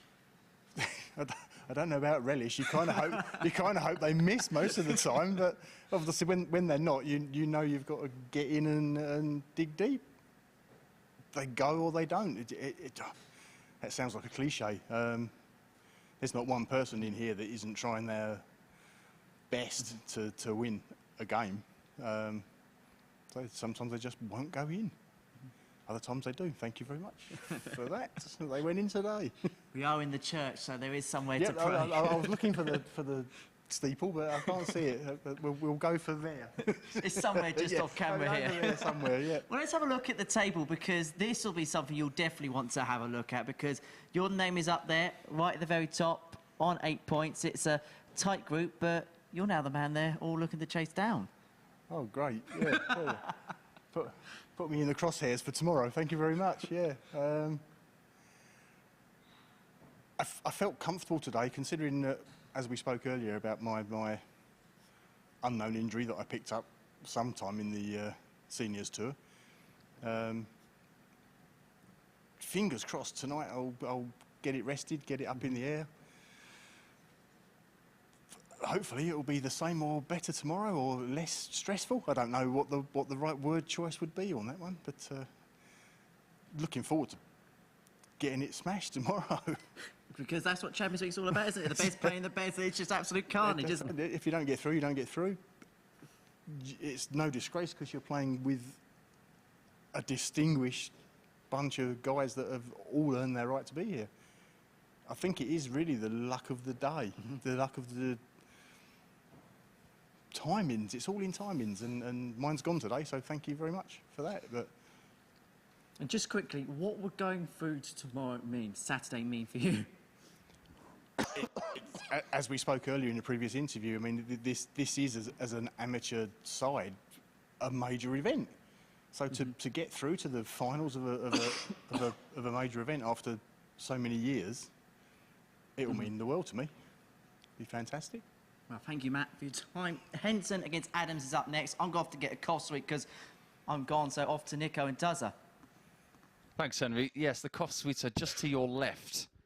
And it's just part and parcel of the job. We talk a lot here at the MODUS Super Series, and we listen a lot as well, but boy, oh boy, have a lot of people been waiting for this match today. 49-year-old John Henderson, who so far today has come up without any points. Martin Adams with only 2. So, who will potentially be eliminated after just the one day? Maybe nobody, because we have to talk about Mr. Blom from the Netherlands when we come on to a game like this.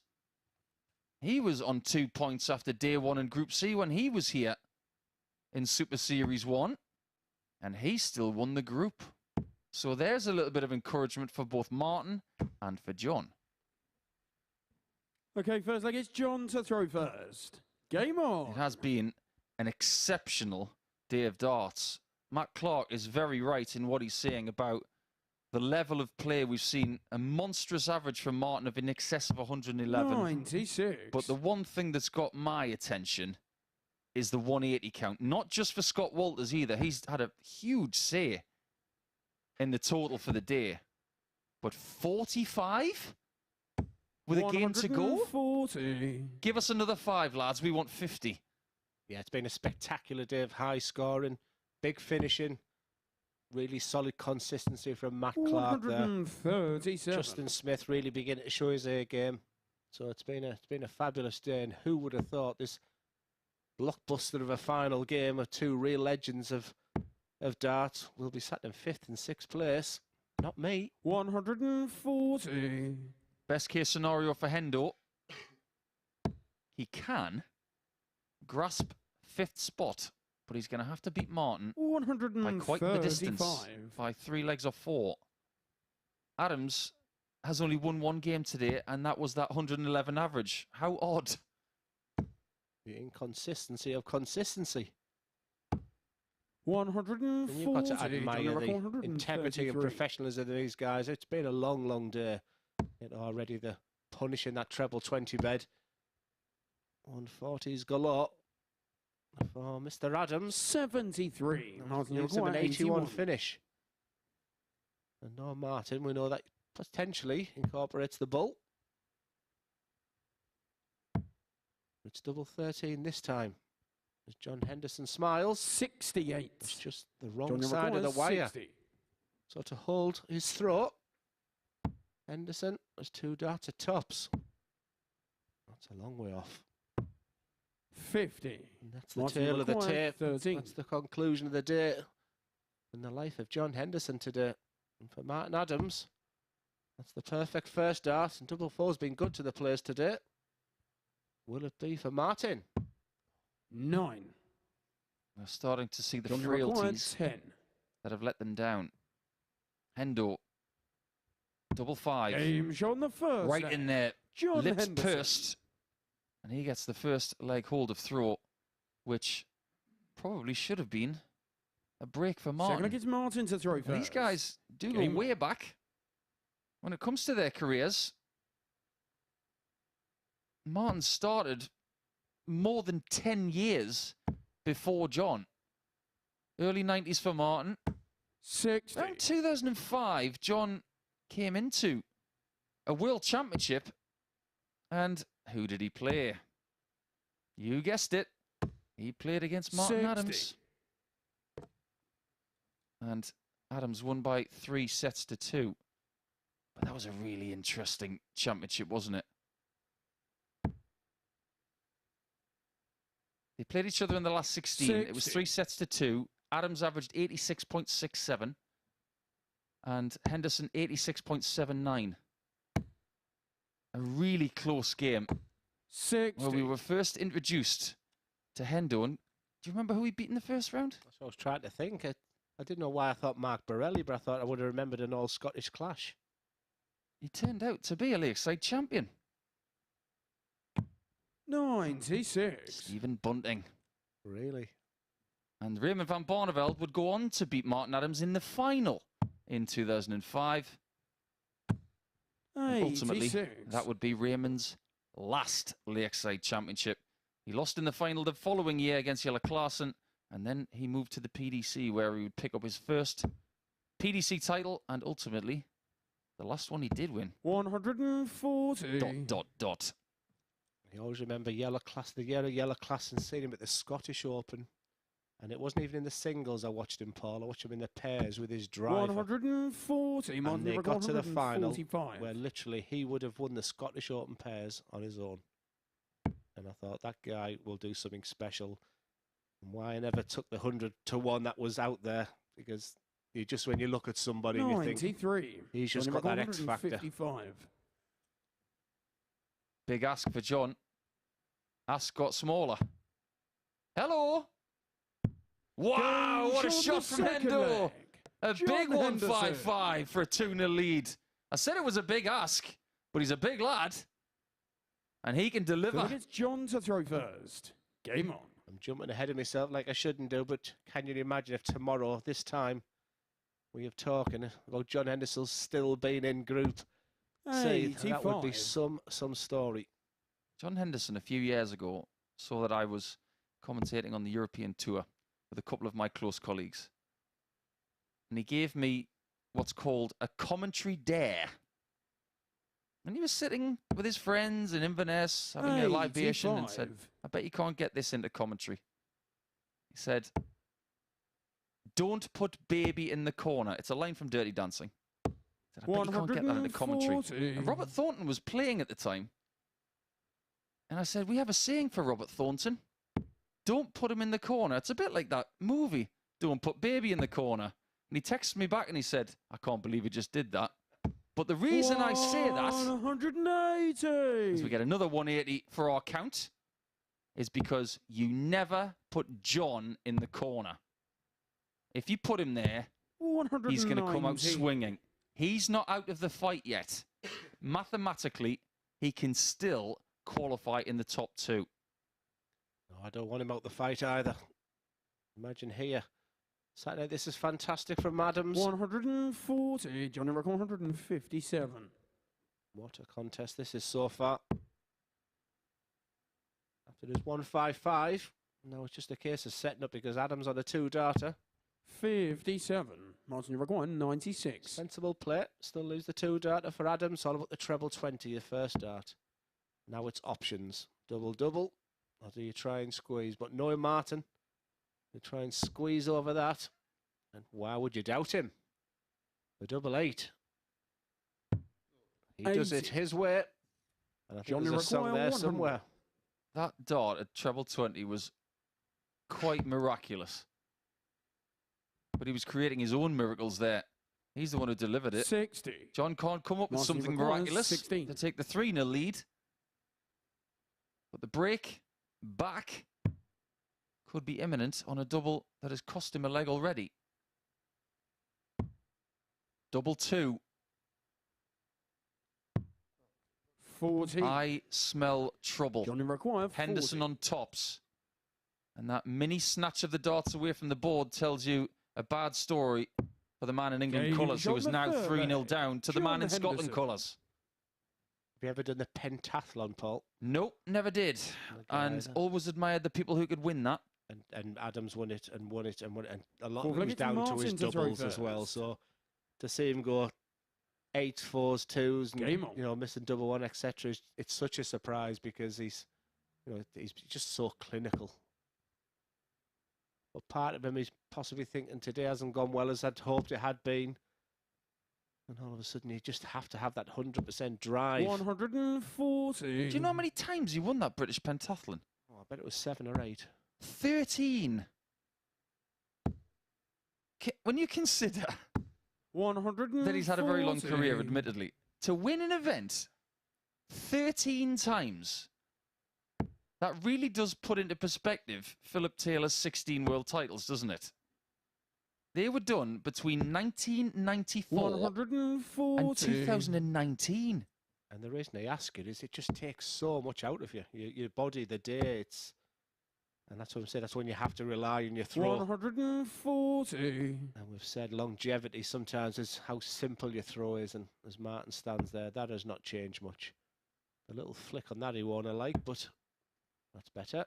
It's actually his most prolific event in his career, which is littered with great victories. The Dutch Open, he's defended it not once but twice, which is another great fact about his career. Some people have defended it once. He's defended it twice. So he raises you another stake. One regret, Dutch Open final, I was too busy panicking about missing my flight than concentrating on the game. You could have always bought another one. 100. Johnny Rock 86. This is for the bagel. Single 18. Leaves the bullseye. And he gets rid of it in great time. John Henderson. His only win of the day comes against the former England captain. And if you consider his position in the table now, it's very, very different to what it was at the start. 100.2, that means that's the second ton-plus winning average of today. 57% on the checkouts as well, including that really, really impressive 155 out on double 19. That will take John to 2 points in the table, and he now goes to -6 in leg difference. Adams will stay on 2 points, and he will now go to -9, meaning that Wolfie, one of the most impressive individual game players of today, is now at the bottom. Justin Smith on 6, Osborne on 6, Walters on 6, but it's Matt Clark at the top. He's the man to catch. So, will he be caught on Friday? We will find out. You'll have to join us tomorrow from 9:30 a.m. But for now, and from me, it's goodbye. But let's say hello to Henry and Glenn on the balcony to chew the fat. Yeah, thank you very much, Paul Glendowen, alongside me. Whew, that was some day. Someday on a positive, though. I mean, I've seen some of the best darts I've ever seen in MODUS Super Series. Just fantastic scoring. You know, Scotty Walters is someone up close and personal for the first time, and what a player, what a character. You know, John Henderson at the end there, you know, where's that been all day? You'll be thinking, still all to play for tomorrow. It most certainly is, but let's talk about Matt Clark. Just so impressive today, so consistent. Yeah, consistency is key. You know, he didn't change his way of throwing, his demeanour, anything for anybody. And he was put to the challenge an awful lot, and even by the commentators, may I add, you know, because you know, it was a tough one to win today, and he was absolutely superb and just does it his way, and a deserved leader.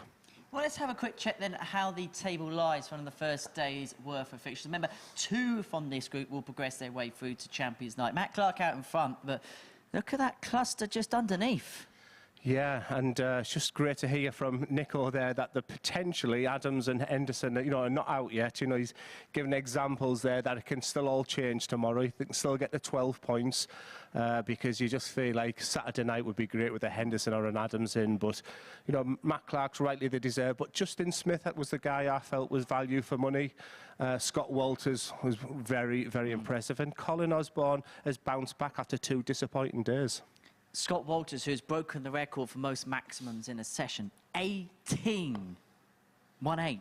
Crazy. Yeah, I haven't hit that this year. But that's where you're supposed to look surprised there. You're supposed to go... I'm glad you said it. Yeah, phenomenal. I've really, really enjoyed him. And like I say, I thought he was a bit of a character as well. I think there's more to see with him. He's up for the fight, and he wants to not only be there Saturday night, he wants to win a Saturday night. I liked him. Well, that is Group C complete. Remember, Group B begins this evening. We can actually have a look now at how the group will set up this evening in Group B. We're going to see Adam Mould, Alexander Merckx, Jamie Kelling for the first time at Champions League, as you can see on your screen there. Out of those coming in this evening, who are you most excited in seeing? Adam Mould won a competition last night. Alexander Merckx I'll be doing a Scotty Walters. I don't know a great deal about him as much as the others. Jamie Kelling, every time he's here, I'm on commentary, so there's that as well. But I think the 2 big hitters are the 2 guys coming out of Group A as well. But look, 3 from 5. It's a group to be in, all to play for. Most certainly, and of course, Jim McEwen, the first man into Champions Night. Well, that is almost it from us. Me and Glenn, we're going to go and get some shut-eye for the evening shift. I'm going to get some cough medicine. Yeah, well, I think we both need that. Goodness gracious me. Right, we're going to be back at 10 p.m. this evening for the beginning of Group B, when we're going to see Haynes and Smith return alongside the 3 debutants for the week. But on Thursday afternoon, it was a super day for Superman. Bye-bye for now.